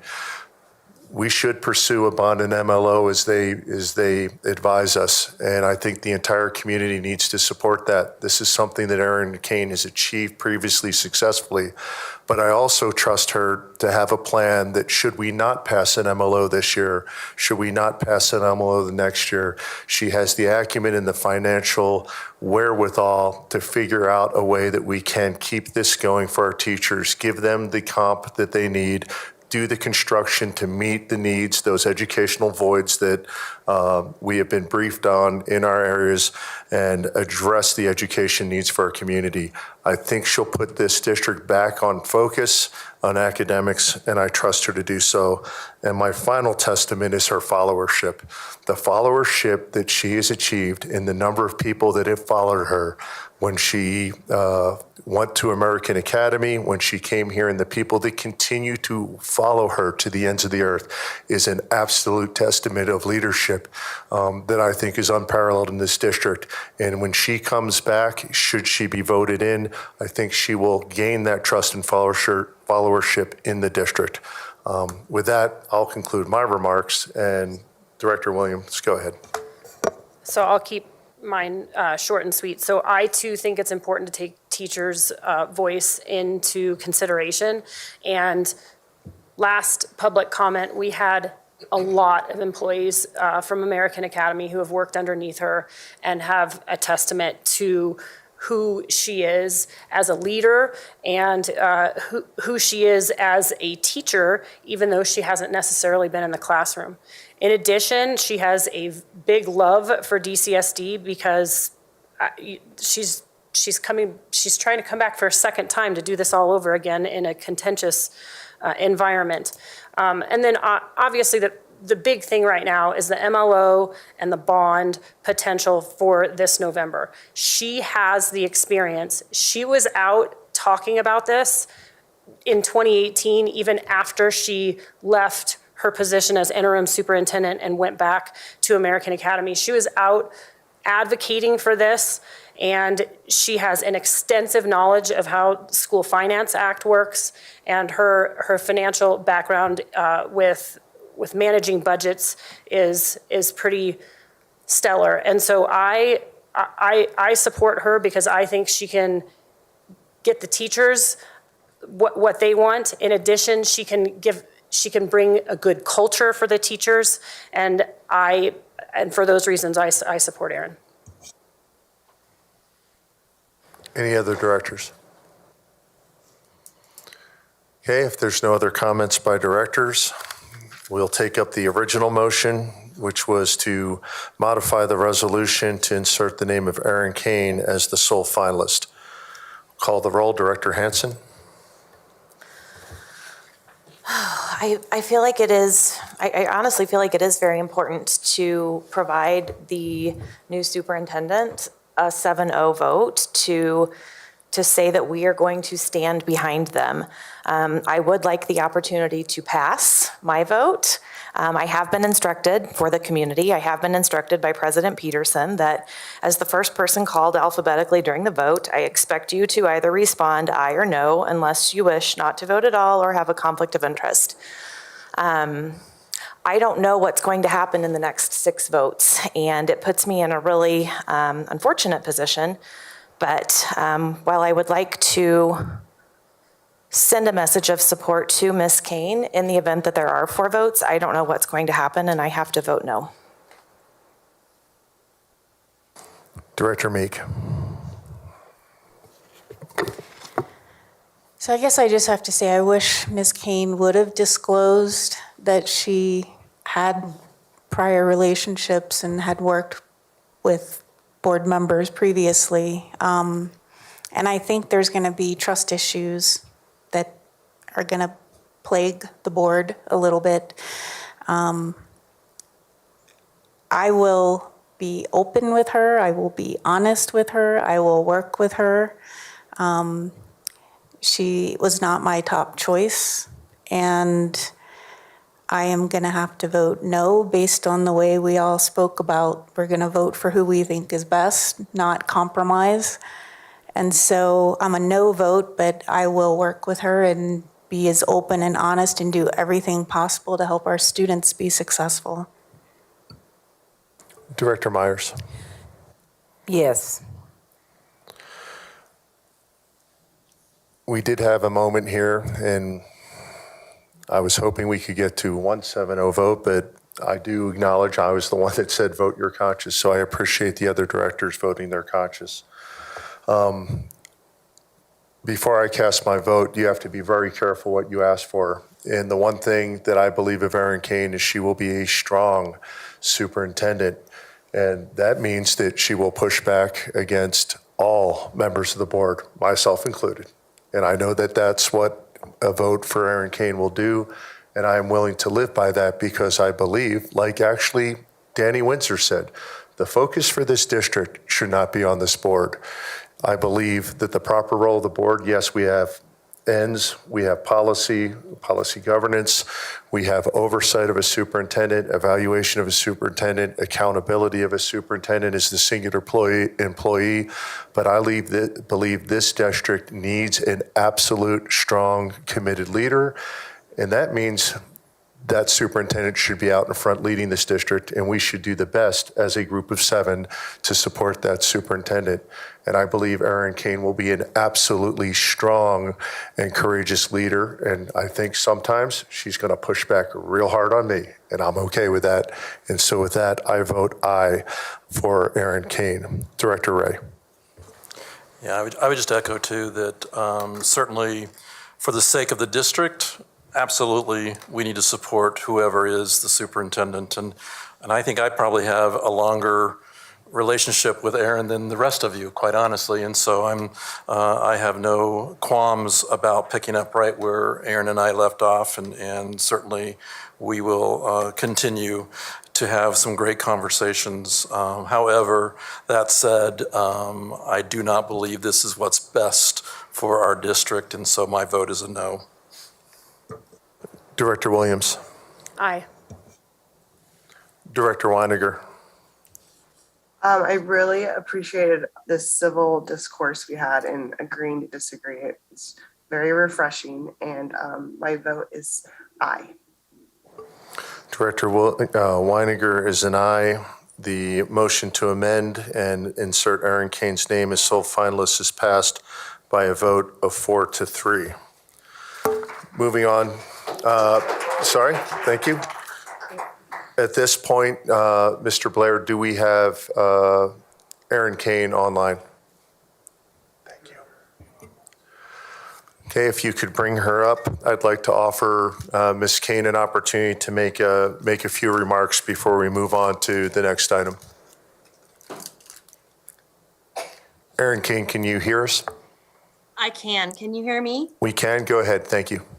Oh, thank you.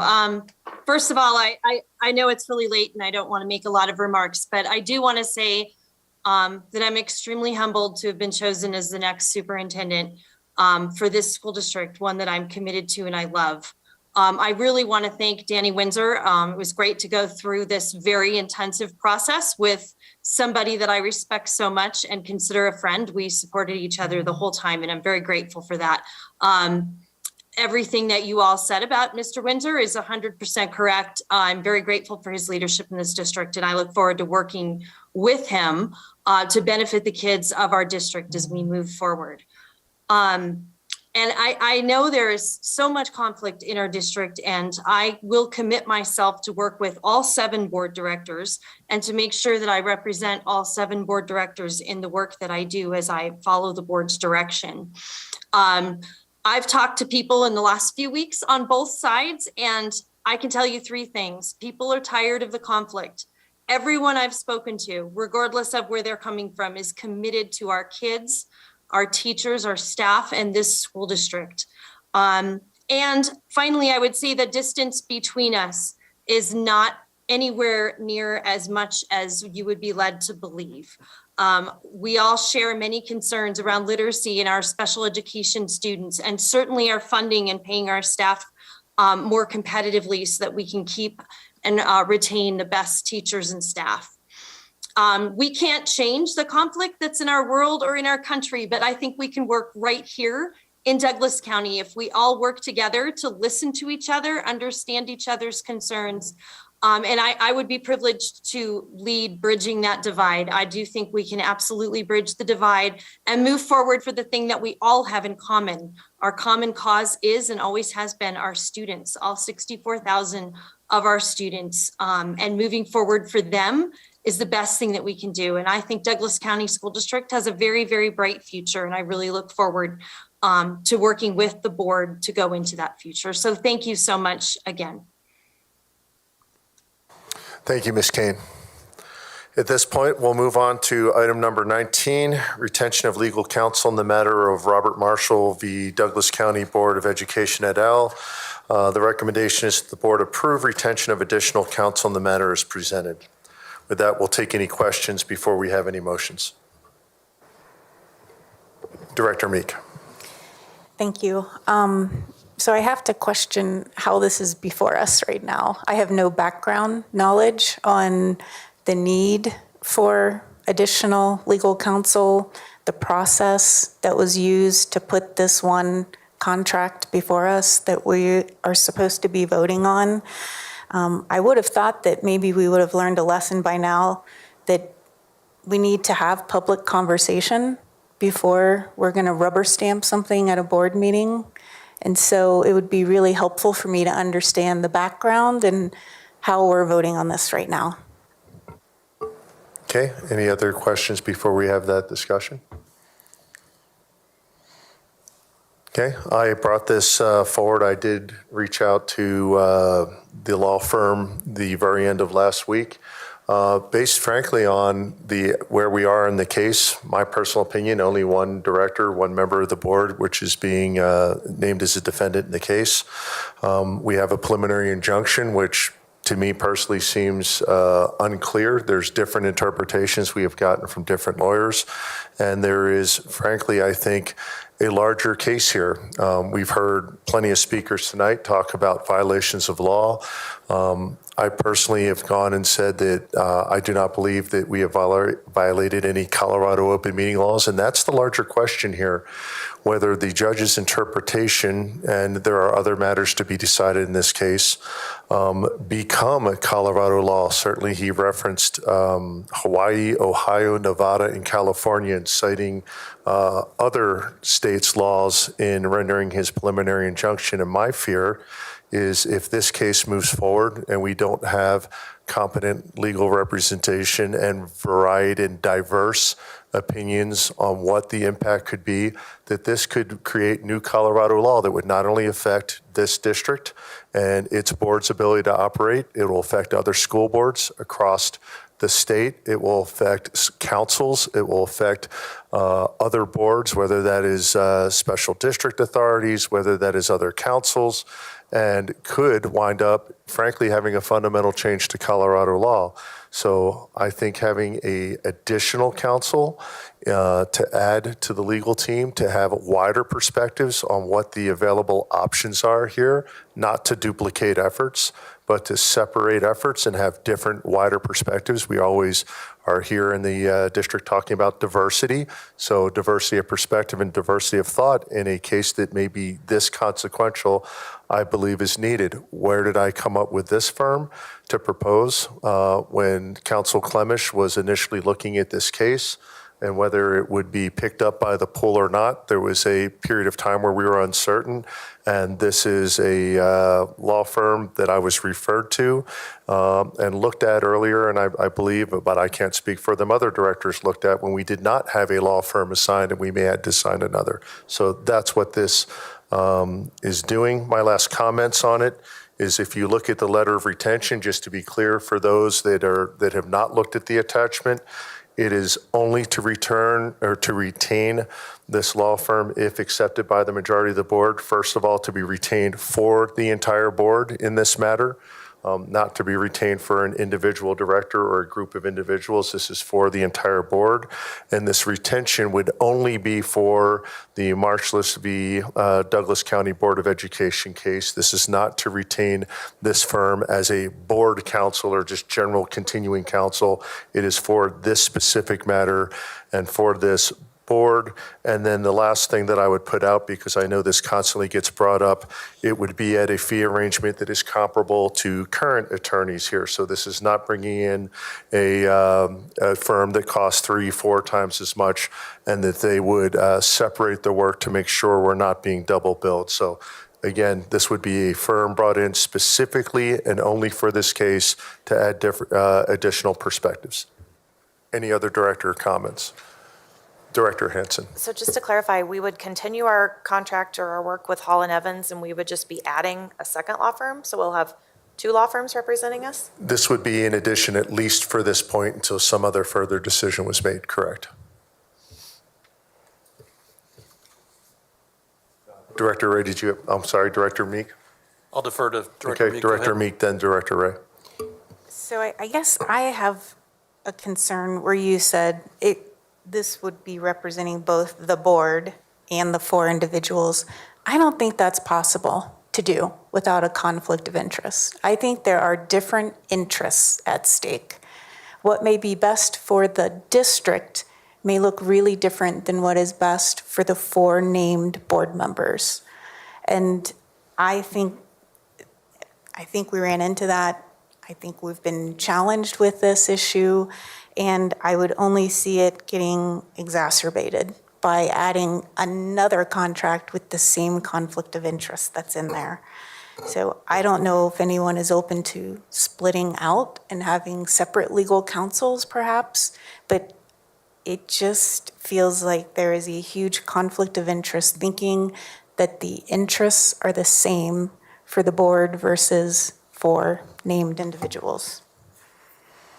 Okay, I believe the interest of the board is to defend the case brought by the plaintiffs. We could talk about voting on this in terms of recusals. We've had some thoughts about recusals. I wonder if it's a conflict of an interest for some of the members sitting at the dais here tonight to even vote on this issue, seeing as they were witness for the plaintiff in the preliminary injunction, that they provided evidence in the form of unilaterally recorded conversations for the plaintiff, that they were not only just named on the plaintiff's witness for the plaintiff, but actually in one case testified for the plaintiff. So I agree, there may be different ideas sitting at this dais as to what the resolution should be. However, counsel of record here is appointed to defend the district against the plaintiff, and I would expect any appointed counsel to do exactly that, to defend the district against what the plaintiff has accused. President Peterson, that's a gross misrepresentation of what happened, and I think you know that. We were subpoenaed to provide documents. I'm not a fan of ignoring court subpoenas, and as an attorney, calling, the plaintiff's attorney can call anyone they want, and refusing to show up and testify, again, not a great move. So to say that, and I wasn't called, but I know that Director Meek was called and Director Ray was called by the plaintiff's counsel.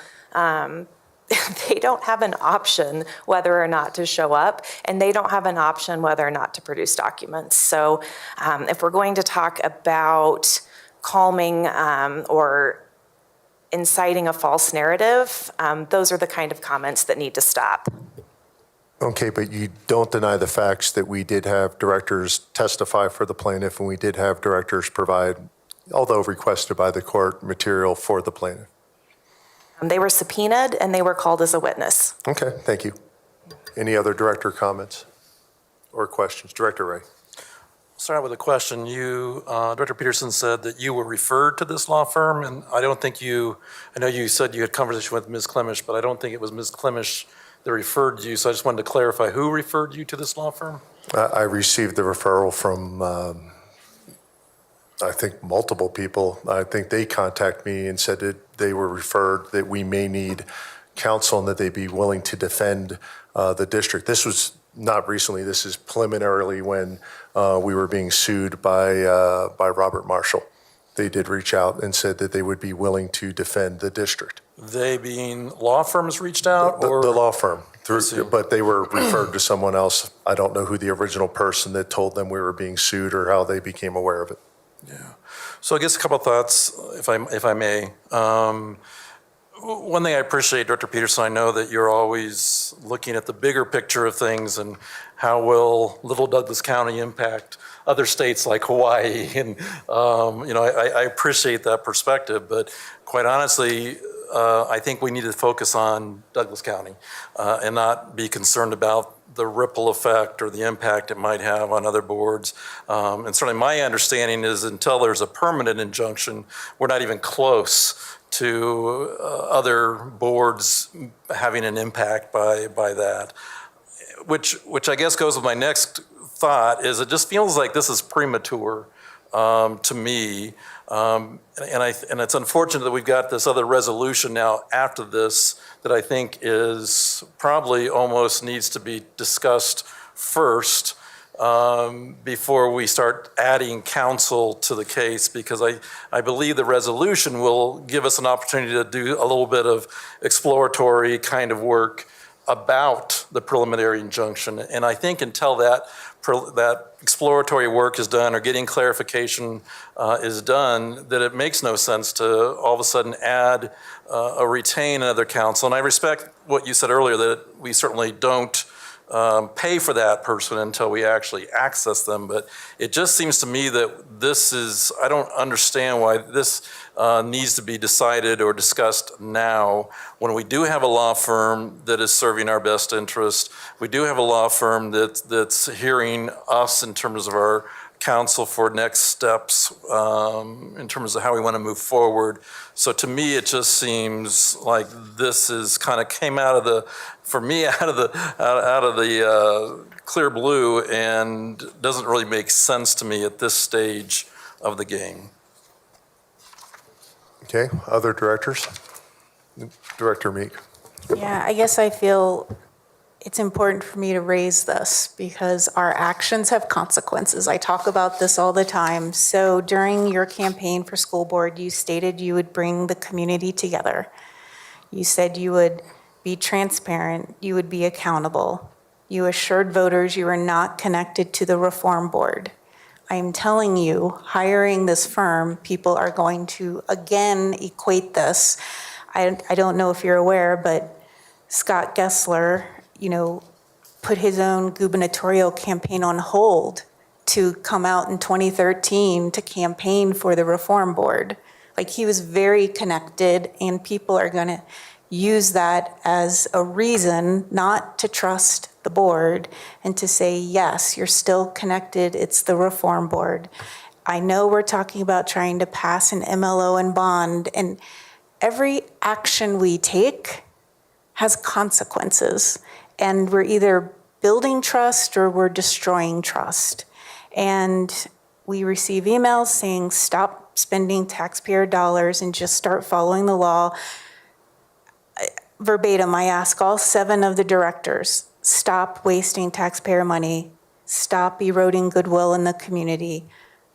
People are asking us just to stop. If you want clarity on the law, there's a free option. You can connect with your legislators and have them work on writing new law, and if it can be passed, it will provide additional details. If you feel like it's appropriate for daisy chain conversations to happen outside of public meetings, work with your legislators and try to get that passed. Those are steps you can take to work on clarifying the open meeting law, try to make changes that you want to make, but do it on your dime, not on the taxpayer dime. And I think that's a really important thing for us to consider right now, because we heard public comments saying people are not going to want to give us or trust us with a local measure if we're spending money frivolously. And spending money on this appeal or moving forward with this is frivolous. I think we have other options before us. Thank you for your comments, Director Meek. I would say that mentioning a narrative that could affect this is, in some cases, a creation of that narrative or reinforcing a narrative. I'm not upset or concerned with a narrative. What I'm concerned with is competent, diverse law firm getting this case right and just honoring and understanding what is Colorado law, what is not Colorado law, and what the proper actions are here. And I believe that to be absolutely in the best interest of this district and this board moving forward. And in fact, bringing again, we say we embrace diversity, having a diversity of opinion here with multiple law firms looking at it, looking at what they believe the course of action being and going forward, I think is in the best interest here and may even lead to a speedier resolution of this, which would ultimately save taxpayer money. Any other directors? Director Ray. So are you suggesting that you don't feel Holland Evans is capable to carry the pursuit of this legal challenge? I don't understand. This, if I believe that, you would be seeing, in my opinion, you would see something to say to move on from Holland Evans. This is not This says nothing about Hall and Evans. This says bringing additional counsel on for an extra perspective. You use the terms competent, and I guess I was hearing you assume that this law firm offered a different level of competency than Hall and Evans. So thanks for that clarification. But I would agree with Director Meek. The optics are horrible. When we are trying to prepare to ask the community for additional resources, and we're stacking up with lots of legal counsels to advise us, it makes it really, the optics are really poor.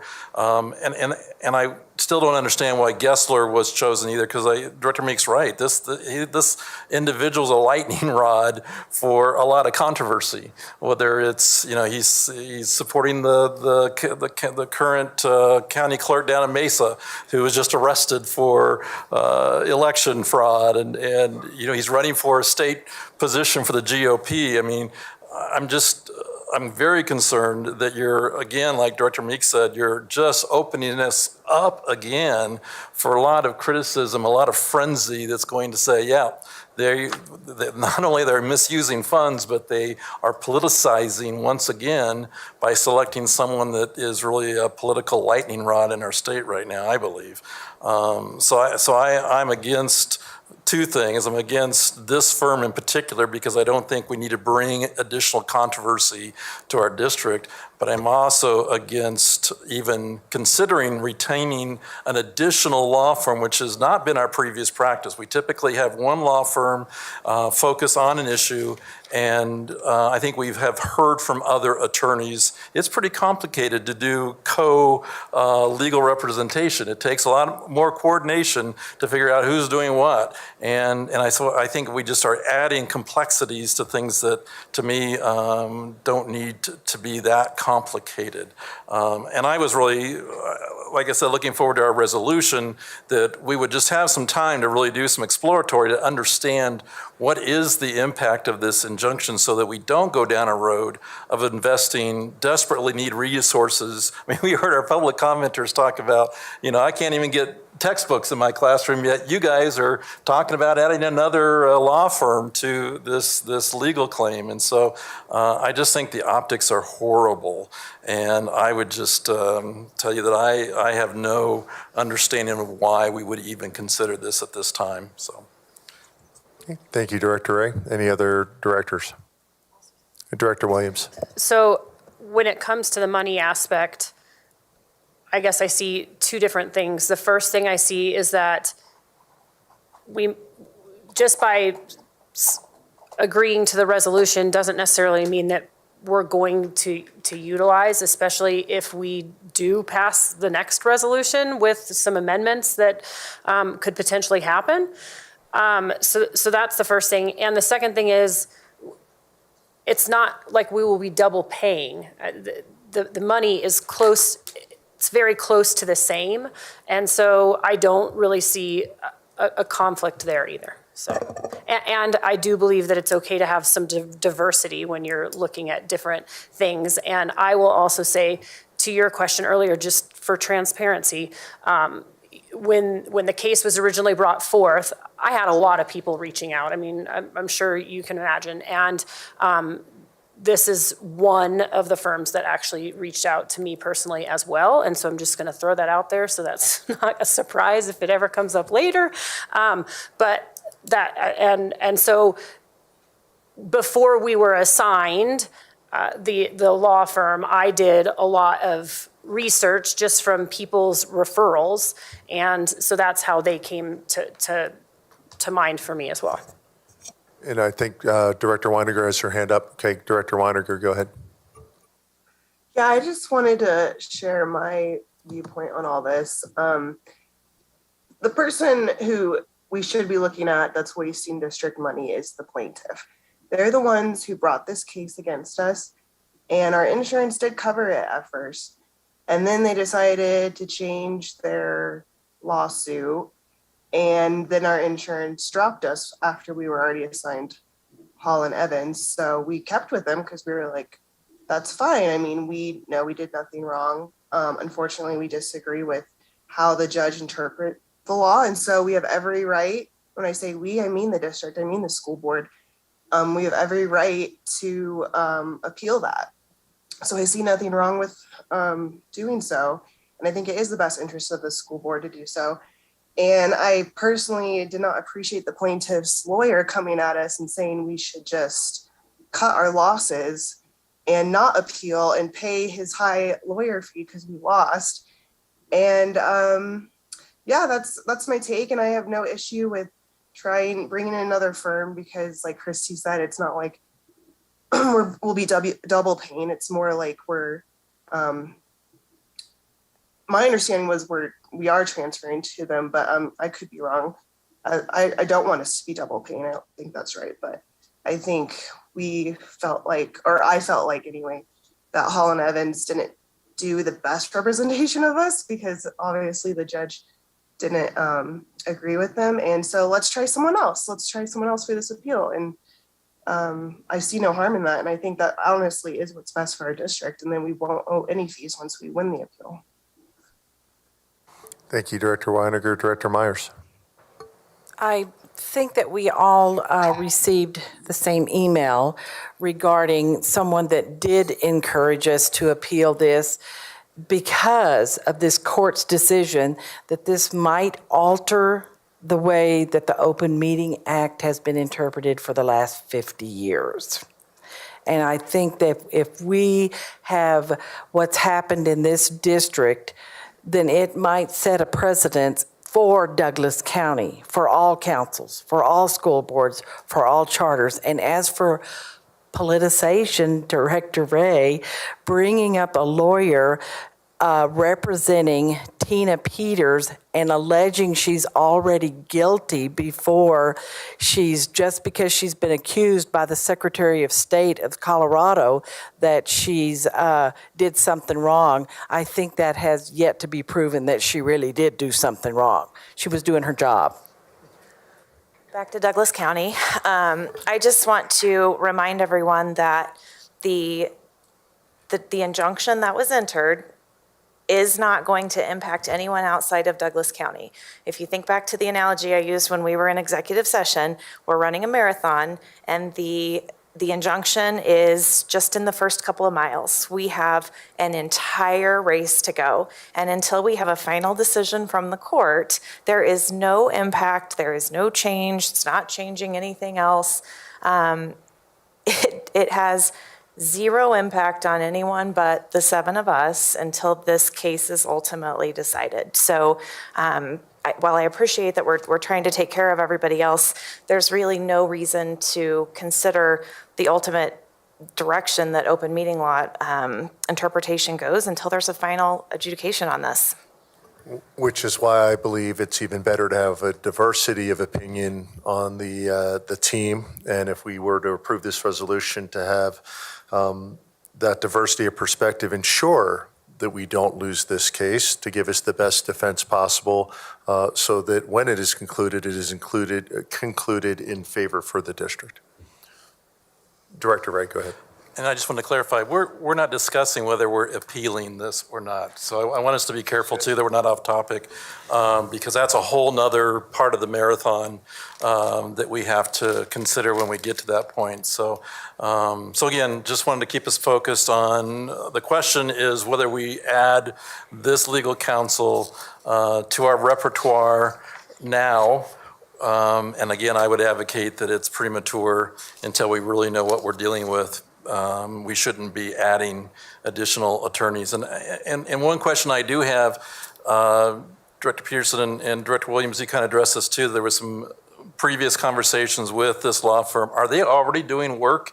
Because there's some reports that they're already gathering calendars for the past 2 years from board, and so I just wanted to understand that. I haven't even spoken to them, to be quite honest. I was left a message. Okay. And so that's how I was reached out to by this law firm. I never returned the phone call, and there has not been more talking back and forth. So I have not spoken to anybody at this firm, so I want to throw that out first. Thanks. And like I said, I just researched on my own, but I did not talk to anybody from the firm. So they're not already collecting artifacts or the only work that related to the board was when I contacted, and this is all, by the way, in email, I did reach out to them on Friday and ask for this letter of retention, and then there were a couple emails back and forth with including counsel that were to just look at the quality of this letter and was it accurate and appropriate and formatted and was it clear? That's the only work that they've done, and I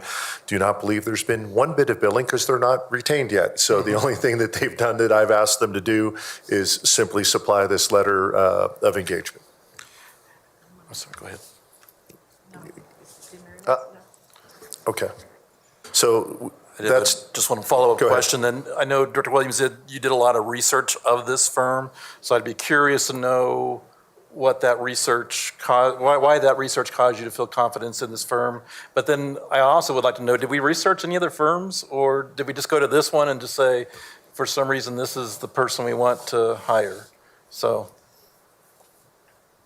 I probably should have brought my notes. So I don't have them in front of me, but I researched a few different firms just from people reaching out to me and saying, potentially you should look at this. And so I'm happy to pass those along to everybody if everyone wants to see them, but I don't have them with me right now. I did also look at other firms when we were unclear whether there would be an assignment from the pool or not previously. So I did my own research, asked other folks who would they recommend, did Google research, et cetera. I did not reach out to anyone, nor research.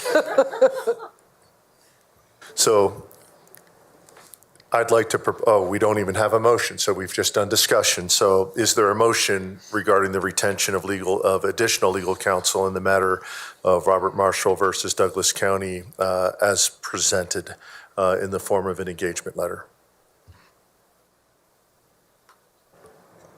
I would motion to do that, but also with the stipulation that says that it's not necessarily meaning that we're going to use them, but it's a potential for us to use them, correct? Yeah, this is just to sign, the motion here would be to sign and accept the letter. And just to be clear for those that aren't following along, this would be myself, the president, signing on behalf of the board if the majority of the board chose to retain the organization. And I believe it would be the council, the district council, signing on behalf of the council to confirm that they were being retained only in this matter. This does not say the amount of use, the lack of use, the continued use. All this says is that they are retained and would be an additional counsel of record. I assume that if they are retained on any motion that we would vote on for counsel of record, that the councils would coordinate to figure out which council was handling that particular issue, with the concept of we wouldn't have multiple councils handling the same issue to avoid double billing. Director Meek, then Director Ray. Yeah, I guess I just wonder, how will they be directed? Who is directing them to do what work?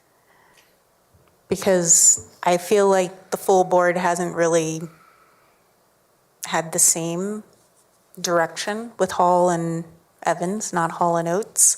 And I would just like to have clarity on what that process looks like. Yeah, and I think that goes, without getting into the discussion on it, that would go to the following resolution and anything we would do in future meetings.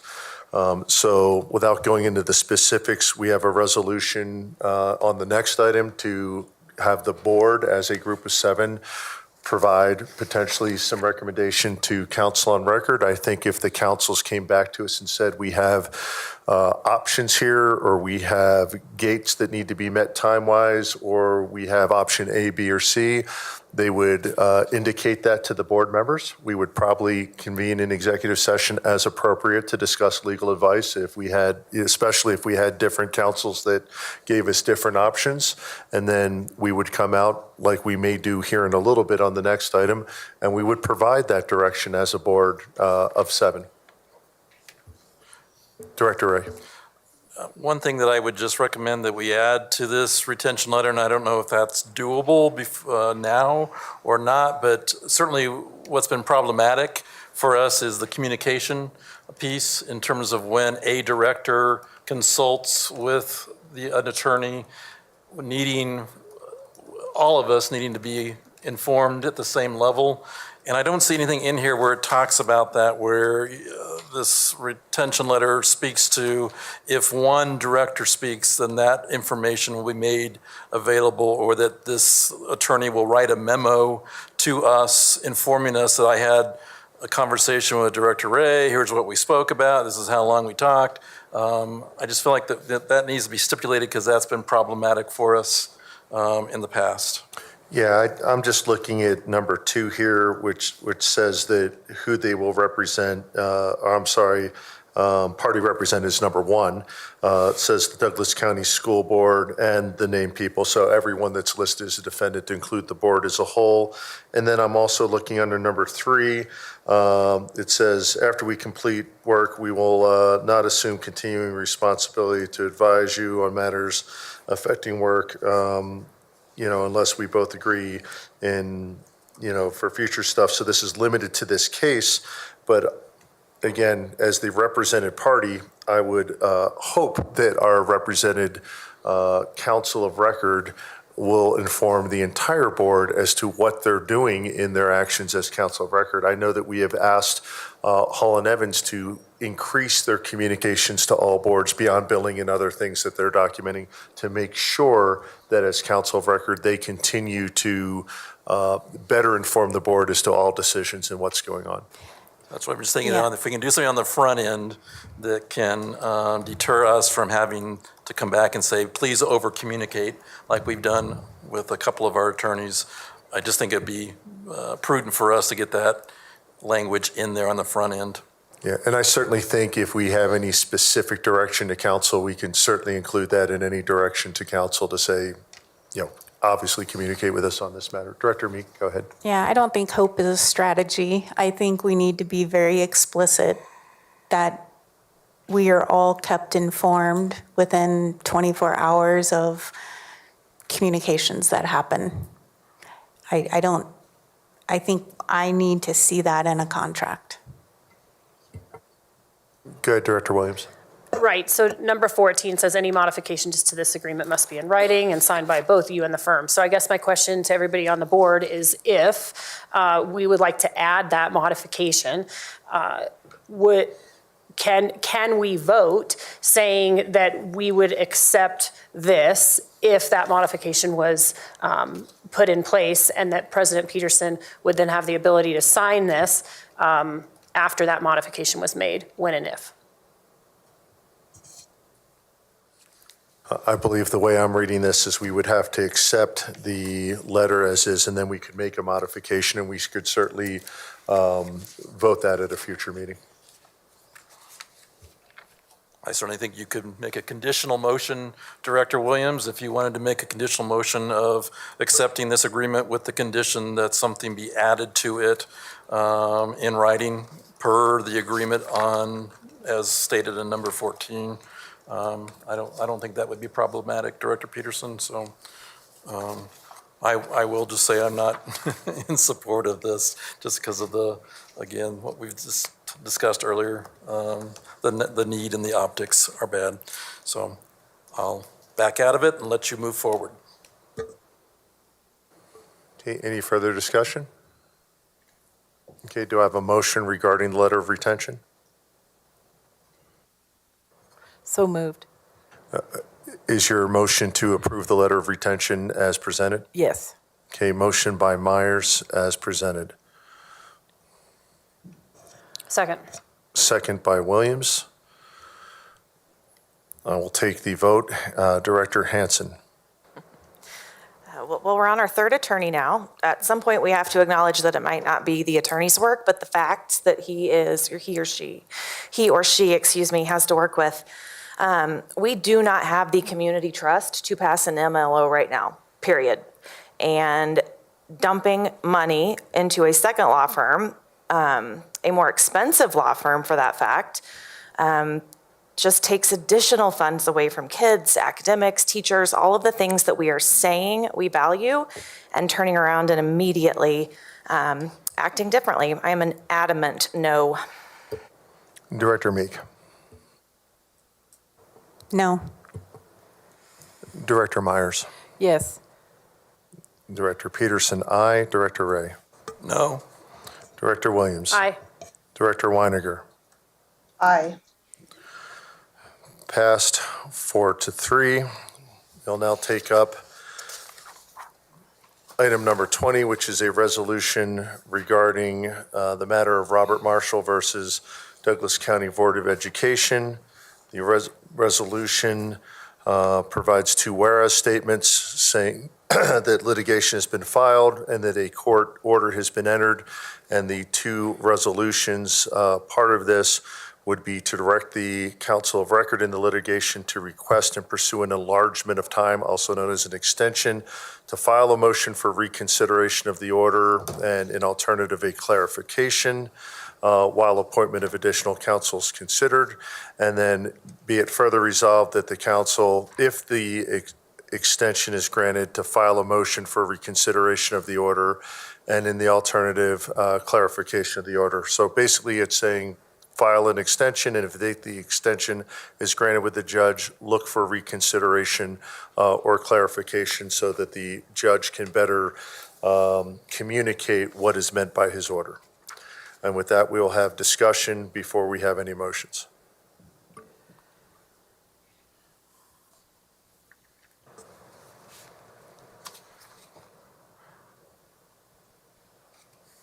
Director Ray. Could we discuss, and I'm trying to be careful not to compromise executive session, but there's also another pathway to this resolution that is possible, and that is the exploratory, and I'm lacking the words because it's after midnight, but it's consent something or other decree, consent decree. Are you suggesting that we amend to also include the direction to council to evaluate the appropriateness of a consent decree in the matter? Yes, and I think it'd be helpful, and I don't know if Ms. Klimisch would be able just to give us a definition of consent decree, or is that just to kind of have, so our public understands how that's a... I'm not in a position, and I will not provide legal advice as to what a consent decree might be in this litigation. I'm not counsel of record, Right. and I am not going to speculate about what a consent decree might be in this particular situation or to provide legal advice in that regard. And I apologize, I didn't mean for it to be for specific for this, or if there's just the term, the legal term consent decree, could we get just a working definition of what that means? Not for this litigation, but that's a legal term that an attorney uses, right? I don't represent the board either, but Okay. I can just give a general, I feel comfortable just giving a general explanation of what we would be talking about. A consent decree would just be us working with the plaintiff's counsel, basically to try and come to an agreement to terms of these are the parameters that we both agree on, meets everyone's needs. It's essentially a settlement of sorts that we would agree to, and all parties would sign off on to the language included in that. So I will say, with those questions answered, that is my recommendation, Director Peterson, that we amend this resolution to include a therefore statement around exploring the opportunity of a consent decree as part of our process. And I think you've got better words than I do. So friendly amendment, if I may, a motion by Director Ray to amend the resolution as it reads to just add to the last resolution, be it further resolved, and just to add the statement at the end that said, and to evaluate the appropriateness of a consent decree in this matter. That is not directing them to pursue it. It's just directing the counsel of record to consider that and possibly discuss it with the other parties. Yeah, and I don't think it's a formal amendment. I think we're wordsmithing right now because Correct. there's not a motion on the table. So I guess it would just be getting consensus whether or not the board's okay with. Would consider that. Consider yes. that, yeah. Okay. Any other discussion around the resolution before we entertain formal motions?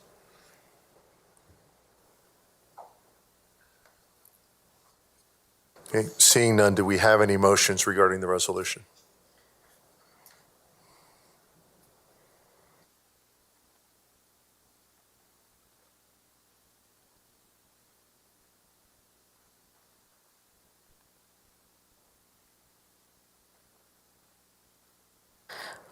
given that there's no motion, I think that it's appropriate to move on. It's closed. I'll offer the motion myself, which would be to adopt the resolution with the modification to amend the last resolution to just add the language and to evaluate the appropriateness of a consent decree in this matter. So my motion would be to amend the resolution with that one statement and then to approve the resolution as amended. Second. Motion and a second by Myers. I'll call the roll. Director Hansen to approve the resolution as amended. Again, if I had the option to see how votes come in, I cannot vote for this. I do not think that we need to spend taxpayer money to clarify anything in this judge's order. I would vote to move forward on the second portion that we just added with the consent decree, but as the motion stands, I have to say no. Okay, no. Director Meek? So we've been entrusted to lead this public organization and spend public dollars on behalf of the school district. And I think we must always act in the best interest of those who have elected us and in the best interest of the organization. Wasting Douglas County taxpayer money on an appeal or this litigation to try to prove that it's okay to have daisy chain conversations with 3 or more board members to discuss and make public policy decisions outside of public meetings is simply ludicrous, and I think it's a violation of our fiduciary duty. No. Director Meek is a no. Director Myers? Yes. Aye. Peterson? Aye. Director Ray? Yeah, I mean, I'm similar to Director Hansen. I do think, because I understand from some of you that there's still not clarity about what the ruling is. I feel like it's clear. I feel like my motion a couple of weeks ago that we just need to move forward and comply with open meetings law still makes far more sense than dragging this out. I'm uncomfortable with the other language in the resolution, quite honestly, for the reasons that Director Meek described, and that it just, again, taking additional resources, and I think there's a simpler way for us to move forward, and that's not to drag this thing out and use additional resources. I think we can get the clarification that the 3 or 4 of you need without having to go to this extent. So my vote is a no. Director Williams? I actually think because we're adding that last sentence that we are opening this up to be much shorter and not drug out. So for those reasons, I'm a yes. Director Weiniger? I'm just going to reiterate that it's the plaintiff that's wasting our resources, and I'm a yes. Okay, Director Weiniger is an aye. Motion is passed as amended by a vote of 4-3. We move on to Board of Education reports, noting that we did add an item in the amended agenda to potentially move into executive session and adjourn, but we will do that just prior to adjournment. So we are on item number 21, Board of Education reports, President report, a Board of Education special meeting regarding superintendent contract. Approval of superintendent contract is planned for 29 March. Agenda planning for the 12 April regularly scheduled school board meeting is scheduled for 11:30 on Thursday, 24 March. And I did have a note to give prayers and best wishes to Director Weiniger on her future birth, but I will withdraw those comments at these times, seeing as she preempted us. Item number 22, Vice President items. So I'm just going to say I'm excited to go to SAG on Monday. I haven't attended, so I'm excited to attend that. And then also, congratulations, Kaylee. Item number 23, Director items, Board Committee and Liaison reports from any directors. We'll just start with Director Meek and go down. Yeah, I'll add my congratulations, Director Weiniger. Very happy for you. The only thing I really want to bring up is getting a retreat scheduled as soon as possible now that we have a superintendent that is going to be approved in the near future. I think we need to get that on the books yesterday. And I just want to throw out having conversations around what kind of board do we want to be? What are our values? How do those reflect our community's values? How are we using those values in our decision-making, roles and responsibilities with the superintendent and the superintendent evaluation needs to be a big part of that conversation so we can set the person up to be successful, because all of us have to agree on what that evaluation looks like.